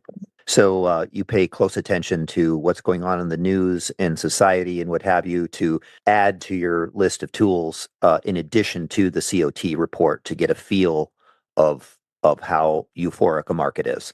I do. You said back on June 16th, quote, "This is the most hated bull market I have ever seen." Tell us why. I traded through, the late '90s, as we now know it, bubble. Mhm. And I also traded through a few other bubbles in Asia and whatnot in my life. And this market has been going up for quite a while now, with a little break in 2022. But I did not see, and still have not seen for that matter, any of the signs that I saw in those other bubbles. When I was trading in late '99, all you heard about everywhere you went was all these people talking about how much money they were making in the stock market, right? Um, I don't hear a lot of that going on now. I have been hearing more people tell me how this was a bubble and it's going to crash and all that. You didn't hear anybody in '99 talking about how this was a bubble, when in fact it was, right? Uh-huh. I don't see that now. I see almost the opposite. I mean, right here, again, I wouldn't say people are ridiculously bullish, but I don't think that they're as bearish as they have been for the last year and a half, but more neutral at this point. But That's what I meant by it's the most hated bull market. Was I just don't understand. There was no euphoria. There was no nothing, and I think that's a function of the fact that you had the people who were like my age who did get burned in 2000, 2001, 2002, right? And have promised themselves they would never fall for that trick again. And then you had the younger generation have the same thing happen to them in 2022, 2021, post COVID. A lot of the younger generation got involved and was chasing all these momentum stocks. And once those momentum stocks failed, they just sat on them and said, okay, I'll wait till they come back. And they never came back. You know, they lost, you know, all these Kathy Woods type of stocks, right? They lost, you know, 75, 85%. And now they have promised themselves that they would never fall for that again. And so therefore they have hated this rally for the most part, almost the whole way up. So that's what I mean by the most hated bull market. I've also heard you say that people love bear porn. And I'm just curious, why would this be when most of the investing public invests or trades from the long side? Wouldn't they love bull porn? You know, it's a deep subject, but I'll tell you this. I made a video, I don't know how long ago, maybe it was a year ago or so.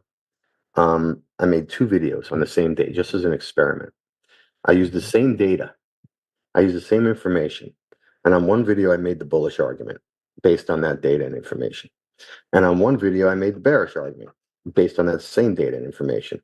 And I posted them both within an hour of each other on YouTube. And the bearish one got 5 times more views than the bullish one. And the bullish one I called the bull case, and the bearish one I called the bear case. And the bear case got 5 times more views. So why is that? You know, Uh-huh. I feel like, you know, the short trade is the hero trade, right? And people want to be the hero. You know, anybody can say, hey, the stock market's going up, and 75% of the time it goes up, right? But it's the hero that gets the market going down, right? So everybody kind of wants to be the hero. So they make these bearish things. And I think that people are, while you say most people are invested from the long side, and that's clearly true, I think they are underinvested relative to where they, in particular, wish they had been, right? With the market basically at very close to all-time highs here, they clearly wish they had more money in the market, right? And they don't. And so, you know, it makes them feel a little bit foolish. And therefore, if the market came down, they would maybe feel a little bit better about themselves, and maybe they could get some of the money to work that they wish they had put to work. So I just noticed that people are very much more interested in hearing the bear case more than they're hearing the bull case. Interesting take on psychology there. Like to transition to economics and get back to you were talking about copper. Some say that copper has a PhD in economics. Any thoughts on that? Yeah, I mean, I get it. You know, the demands for copper should be high in times of strong economic growth, and obviously low in times of weak economic growth. So that's why they say that. You know, why did copper go down? I will argue because people just got way too freaking long, and therefore they had to get stopped out, which they did. But you know, if we want to make the fundamental argument, you know, we can point to China, which has had was the biggest user of copper by far. And the economy clearly has sort of fallen out of bed then and hasn't really recovered very much. You know, Chinese housing and construction obviously uses a huge amount of the global copper supply. And that whole market has just been way overbuilt and has just died. So I think that is the fundamental reason why copper has had such a hard time recently. But that's not to say that it necessarily says anything about the the U.S. market. People came up with copper's PhD way before China even was a player on the global economic stage, right? Now they're probably the biggest player for that type of stuff, right? Maybe the PhD isn't has been lowered to a master's degree at this point. I don't know. Yeah. Have the net longs or shorts reported by the COT grown steadily over the years to reflect all the new money printing? Certainly in the stock market, the outstanding value, and the bond market, the outstanding values have gone up. I wouldn't say so in the commodity markets. They've stay pretty much the same. So, what are your thoughts about the market saying that about the chances of a 50 point rate cut? How accurate has the market been in the past in predicting these rate cuts? And is there a way to measure how crowded this type of betting is? I mean, at the beginning of this year, they were betting on 7 rate cuts. Mm-hmm. They were betting on 7 rate cuts this calendar year. Oh, wow. So how accurate was that? Right? Yeah. Not very. The positioning in the COT for fixed income can help in deciphering where people are positioned for that type of stuff. My personal take, which, as I've said before, I wouldn't trade off of my life depended on it, but I personally think it's a little bit crazy. I have no idea why they're cutting rates, why they're even talking about cutting rates. I personally don't get it. I guess they're trying to get in front of something, but I don't see signs of recession. I guess we're seeing some weakening, but you know what? The unemployment rate is 4.3%. It wasn't very long ago where the theory was that the natural rate of unemployment was 6%, meaning it could never go any lower than that, right? So how a move from 4.1% to 4.3% is so economically bearish, I don't particularly get. I also think that, and look, by the time we get to the interest rate cut, as we've seen the last few weeks, the market can move very quickly. This could be different, but I mean, the S&P is within a couple percent of all-time highs. Gold is within one day. Yesterday, it was on all-time highs. Bonds are within a couple days of all-time highs. So why do you need to cut rates? There's clearly plenty of liquidity out there right now to do what you need to do. You're going to cut rates into the stock market on all-time highs and gold on all-time highs. I think it's insane. But who the hell am I? I don't sit on the Federal Reserve Board. I don't know what, maybe they see something that I'm not seeing. I don't sit here and have a team of people forecasting, future economic growth for me. I'm just a stupid tape reader. So maybe they're seeing something that I don't see, but to me, I personally think it's insane. Mm-hmm. But and again, I don't care. Let them cut rates. Right. What's important to me is how will the market react to that? Right. So if the Fed gives the market what it's demanding and cuts rates by, say, 50 points, Yeah. and the market closes significantly down for the day, would that be an obvious news failure and a clear sign to go short? It wouldn't be, because it's not set up as a short. It's not set up that they're super long here for me. I personally think that if that were the case, I would be looking to short the 30-year bonds, which are very close to set up to a short here. If they cut rates 50 and 30-year bonds go up first, and then close down, I would be looking to short that. I think that would be the trade. Oh, wow. So you've said in the past, by the way, to me, makes the most fundamental sense as well, just as an aside.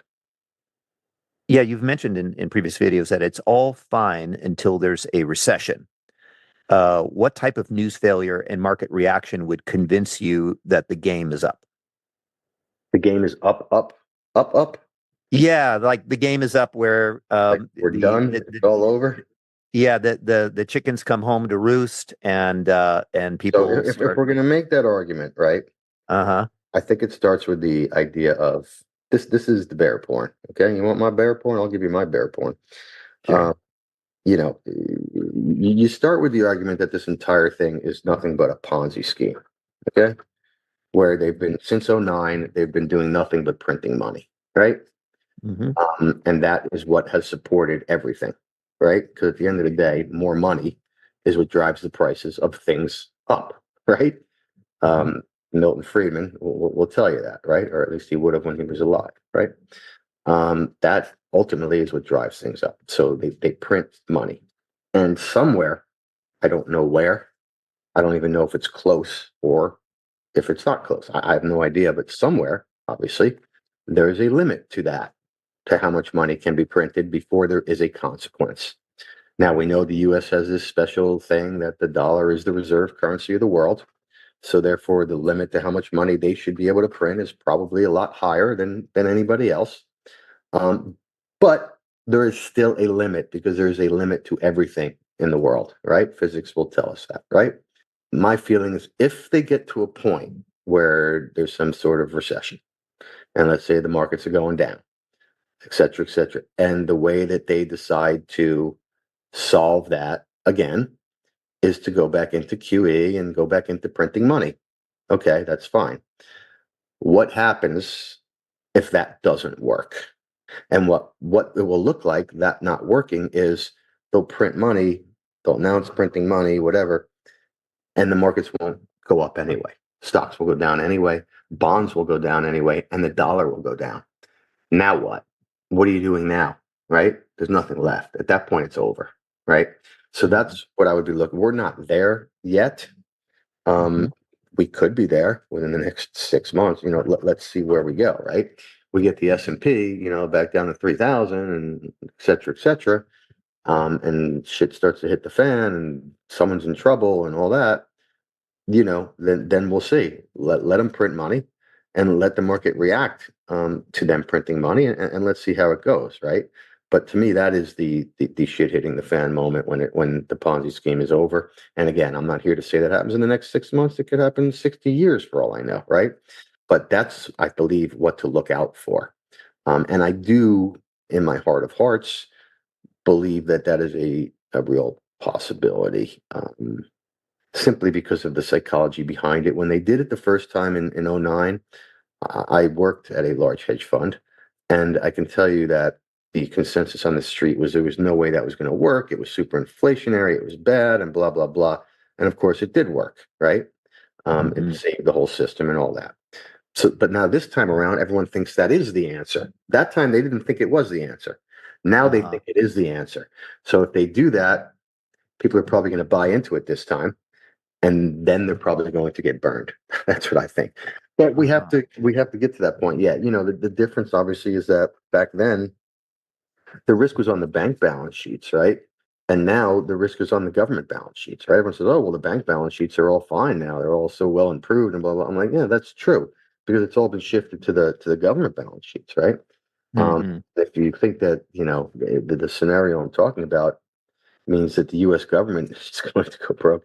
I mean, you talk about fighting City Hall, these guys will use obviously every trick that they could possibly pull out of their bag to prevent that from happening, right? But if and when that is going to happen, it doesn't matter what tricks they pull out of their bag, right? If it's going to happen, it's going to happen. And at a certain point, the more they try to stop it, the worse it becomes. So that's why I say let them try to stop it by printing money, and then let the markets tell you that ain't helping. Let stocks, bonds, and the dollar go down on that, and then we got a problem. But I'm not saying that's happening tomorrow. Let's let it happen first. Excuse the last interruption here. This is Tessa.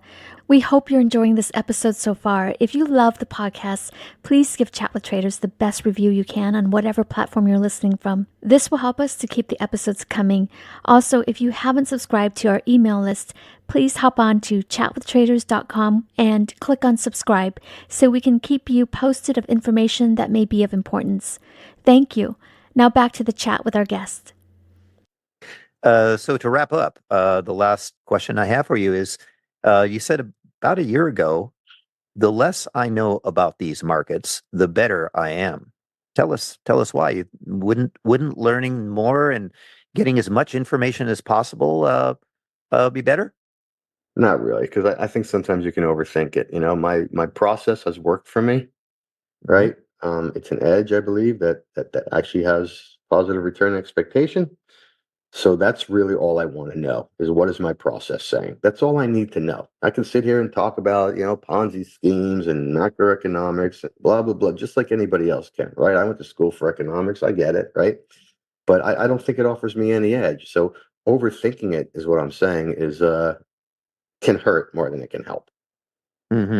Well, Jason, I'd like to thank you for coming on Chat with Traders. No, I appreciate it, man. It was great talking to you. Yeah. How can our listeners reach you? Oh, I have just crowdedmarketreport.com, which you can check out. On YouTube, I do videos quite often. certainly once a week, I try to do a video that really focuses more on trading psychology than anything else. I'm not really on there every week and going, here's what the S&Ps are going to do this week, because I think that that's stupid. But on YouTube, under Crowded Market Report, I have a bunch of that stuff. And then I'm on Twitter too.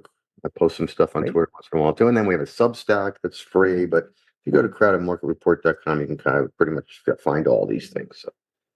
Okay, fantastic. Great. Thanks for coming on the show. Yep, appreciate it. You've reached the end of this episode of Chat with Traders. But rest assured, there are more episodes loaded with real market insight and zero hype on the way soon. So to stay updated with each great new release, subscribe to the podcast in iTunes. And we'd love it if you'd leave a rating and review. We'll catch you next time on Chat with Traders.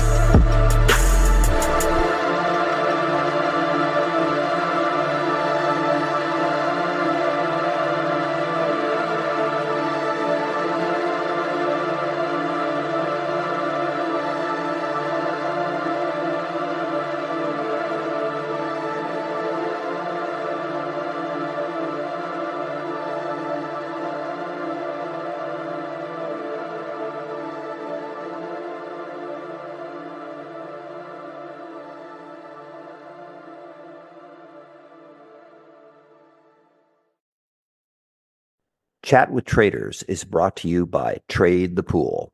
Did you know that every decade the market reinvents itself? Online brokers opened the doors, mobile apps made trading seamless, and commission-free trading erased barriers. Now, a new era has begun. Meet Trade the Pool, limited risk trading. And now you also have unlimited time to reach the profit target. From now on, your trading risk is capped, and your trading opportunities are limitless.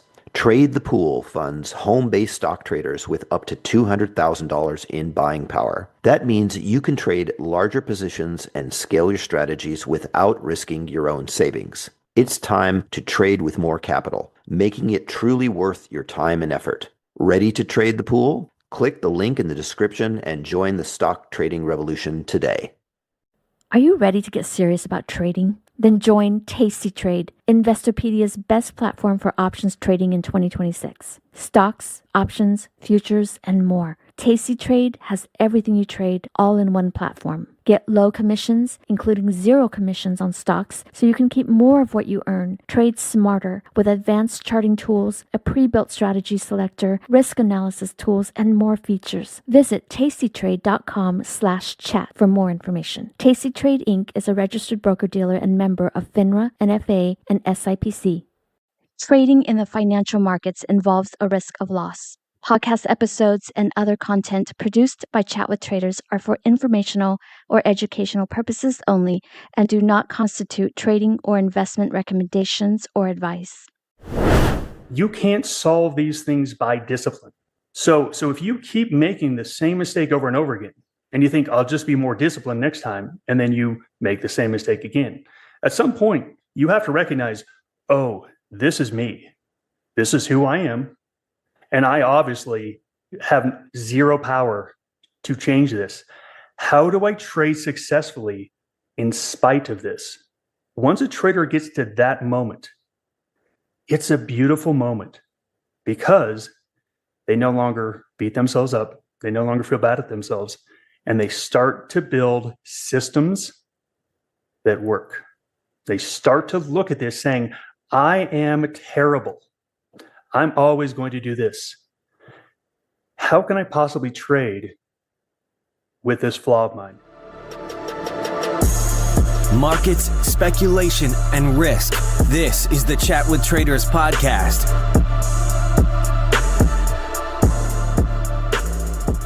Hey, welcome everyone to Chat with Traders. If you're new to the podcast, a special warm welcome to you and to our loyal listeners. Thank you for your support and listenership.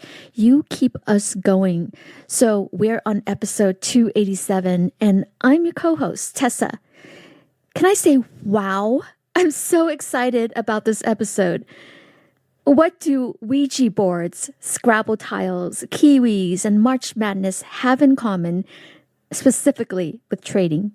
And when was the last time you ran an experiment to test a hypothesis?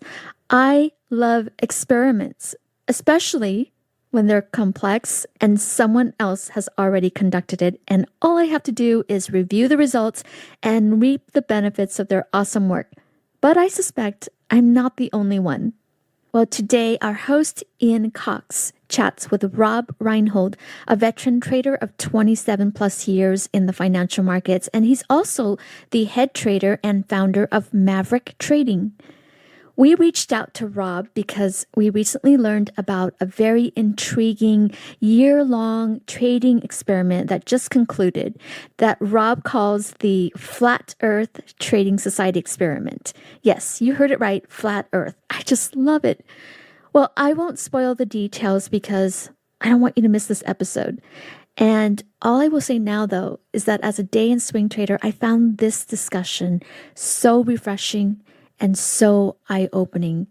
After learning about Rob's trading experiment in more detail, which, by the way, was conducted in a live trading account and shared publicly, I felt so relieved and hopeful for all of us traders trying to make it out there. Friends, if you have been beating yourself up because of trading or had a rough trading summer, please don't give up. I promise this episode will recharge you. On behalf of Chat with Traders, and I dare to say the entire trading community in the whole wide world, thank you so much, Rob and your team, for conducting and sharing this groundbreaking trading experiment. And by the way, we'll have links and information related to today's discussion in the show notes for this episode on our Chat with Traders website. So make sure you visit our website, chatwithtraders.com. And if you haven't subscribed to our email list, please do so we can stay connected. Now, without further ado, ladies and gentlemen, we are so pleased to present Rob Reinhold from Salt Lake City, Utah. Well, officially, Rob, welcome to Chat with Traders, and let's dive right into your background. All right. Well, it goes all the way back to 1997. Got a hold of some early books, and this is the very beginning of online trading. I decided that that's what I wanted to do with my life, is be a trader. And I decided to play around and kind of do it on the side and end up doing pretty well. And then, like most people, pretty much common theme in trading is you do pretty well at first, and then all of a sudden you find out it's a little harder than you thought. It's the Dunning-Kruger effect for sure when we all start trading. Are you familiar with the Dunning-Kruger effect? No, tell us. What is that? Sounds like something related to psychology. Absolutely. The Dunning-Kruger effect is basically you start with zero confidence and zero information on a subject. And typically what happens is once you get a little bit of information, your confidence skyrockets to the highest point it will likely ever be. Even though you don't have any of the actual experience, you have this confidence that you do. And then the confidence comes down as you realize it's a little bit harder. And then at some point it bottoms out and actually starts to go higher again in the future, but you never really get back to that very first point of where you knew it all. And that's really probably around the 3 to 6 month mark of trading. I don't know. Did you ever experience that? Oh, yeah. Yes. But maybe thankfully for me, I started off with some losers. So I got the education done early. Perfect. Yeah. So I lost some of my money that I gained, and I learned about a trading firm called Maverick Trading in Salt Lake City, Utah. And I went in there and I was able to sit with other traders who had a lot more experience than me. And I can't tell you how much I learned just sitting next to people, because I had my way of doing things and I thought, hey, it's going to work. I've done some back testing and I was a real big fan of indicators. And the guy next to me, he was always buying things that had already gone up like 10, 15, 20%. And I thought, this guy's insane. This guy's crazy. I mean, he's just chasing things. And so I would buy the things that, quote, hadn't moved yet or were trading at a good price. After about a month and watching him pretty much win every day and me, have okay results, I realized, there's a lot more that I need to learn about this. So that's really where I started out, was 1997 and very early in the online trading game. 1997. So that was during the dot-com boom, right? Yes. Yep. Right. The boom and then the bust. What made you seek out a prop firm? Because I remember I was trading back then and I didn't even know such a business existed. All the traders I knew, they just traded from their computer and they thought that was good enough. At that point, Maverick Trading actually was not a prop firm. They were just a regular broker dealer. The difference was you could go into their office and they had a T1 internet line. They had all the systems to where you could actually trade real time. Because if you remember back in 97, you really couldn't get internet in your house that was reliable at all enough to trade. So the only way you could really do this was to find a firm that had an office. So you didn't have any other career aspirations? I mean, did you get sucked in? Back then, there weren't any Lamborghini videos showing off how much money traders made, right? Did someone introduce you to it?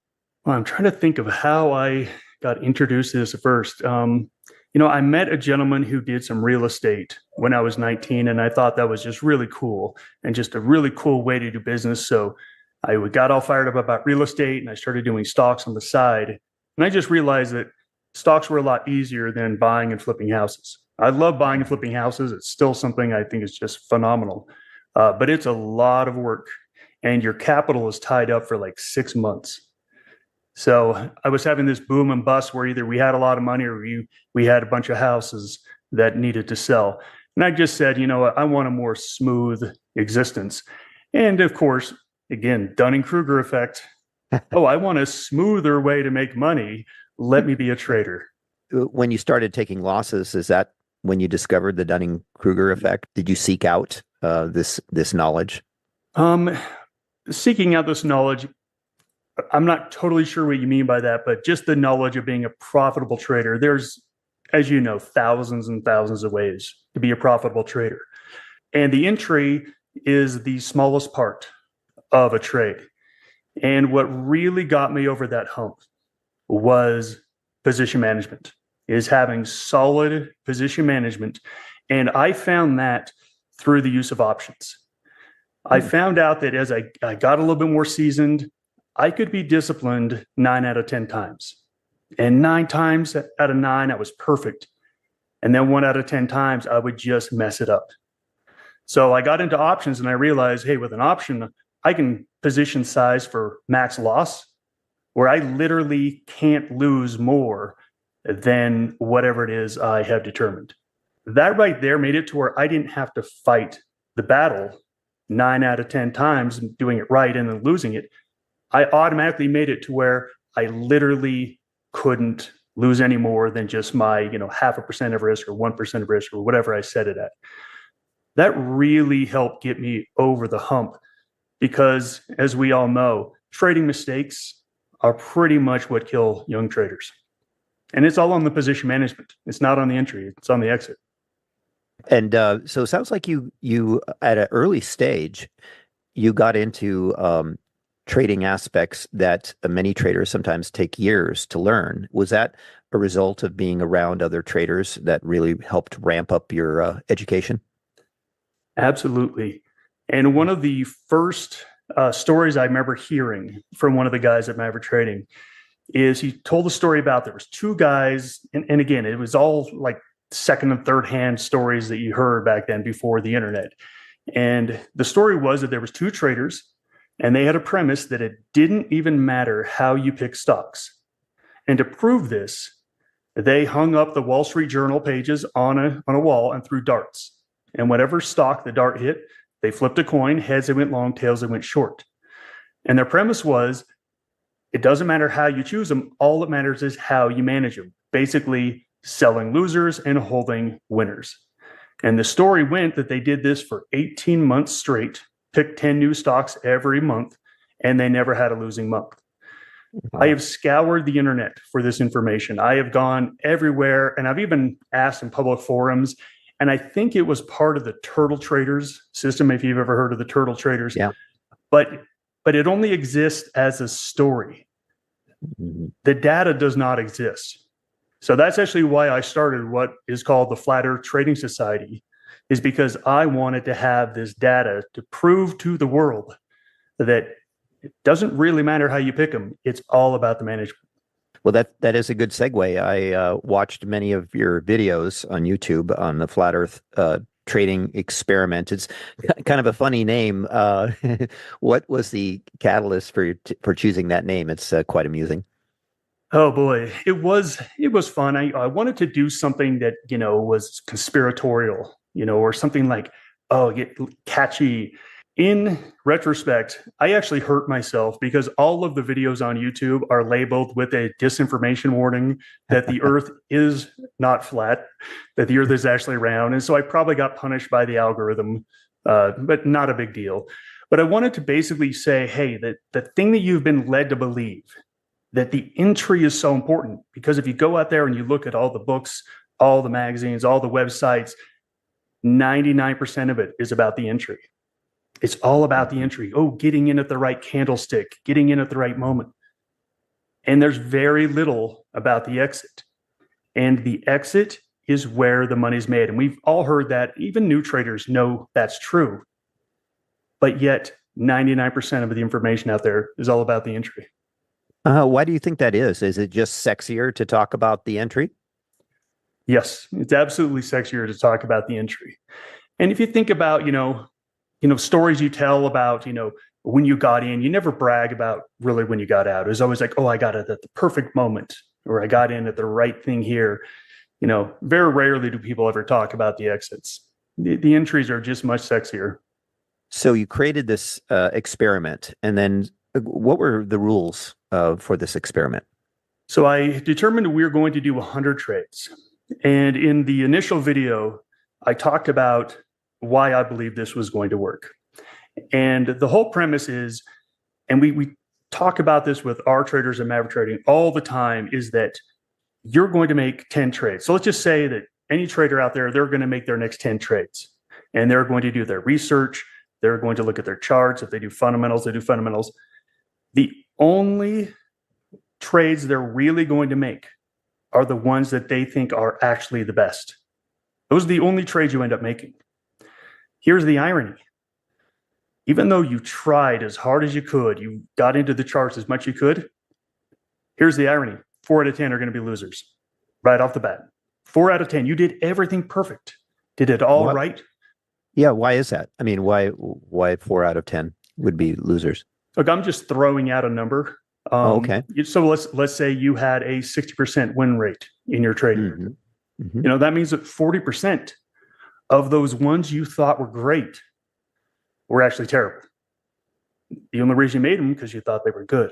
So I'm just throwing a number out there. And then out of, let's say 3 or 4 of them, they're going to be okay winners. They're going to be okay, not fantastic, but okay. And then in that group, you're going to have only 1 or 2 of those trades are going to take off and either run if you're long, go down if you're short. Only 1 or 2 out of 10. And actually, if you take a look at the worst ones, you will likely have 1 or 2 that turn into real serious losers. Now, remember, you took all these trades because you had all the lights, you had all the green lights, you had all the everything.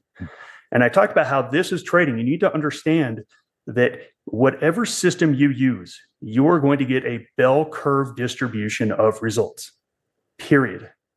It's always going to be a bell curve.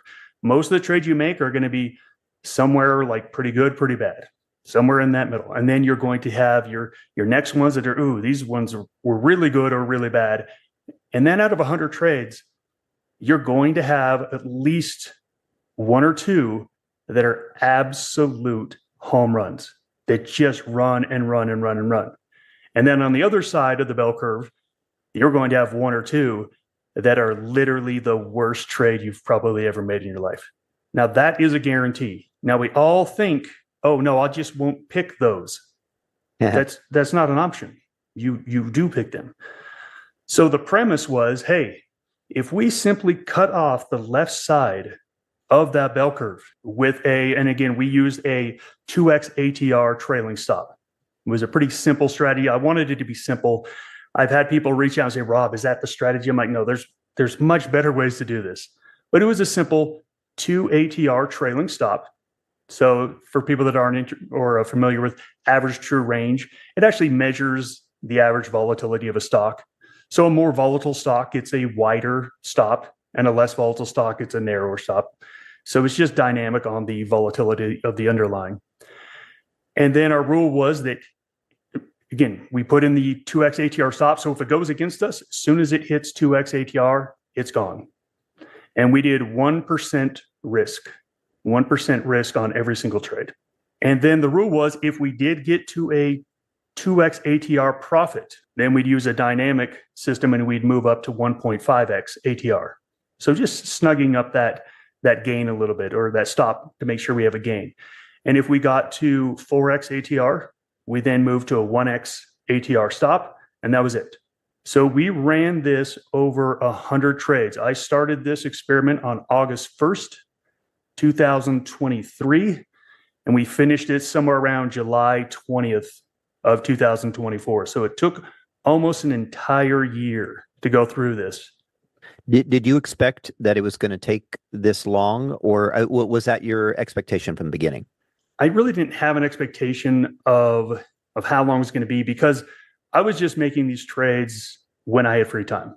Whenever I had some free time, I'm like, hey, I got time to do one of these. Because unlike just making a trade, you have to go live, make a video, do editing, do all the stuff. So it was a probably 30 to 45 minute process to actually make a trade, make a video on it, and produce it and upload it. So it ended up being about 3 to 4 trades per week, and we were trading off of the daily chart. So these trades weren't, super quick trades. They typically lasted, I actually don't have the data for that. I got a lot of data for you, but I don't have the data for the average holding period. My guess would be the average holding period was around 12 days.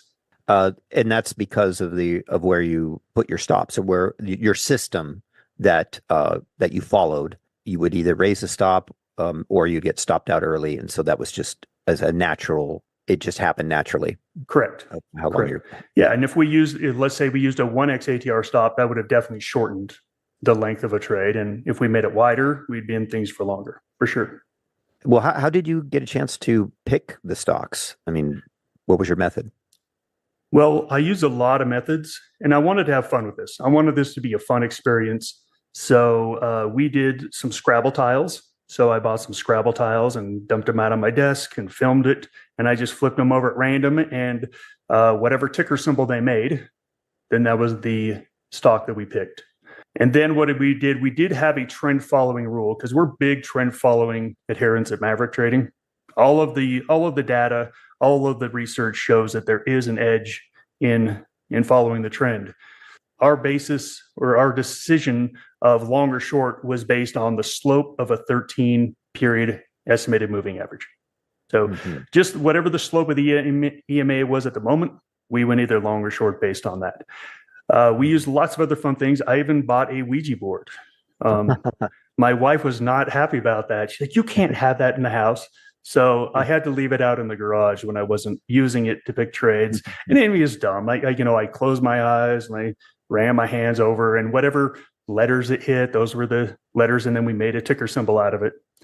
I do a lot of travel. So I traveled over to Europe for about a month or two during the experiment. So when I was in Spain, we chose some stocks headquartered in Spain. When I was in Germany, we did some stuff with Germany and some ETFs. So had a lot of fun.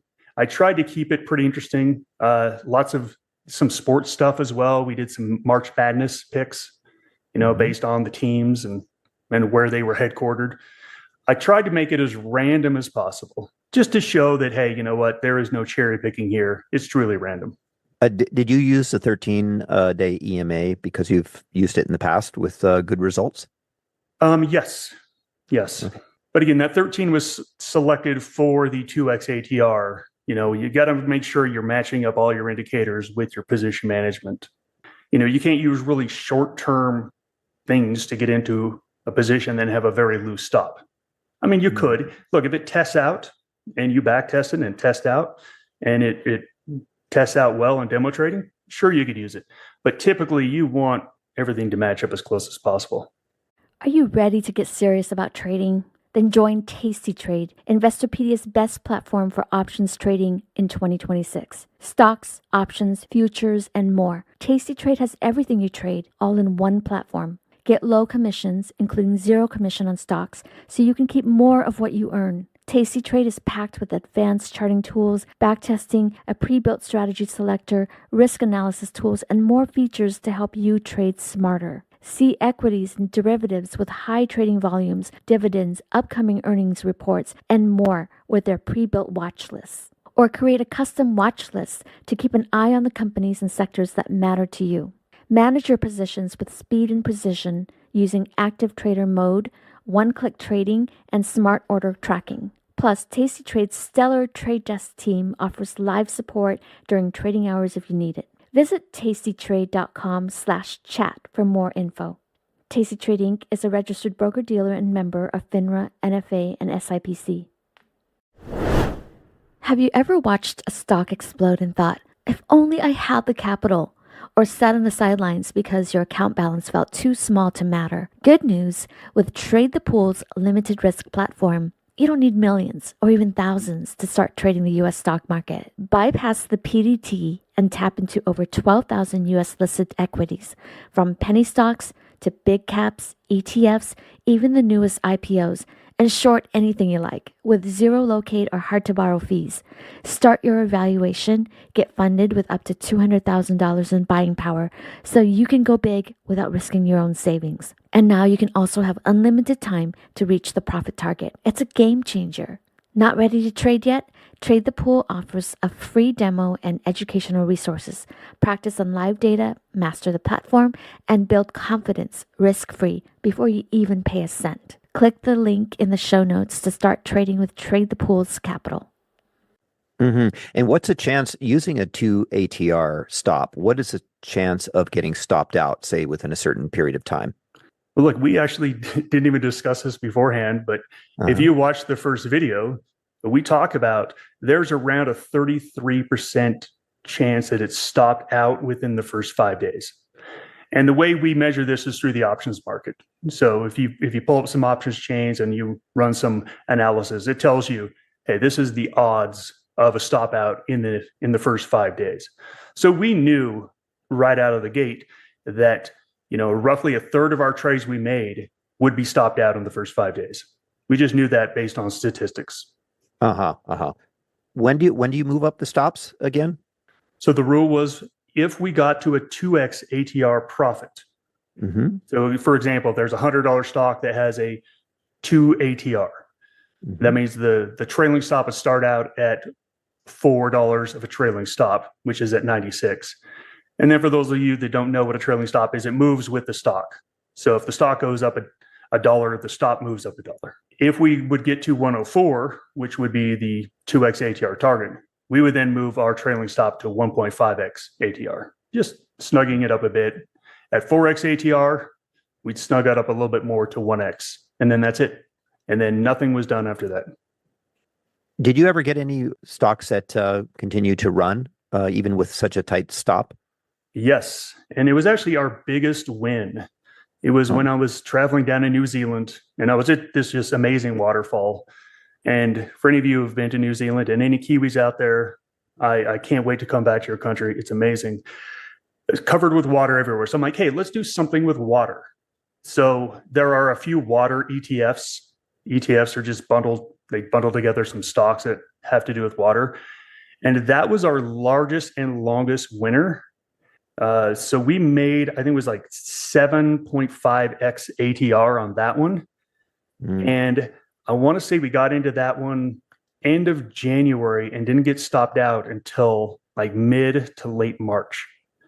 So that was like probably 45 days of length that it just continued to move without a big enough pullback to knock it out. Wow. Yeah, that is quite a long time. But out of 100 trades, that's guaranteed to happen. I mean, out of 100 trades, if you let your trades run that are going to run, you will get 1 or 2 out of 100 that are going to do that. So that's just a statistical fact or figure that you're just going on the laws of statistics that eventually you don't know when you're going to hit that big gainer, correct? Correct. But we also need to admit that we're also going to pick a stock that goes against us like that just goes against us and over and over and over again, every day going down without any sort of meaningful bounce. That's why we have the trailing stop in there to cut those off and limit them to a 1% loss. Wow. One of your videos, you said, trading is trading. It doesn't matter what you trade. So just curious, how is this? Are all markets the same? No, all markets are not the same, but all trades, it's a ticker symbol and a price. That's it. And that the ticker symbol, whatever it is, the underlying, is going to go up or down based on supply and demand, period. So that's what I mean by trading is trading. Mm-hmm. It's universal. If you're trading gold, if you're trading bond futures, if you're trading Forex, everything you're trading is a symbol that has a market price that goes up and down based on supply and demand. Now, there's lots of little rules you got to learn for different markets, a lot of leverage rules or margin rules, and every market is going to have different levels of volatility. Some markets are going to be much more volatile. But in the end, I use the example of that driving is driving. You could drive a go-kart, you could drive a steamroller, or you could drive an F1 car. In the end, the mechanics are pretty much the same. They all work the same, but some go faster than others and some are more dangerous. And there's little things you have to learn. But that's what I love about trading. It is universal. Once you really get it down, you should be able to trade every single market out there. I noticed that after you've done 59 trades through the system, notice that your account was near break even. And so I'm just curious, after so many trades, one might think that this experiment is a waste of time. Yeah. And at trade number 59, I was thinking that myself. As you can see, look, when I did this, I said, look, this could fail terribly. If we just got a bad batch of statistics where, hey, something happened and just it didn't match up to the market at a certain period of time, I knew that at the end of 100, there was a possibility that it could be at a loss. Like I fully knew that and understood that. And at trade 59, I said, oh, we'll see where this goes. We'll see where it goes. But look, that's trading.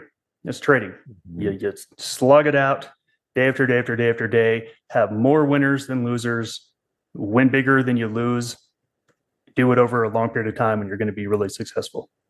So tell us about the losing streaks. What happened with there? I imagine you probably had a losing streak somewhere along the way. Yeah, we did have a losing streak.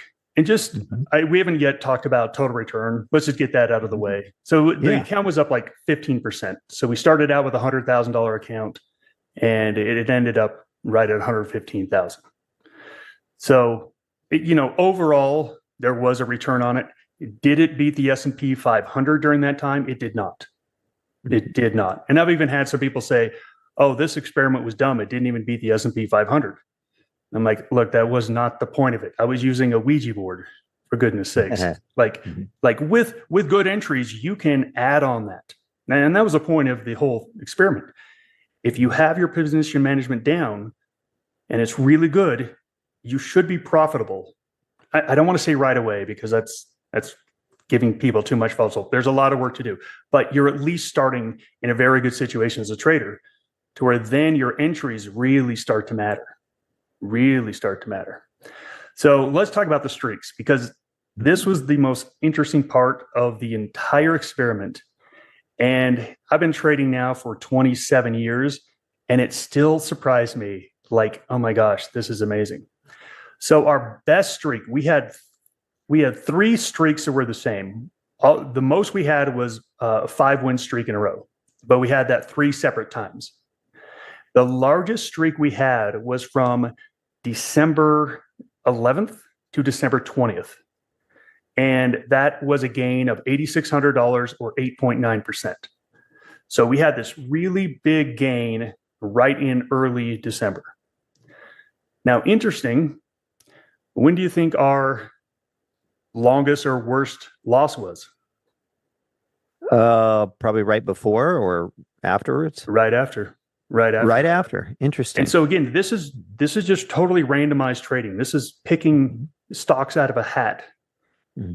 But just like in real life trading, you have streaks.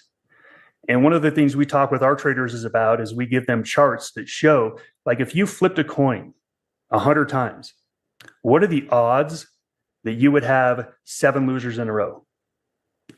I actually do know the odds. It's about 42% of the time.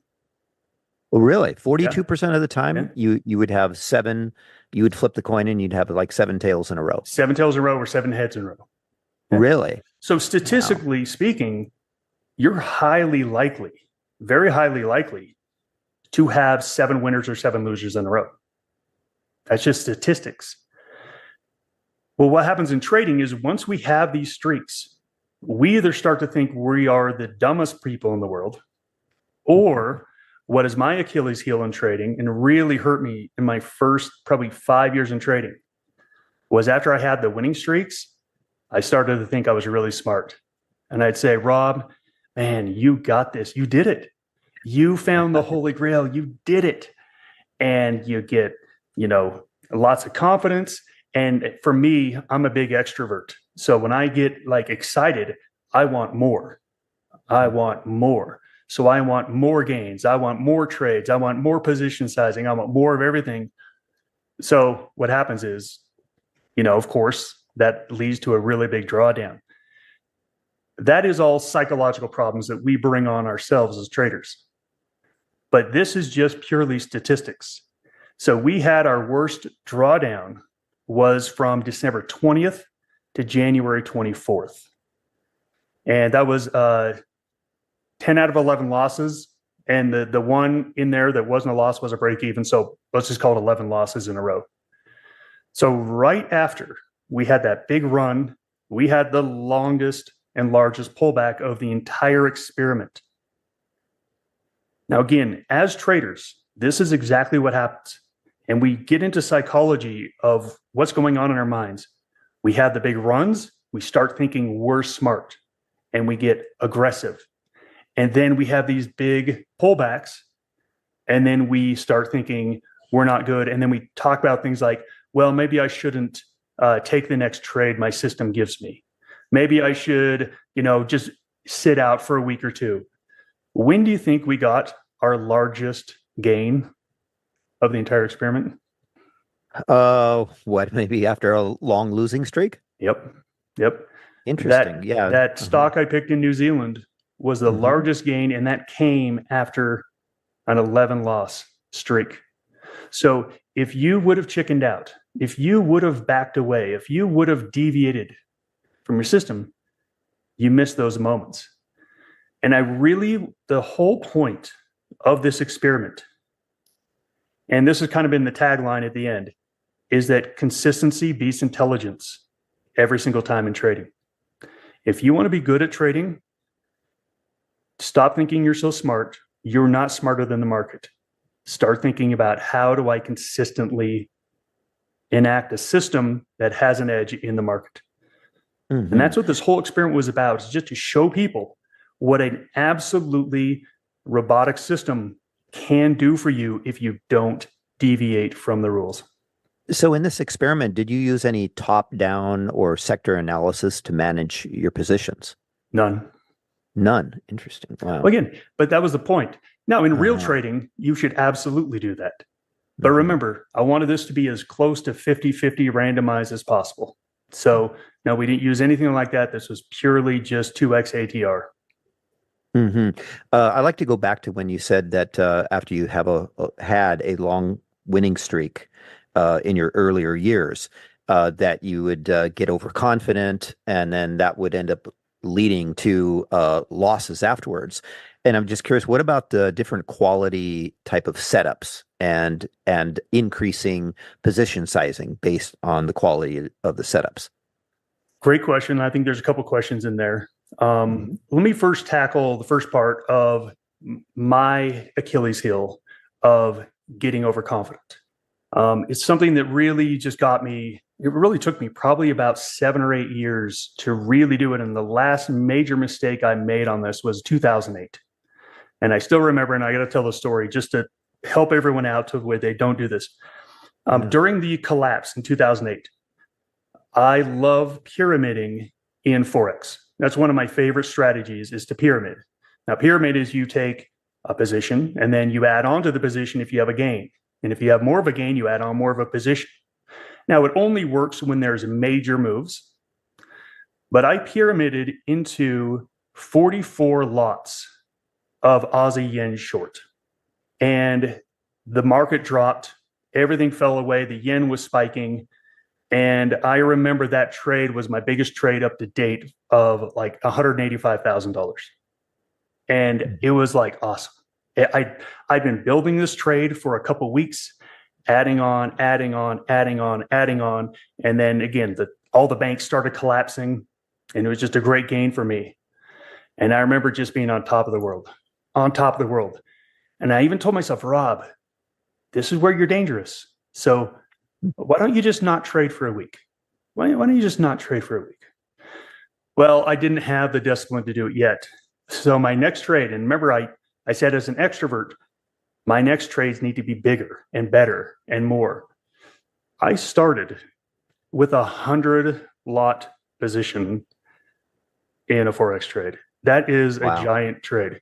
And I remember when I hit the button, my P&L showed negative 3,500 just from the spread. Oh my God. And I remember when I saw that, I thought, uh-oh. But again, I didn't want to take that loss, and it went against me, and I closed it out finally and gave back about half of what I had made, building that trade over weeks and weeks of very meticulous, methodical trading. That's something that I have really struggled with. Now I'm so happy to say that I haven't made that mistake in, 15, 16 years now. And I don't have any compulsion anymore. And that's what's really nice when you trade long enough to where you don't even have the compulsion to mess it up. All right, so that's the first part of your question. The second part was about a dynamic position sizing system. I love it. I absolutely love it. I'm a big fan of basically having a system where you take larger positions when you have better odds in your favor. And we teach this to all of our traders in Maverick Trading, and I give a poker analogy. Now, do you play any poker? No. Okay. Well, poker works just like trading. You get a couple books, you learn about the odds of the hands, and all of a sudden you go to Vegas or something, and you think you're pretty good.